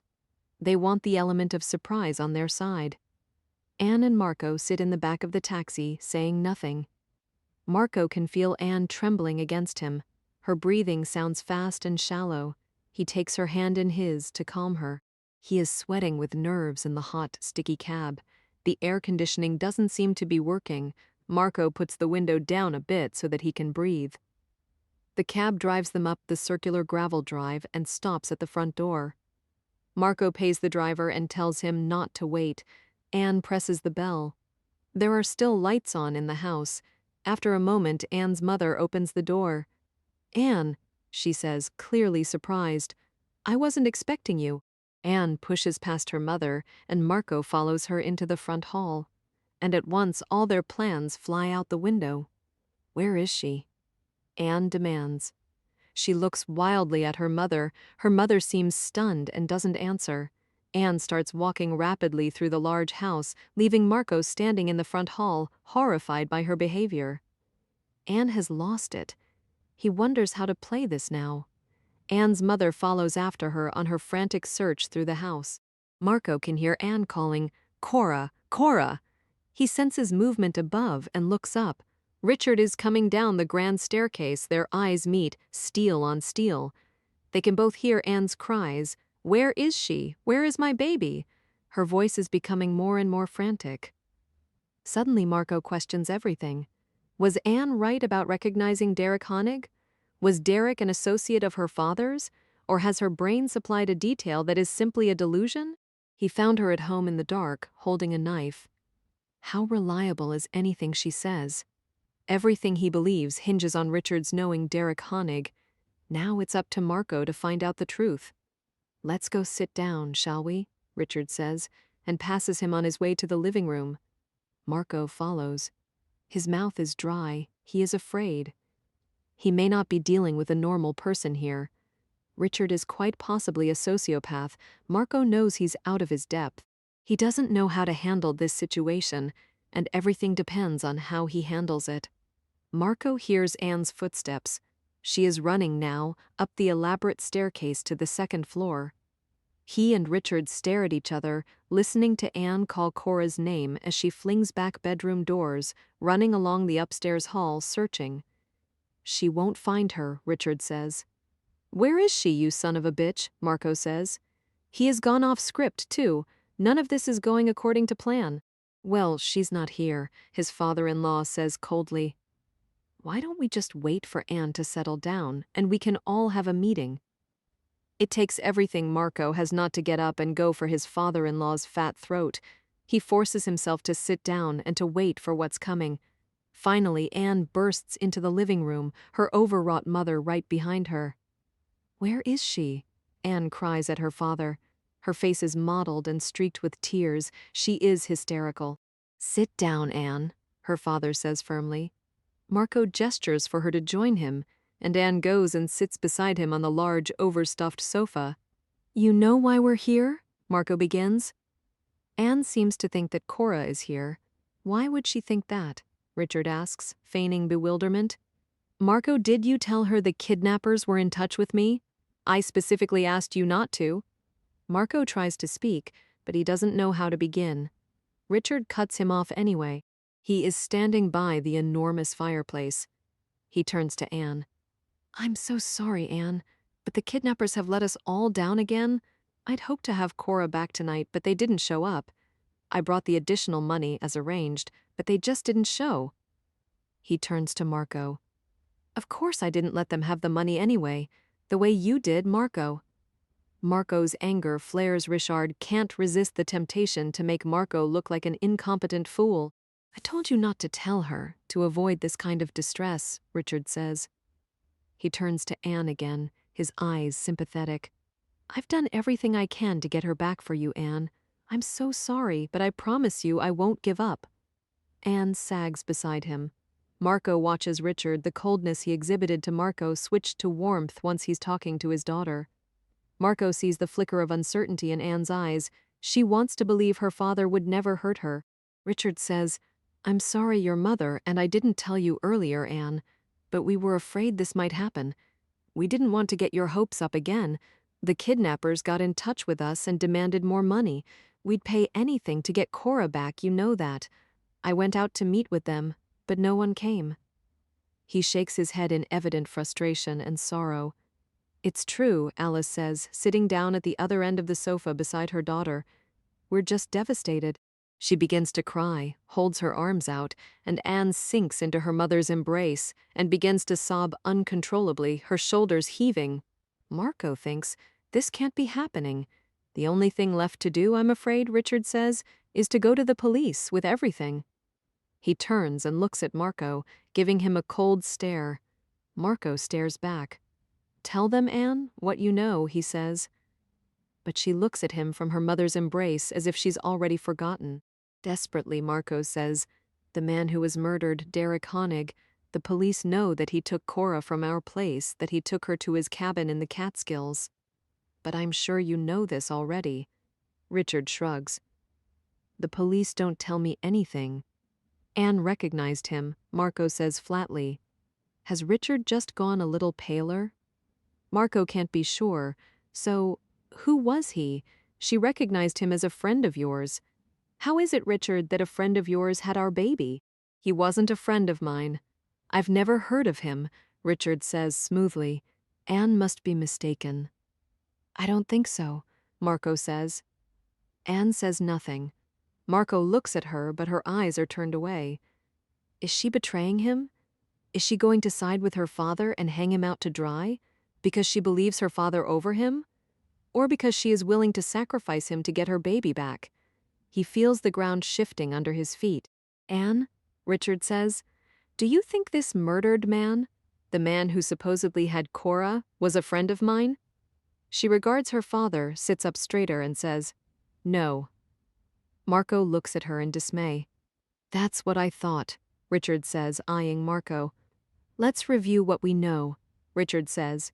He turns to his daughter. I'm sorry, Anne, but this is going to be painful for you to hear. He sits down in his chair by the fireplace and takes a deep breath before beginning, as if to indicate that this has all been very difficult for him as well. The kidnappers got in touch with us. They had our names because the newspapers figured out that we had paid the original ransom of $5 million. The kidnappers sent us a package. In the package were a cell phone and a note. The note said that the cell phone was the one that the original kidnapper had been using to stay secretly in touch with the baby's father, who was in on the plan. I tried calling the only number programmed into the phone. There was no answer, but I kept it on me, and finally it rang. It was Marco. I know all about that, Anne says woodenly. I know Marco took Cora and handed her over to Derek in our garage that night. You do? Her father says in surprise. How do you know? Did Marco tell you? Marco stiffens, afraid that she's going to mention the video. Yes, Anne says, glancing at Marco. Good for you, Marco, for being man enough to tell her, Richard says. He continues. I don't know exactly what happened, but my guess is that someone must have murdered the man in the cabin and taken Cora, and then duped Marco at the exchange. I thought all was lost until whoever did it reached out to your mother and me. He shakes his head regretfully. I don't know if they'll get in touch with us again. We can only hope. Pushed to the limit, Marco loses control. This is bullshit, he cries.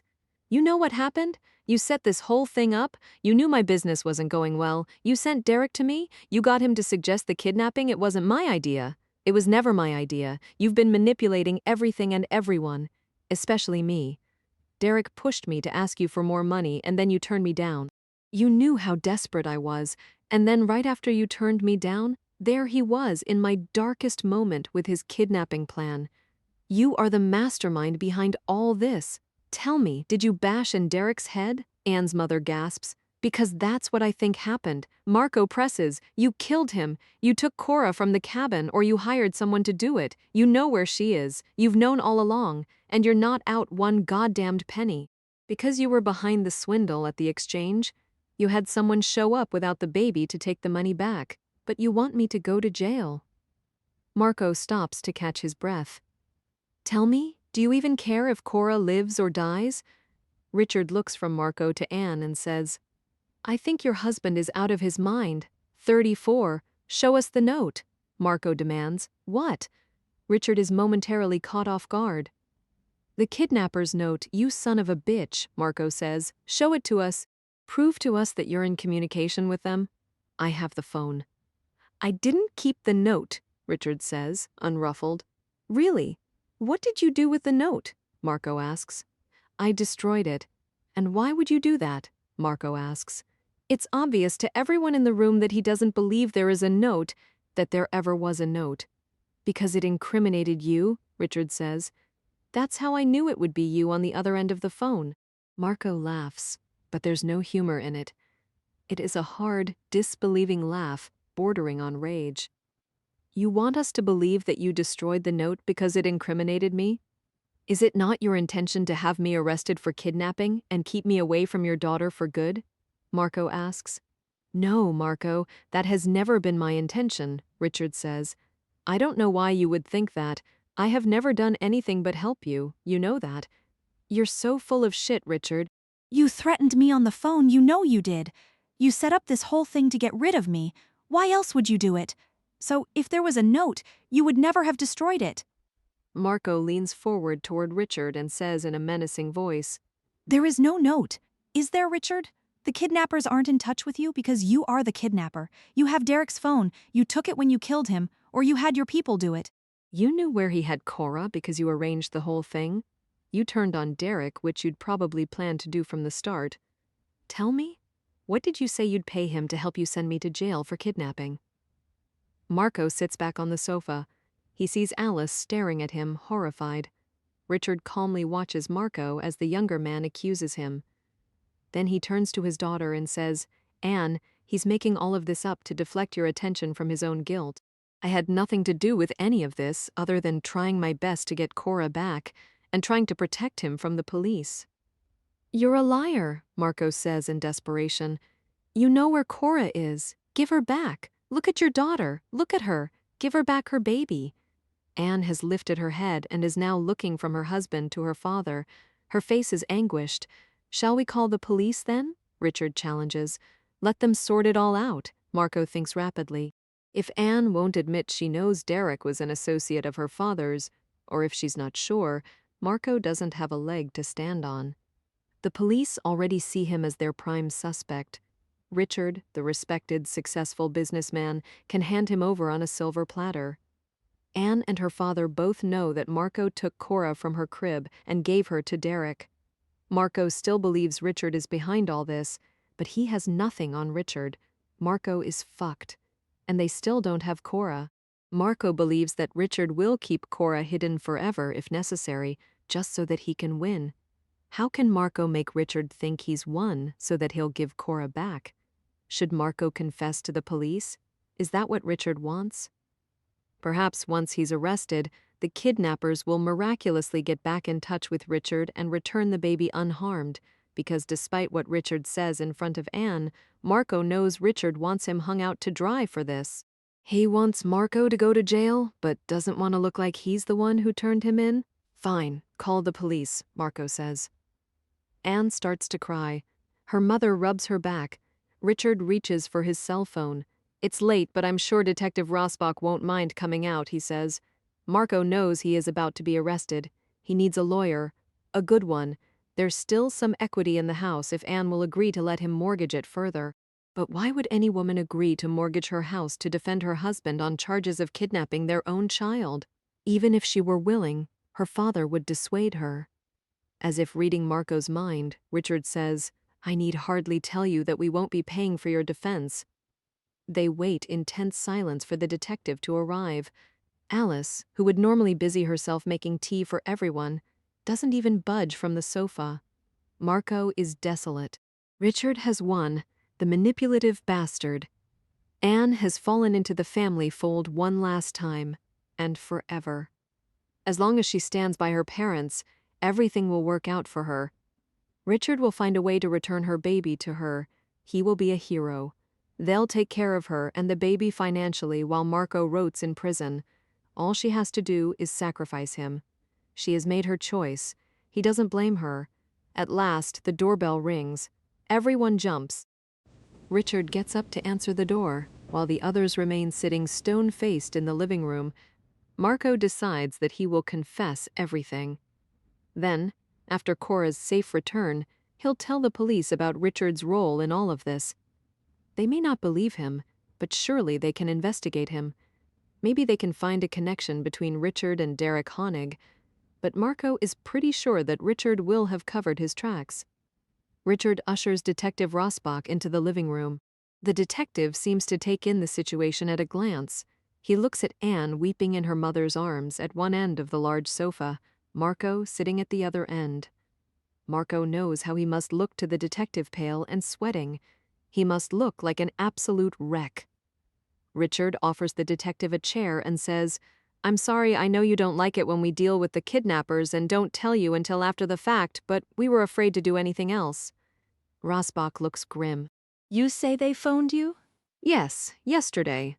I made arrangements to meet them with the additional money earlier this evening, but they didn't show.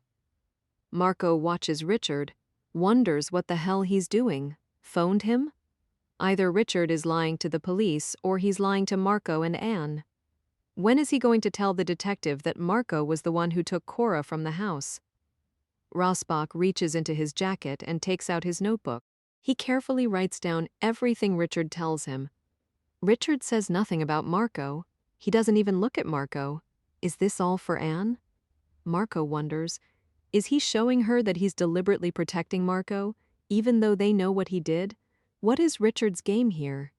Maybe Richard never had any intention of telling the police what Marco did. He just wanted to watch him twist in the wind, the absolute bastard. Or is he waiting for Marco to throw himself on his sword, to see if he's got the guts to do it? Is this a test, one he must pass in order to get Cora back? Is that everything?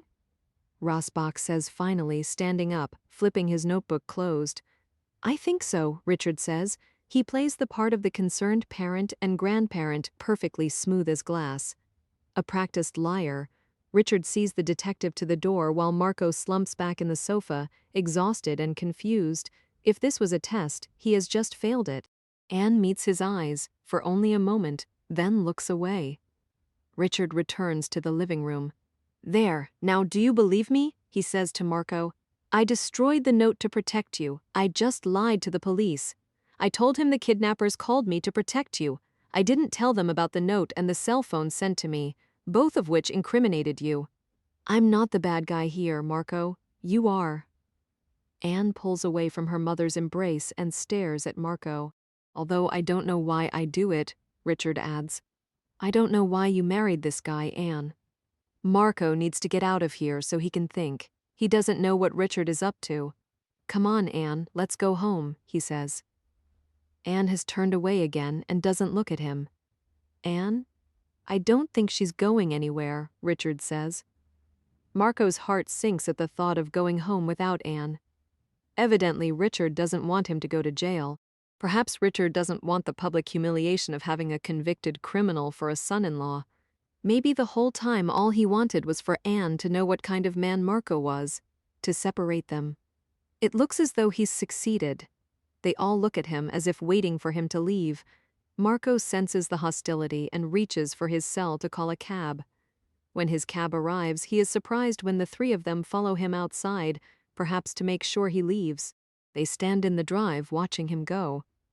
Marco looks back at his wife, her father and mother on either side of her. He cannot read her expression. Marco thinks, she will never come home to me again. I'm all alone.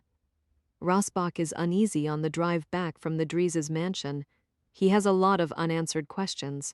The most important one being this: where is the missing baby? He seems no closer to a solution. He thinks about Marco, the haunted look on his face. Marco was exhausted, spent. Not that Rasbach feels any particular sympathy for him, but he knows there's more to this than meets the eye, and he wants to find out what it is. Rasbach has been suspicious of Richard Dries almost from the start. To his mind, perhaps it's a prejudice stemming from Rasbach's own working-class background. Nobody makes that much money without taking advantage of somebody. It's much easier to make money if you don't care who you hurt. If you have scruples, it's much harder to get rich. As far as Rasbach's concerned, Marco doesn't fit the profile of a kidnapper. To Rasbach, Marco has always seemed like a desperate man thrown up against the wall, someone who might do the wrong thing if pushed to it. Richard Dries, however, is a savvy businessman, a man of considerable wealth, which, rightly or wrongly, raises all sorts of red flags for Rasbach. Sometimes these people have a kind of arrogance that makes them think they're above the law. Richard Dries is a man who bears watching, which is why Rasbach has put a wiretap on his phones. He knows that the kidnappers have not phoned him. Richard is lying. He decides to also have a couple of officers quietly watch the house, 35, in her own bedroom. She and Richard have had separate bedrooms for years now. Alice paces back and forth on the plush carpet. She has been married to Richard for a very long time. She wouldn't have believed this of him only a couple of years ago, but now he is a man with all kinds of secrets. Horrible, unforgivable secrets, if what she's just heard is true. She has known for some time that Richard has been seeing another woman. It wasn't the first time he'd cheated on her, but this time she knew it was different. She felt him slipping away from her, as if he already had one foot out the door, as if he were coming up with an exit plan. She'd never thought before that he would actually leave her. She didn't think he had the guts, because he knew that if he left her, he wouldn't get a cent. That was the beauty of the prenup. If he left her, he wouldn't get half her fortune, he wouldn't get anything. And he needed her money because he didn't have much left of his own. Like Marco's, Richard's business had not been doing well in recent years. He kept the unprofitable business going so people wouldn't know that he'd failed, so he could pretend to be the big businessman. She'd been pouring her own money into the company just to help him save face. She hadn't minded at first because she loved him. She doesn't love him anymore. Not after this. She's known for months that this affair was more serious than the others. In the beginning, she'd turned a blind eye, waiting for it to end as the others had. After all, the physical part of their marriage had been over long ago, but as the affair continued, she became obsessed with finding out who this other woman was. Richard was good at hiding his tracks. She couldn't trip him up. Finally, she'd overcome her distaste and hired a private detective. She'd hired the most expensive one she could find, assuming rightly that he would be the most discreet. They met on a Friday afternoon to go over his report. She thought she'd been prepared, but what the detective had found shocked her. The woman her husband was seeing was that woman living next door to her daughter, Cynthia Stillwell. A woman almost half his age, a friend of his daughter's. A woman he'd met at a party at his daughter's house. It was disgraceful. Alice sat in Starbucks, staring at her veined hands clutching her purse as the high-priced private detective with the Rolex reviewed his findings. She looked at the photos and quickly looked away. He went over the timelines, places, and dates. She paid him in cash. She felt ill. Then she went home and decided to bide her time. She would wait for Richard to tell her he was leaving her. She didn't know what he was going to do for money, and she didn't care. She only knew that if he asked her for any, she would say no. She'd asked the private detective to keep an eye on her bank accounts to see if Richard was siphoning money off her. She'd decided to keep the detective on retainer, but they wouldn't meet at the same Starbucks again. She'd find someplace more private. The whole experience had left her feeling dirty. Then Cora had been taken that very night, the same day she'd met with the private investigator, and Richard's sordid affair had been thrust aside by the horror of the kidnapping. Alice had feared at first that perhaps her daughter had harmed her baby, and that she and Marco might have hidden the body to keep from being discovered. Anne had that illness after all, and she was struggling with motherhood. She was under a lot of stress, and Alice knew that stress was a trigger for someone like Anne. Then it had been such a relief the onesie and the note from the kidnappers had arrived. What a roller coaster it's been, believing they would get Cora back that day, then losing her again. Through it all, the grief and fear for her baby granddaughter, and the concern about her daughter's fragile emotional state. And then, tonight? It wasn't until tonight that she figured it all out. She'd been shocked to hear Marco admit that he'd taken Cora himself, more shocked still to hear Marco accuse her husband of setting him up. But then, as she sat there with her arms around her shattered daughter, it all started to make an awful sense. Richard's grand plan. The kidnapping, setting Marco up to take the fall. Where was the $5 million? She was pretty sure Richard had it hidden somewhere. And then there's the second $2 million, which has been sitting ready in the back of the closet in the front hall, in another gym bag, waiting for the next attempt. She'd never seen the note, or the cell phone. Richard told her he'd destroyed them. Richard was going to relieve her of $7 million under the guise of getting her only grandchild back from kidnappers, the son of a bitch, so he could leave her for that appalling Cynthia. Bad enough that he was unfaithful, that he was leaving her for a woman as young as her daughter. Bad enough that he was trying to take her money, but how dare he hurt her daughter this way? And where is her granddaughter? She reaches for her own cell phone and calls Detective Rasbach. She has things to tell him now. She would also like to see a photograph of this man, Derek Honig. Anne spends a restless night in her old room, in her old bed. She lies awake all night, listening and thinking. On top of the aching loss of her child, she feels betrayed by everyone. Betrayed by Marco for his part in the kidnapping. Betrayed by her father for his part, even more despicable if Marco is right about him. And she's sure Marco is right because her father denied knowing Derek Honig. If her father weren't involved in Cora's disappearance, he would have no reason to deny knowing Honig. She'd had her answer. So when he'd asked her, she'd pretended that she didn't recognize Derek, that she'd never seen him before. She wonders how much her mother knows or suspects. Anne almost ruined everything last night at the beginning, but then she got hold of herself, remembered what she had to do. She feels bad for Marco, but not that bad, given what he's done for the way she didn't speak up last night, but she wants her child back. She is certain she has seen the dead man before several times at this very house years ago. He and her father used to talk out back near the trees late at night after she'd gone to bed. She would watch them from her window. She never saw Derek Honig with her father sitting around the pool having drinks, or with anyone else present, not even her mother. He would always arrive late, after dark, and then they'd go out back to talk, near the trees.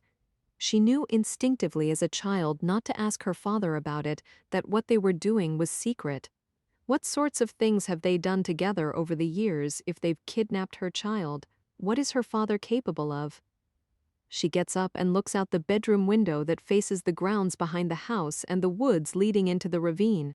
It's been a hot night, but now there's a slight breeze coming in through the screen. It's very early, she can just see the outlines of the world outside the window. She hears a noise from downstairs, a door closing softly. It sounds like the back door in the kitchen. Who would be going out at this early hour? Maybe her mother can't sleep either. Anne thinks about going downstairs to join her, to confront her, and see if her mother can tell her anything. From the window, she sees her father slipping away from the house and across the back lawn. He strides purposefully as if he knows exactly where he's going. He is carrying a large gym bag. She watches him from behind the curtain, the way she used to as a child, afraid he might turn around and catch her spying. But he doesn't turn around. He heads for the opening in the trees where the path starts. She knows that path well. At home, Marco can't sleep either. He rattles around alone in the house, torturing himself with his thoughts. Anne has left him for good. Cynthia's video has destroyed him in Anne's eyes. She betrayed him last night, not admitting she'd seen her father with Derek Honig, but he doesn't blame her. She did what she had to do, and he understands why. Because she did what she had to do, maybe Cora will be returned to them. Returned to Anne, not to Marco. It occurs to Marco that he may never be able to see Cora again. Anne will divorce him, of course. She will get the best lawyers, and she will get full custody, and if Marco tries to enforce his visiting rights, Richard will threaten to go to the police about his role in the kidnapping. He has forfeited any right to his child. He is alone. He has lost the two people who matter most to him in the world, his wife and his child. Nothing else matters anymore.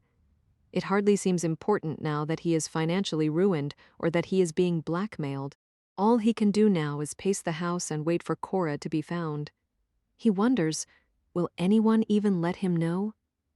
His exclusion from their tight family circle is complete. Maybe he will have to learn about Cora's return from the dead in the newspapers.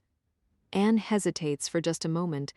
There is only one reason she can think of for her father to be heading into the ravine at this hour with no one to see him, carrying a large gym bag. He is going to get Cora. Someone is going to meet with him in the ravine. She's not sure what to do. Should she follow him? Or should she stay put and trust him to bring her baby back? But Anne is through trusting her father. She needs to know the truth. Anne hurriedly throws on the clothes she'd worn the day before and makes her way quickly downstairs to the kitchen and out the back door. The cool, dewy air hits her and makes goosebumps come up on her arms. She starts off across the wet grass, following in her father's footsteps. She has no plan. She is operating on instinct. She runs lightly down the wooden stairs that lead into the forested ravine, one hand on the rail, almost flying in the near dark. She once knew the way well, but it's been years since she took this path. Still, memory serves her. It is even darker in here, in the woods. The ground underfoot is soft and damp and swallows up her footsteps. She makes little noise as she moves down the dirt path as quickly as she can after her father. It's spooky in the dark. She can't see him ahead, but she has to assume that he's sticking to the path. Anne's heart is pounding with fear and exertion. She knows everything is coming down to this moment. She believes her father has come out here to regain possession of her child and bring her back. Suddenly she realizes that if she stumbles into the meeting, she might ruin everything. She must stay hidden. She stands still for a moment, listening, peering into the murky forest. She sees nothing but trees and shadows. She begins to move along the path again, more cautiously but as quickly as she can, almost blindly, panting heavily with panic and exertion. She comes to a turn in the path, where another set of wooden stairs leads steeply to a residential street above. She looks up there, ahead. She can see her father. He's alone, coming down the stairs that lead up out of the ravine and into the next street. He has a bundle in his arms. He must see her now. Can he tell it is her in the forest, in the dark? "Daddy," she screams. "Anne," he calls.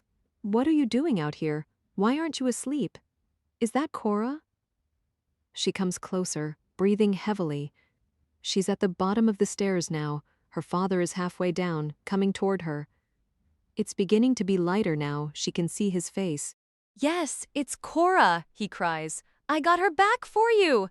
The bundle is not squirming. It hangs like dead weight in his arms. He walks down the stairs toward her. She stares, appalled, at the unmoving bundle in his arms. Then, as fast as she can, Anne runs up the steps to meet him. She stumbles, catches herself with her hands. She holds out her arms. "Give her to me," she cries.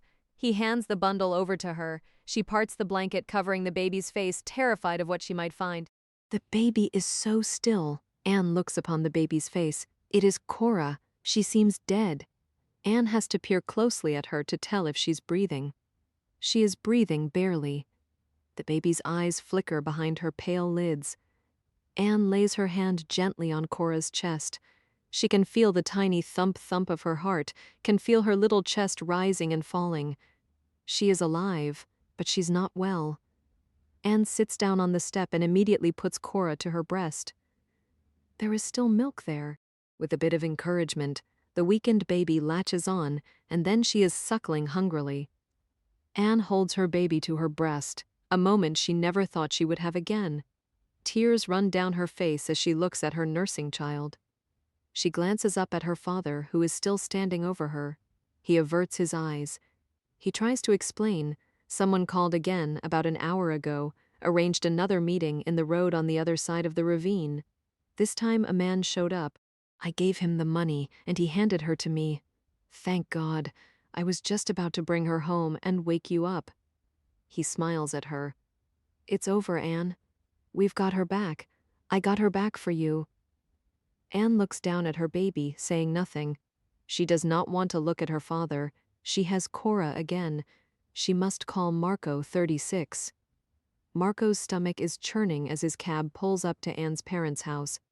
He sees all the police patrol cars, the ambulance parked near the front door. He recognizes Detective Rasbach's car as well. The cabbie says, "Hey, man, what's going on?" Marco doesn't answer him. Anne had called him on his cell just a few minutes ago and said, "I have her. She's okay. You have to come." Cora is alive, and Anne called him. What happens next? He has no idea. Marco hurries up the front steps of the house he'd left just hours before and bursts into the living room. He sees Anne on the sofa, cradling their tiny daughter in her arms. A uniformed police officer is standing behind the sofa, as if protecting her. Anne's father and mother are not in the room. Marco wonders where they are, what has happened. He rushes up to Anne and the baby and engulfs them both in a tearful embrace. Then he pulls back and looks carefully at Cora. She's thin and sickly, but she's breathing and sleeping peacefully, her fingers curled.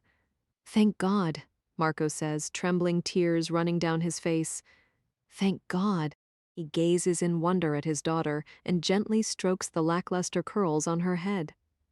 He has never been happier than he is right now. He wants to hold on to this moment, to remember it forever. The medics have checked her over and say she's okay, Anne says, but we should take her to the hospital and have her thoroughly examined. Anne looks drawn and tired, but he realizes also truly happy. What happened? Where are your parents? Marco asks at last, uneasily. They're in the kitchen, she says. But before she can say any more, Detective Rasbach joins them in the living room. Congratulations, the detective says. Thank you, Marco replies. As usual, he can't read the detective, can't tell what's going on behind those sharp, discerning eyes. I'm so glad your baby has been returned to you alive and well, Rasbach says. He looks directly at Marco. I didn't like to say so before, but the odds were against it. Marco sits nervously by Anne's side, gazing down at Cora, wondering if this happy moment is about to be snatched away from him, wondering if Rasbach is going to tell him he knows all about it. Marco wants to put that off, preferably forever, but he has to know. The tension is unbearable. What happened? He asks again. I couldn't sleep, Anne tells him.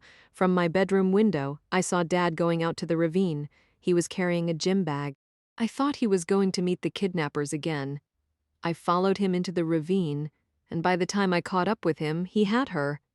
The kidnappers had called again and arranged another exchange. This time, a man showed up with Cora. She turns to the detective. He was gone by the time I caught up with my father. Marco waits silently. So this is how they're going to play it. He tries to work out the ramifications. Richard is to be the hero. He and Alice have paid again to get Cora back. Anne has just told the police this. Marco doesn't know whether she actually believes it or not. Marco has no idea what the detective believes. What happens now? Marco asks. Rasbach looks at him. Now, Marco, we tell the truth. Marco feels suddenly lightheaded, almost dizzy. He sees Anne look up from the baby to the detective, alert to disaster. What? Marco says.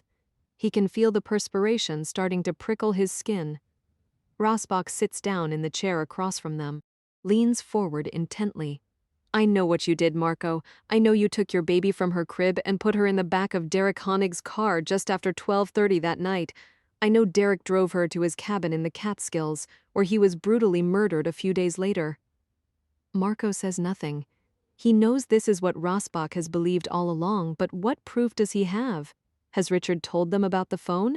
Is that what he's been doing in the kitchen? Has Anne told them about the video? Suddenly, Marco can't bear to look at his wife. Here's what I think, Marco, Rasbach says, speaking rather slowly, as if he understands that Marco is in so much distress that he may have trouble following. I think you needed money. I think you set this kidnapping up with Derek Honig to get money from your wife's parents. I don't think your wife knew anything about it. Marco shakes his head. No, he must deny everything. After that, Rasbach says, I'm not clear. Maybe you can help me? Did you kill Derek Honig, Marco? Marco starts violently.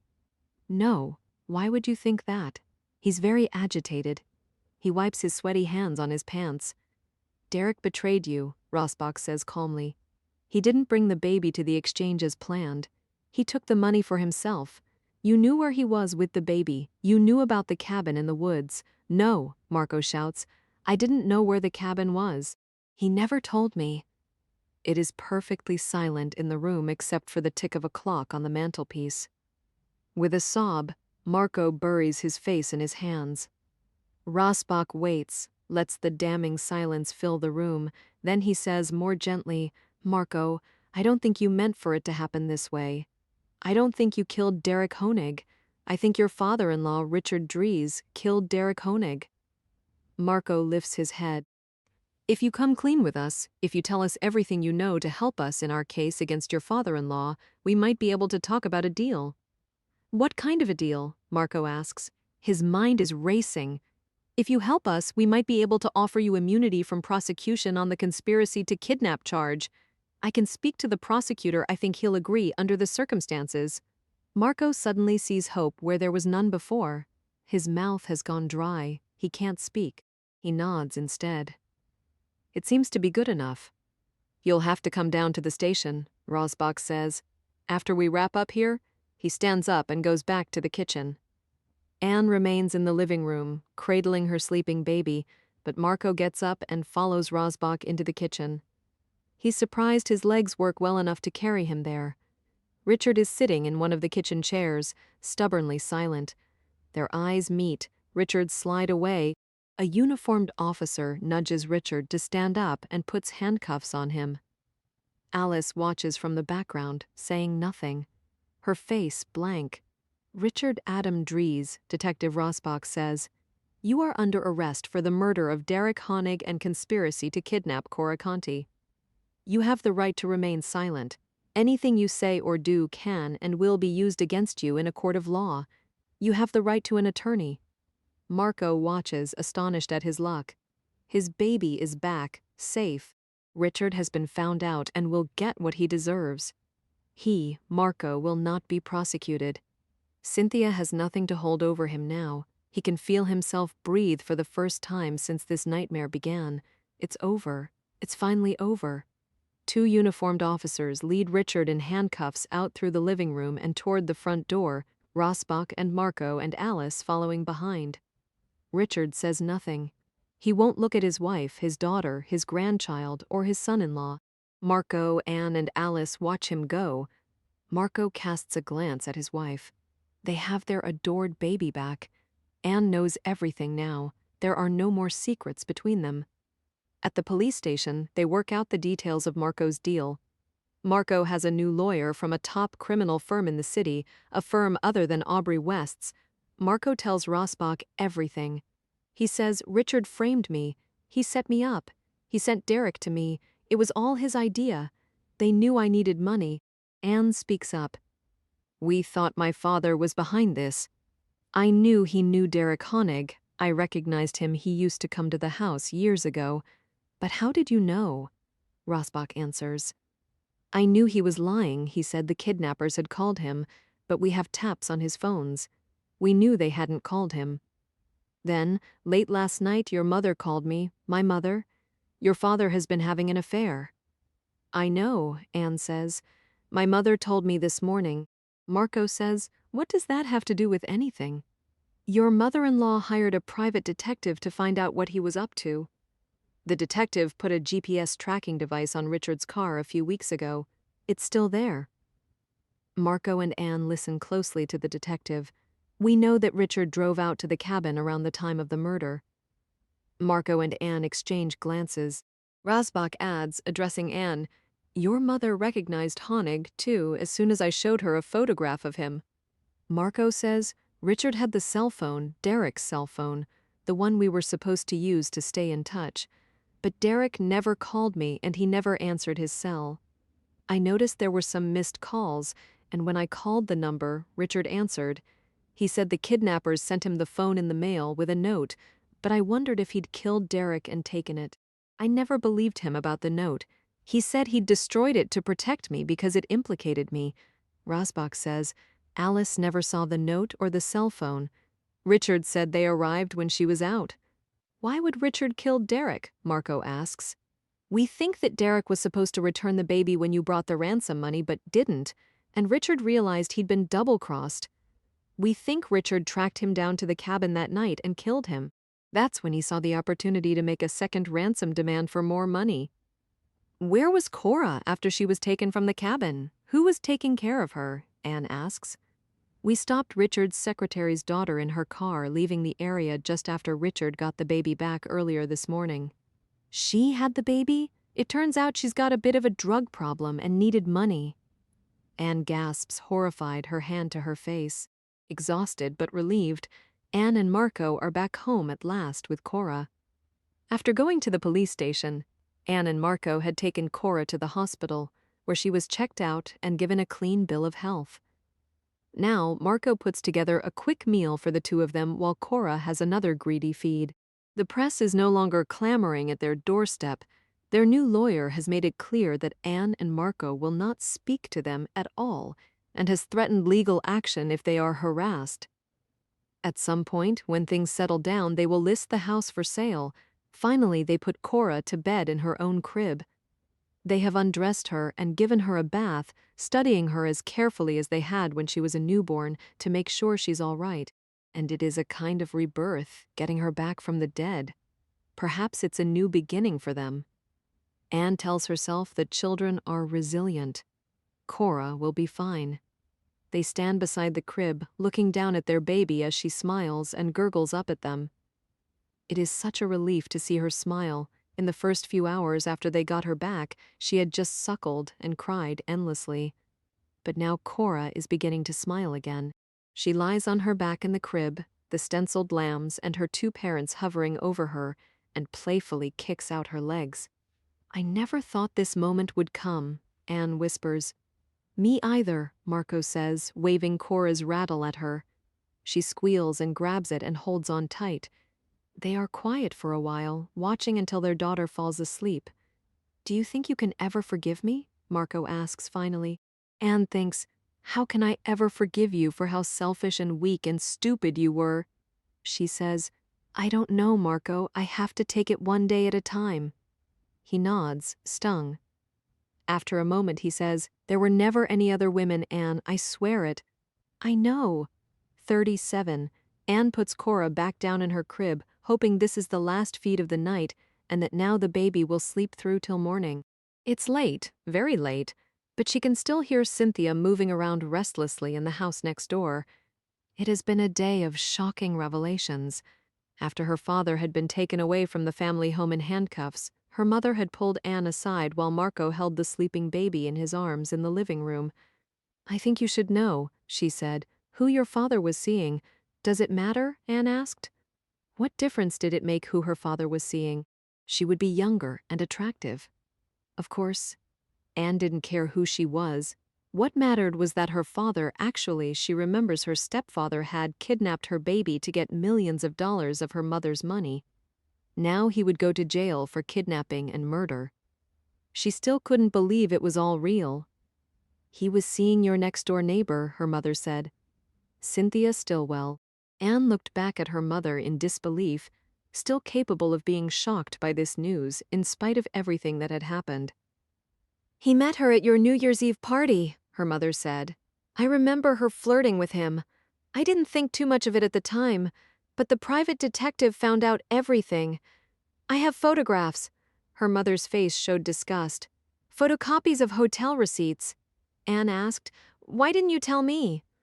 I only found out recently, Alice explained. Then Cora was taken, and I didn't want to upset you with it, she added, rather bitterly. That detective was one of the best investments I ever made. Now Anne wonders what's going through Cynthia's mind. Graham is away. She's alone next door. She must know that Richard has been arrested. It's been on the news. Does Cynthia even care what happens to Richard? The baby is sound asleep in her crib. Marco is asleep in their bed, snoring deeply. It's the first time he's really slept in more than a week, but Anne is wide awake and so is Cynthia next door. Anne slips on some sandals and lets herself out the kitchen door. She quietly walks the few steps over to Cynthia's backyard, careful not to let the gate bang shut. She crosses the patio and stands in the dark, her face a couple of inches from the glass, looking through the sliding glass door. There's a light on in the kitchen. She can see Cynthia moving around at the counter near the sink, but realizes Cynthia probably can't see her. Anne watches her for a while in the darkness. Cynthia is making herself some tea. She is wearing a sexy nightgown, pale green. It's very provocative for a night spent at home alone. Cynthia obviously has no idea Anne is there watching her. Anne knocks lightly on the glass. She sees Cynthia jump and turn toward the sound. Anne presses her face up against the glass. She can tell Cynthia isn't sure what she should do. But then Cynthia walks over to the door and opens it a few inches. What do you want? Cynthia asks coldly. Can I come in? Anne asks. Her voice is neutral, even friendly. Cynthia looks warily at her but doesn't say no and steps back. Anne opens the door wider and comes inside, closing the door carefully behind her. Cynthia returns to the counter and says over her shoulder, I was just making some tea, chamomile. Would you like some? It seems neither of us can sleep tonight. Sure, why not? Anne says agreeably. She watches Cynthia busy herself making another cup of tea. She seems nervous. So why are you here? Cynthia says bluntly, handing Anne the cup. Thank you, Anne says, settling in her old spot at the kitchen table, as if they were still friends, sitting down for some tea and a chat. She ignores Cynthia's question. She looks around the kitchen, blowing on the hot drink to cool it, as if she has nothing particular on her mind at all. Cynthia remains standing at the counter. She's not going to pretend that they are still friends. Anne studies her over the rim of her cup. Cynthia looks tired, less attractive. For the first time, Anne can see hints of what Cynthia might look like as she ages. We have Cora back, Anne says blithely. You probably heard? She cocks her head toward the common wall. She knows that Cynthia must be able to hear her baby crying through it. How lovely for you, Cynthia says. There is a kitchen island between them, with a wooden knife block full of knives on it. Anne has the same set at home. It was on special at the grocery store not long ago. Anne puts her cup down on the table. I just wanted to be clear about something. Clear about what? Cynthia says. You won't be blackmailing us with that video. Oh, and why's that? Cynthia says, as if she doesn't believe it for a moment, as if she thinks this is all just posturing. Because the police know what Marco did, Anne says. I told them about your video. Really? Cynthia looks skeptical. She looks as if she thinks Anne is bullshitting her. And why would you tell them that? Won't Marco go to jail? Oh, wait. You want him to go to jail? She gives Anne a superior look. I can't say I blame you. Marco's not going to jail, Anne says. I wouldn't be so sure. Oh, I'm sure Marco's not going to jail. Because my father, your lover, has been arrested for murder and conspiracy to kidnap, as I'm sure you also probably know by now. Anne watches Cynthia's face harden. Oh yes, I know all about it, Cynthia. My mother had a private detective watching you two. She has photos, receipts, everything. Anne takes another sip of tea, enjoying herself.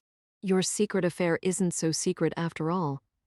Anne finally has the upper hand, and she likes it. She smiles at Cynthia. So what? Cynthia says finally. But Anne can tell she's unnerved. What you might not know, Anne says, is that Marco's cut a deal. Anne sees something like alarm flit across Cynthia's face, and Anne comes to the reason she's here. She says ominously, You were in on this all along. You knew all about it. I knew nothing about it, Cynthia says scornfully, except that your husband stole his own child. Oh, I think you knew. I think you were in on this with my father. We all know how much you love money, Anne says, with a trace of venom. Maybe you're the one who's going to go to jail. Cynthia's face changes. No, I didn't know what Richard had done, not until I saw it on the news tonight. I wasn't involved. I thought Marco had done it. You can't prove anything against me. I haven't been anywhere near your baby. I don't believe you, Anne says. I don't care what you believe, it's the truth, Cynthia says. She looks at Anne with narrowed eyes. What happened to you, Anne? You used to be such fun, so interesting. And then you had a baby. Everything about you changed. Do you even realize how dull and dumpy and boring you've become? Poor Marco, I wonder how he stands it. Don't try to change the subject. Don't make this about me. You had to know what my father was up to. So don't lie to me. Anne's voice shakes with anger. You'll never be able to prove that because it simply isn't true, Cynthia says. Then she adds cruelly, If I'd been involved, do you think I would have let the baby survive? It would probably have been better for Richard just to kill it at the beginning and a lot less trouble. It would have been a pleasure to stop that brat's endless crying. Then Cynthia looks scared. She realizes she's gone too far. Anne's chair falls suddenly backward. Cynthia's habitual smugness is replaced by a look of blind terror. Her china teacup shatters on the floor as she lets out a hideous, ear-splitting scream. Marco has been deeply asleep, but in the middle of the night he wakes suddenly. He opens his eyes. It is very dark, but there are red lights flashing, circling around the bedroom walls, emergency vehicle lights. The bed is empty beside him. Anne must be up again, feeding the baby. He is curious now. He gets up and walks over to the bedroom window, which looks out over the street. He pushes the curtain aside and peers out. It's an ambulance. It is parked directly below him and to the left, in front of Cynthia and Graham's house. His whole body tenses. Now he sees the black and white police cars on the other side of the street, more arriving as he watches. His fingers on the curtain twitch involuntarily. His body is shot through with adrenaline. A stretcher appears from out of the house, carried by 2 ambulance attendants. There must be someone on the stretcher, but he can't see for sure until the medic moves. There is no urgency about them. The medic shifts position.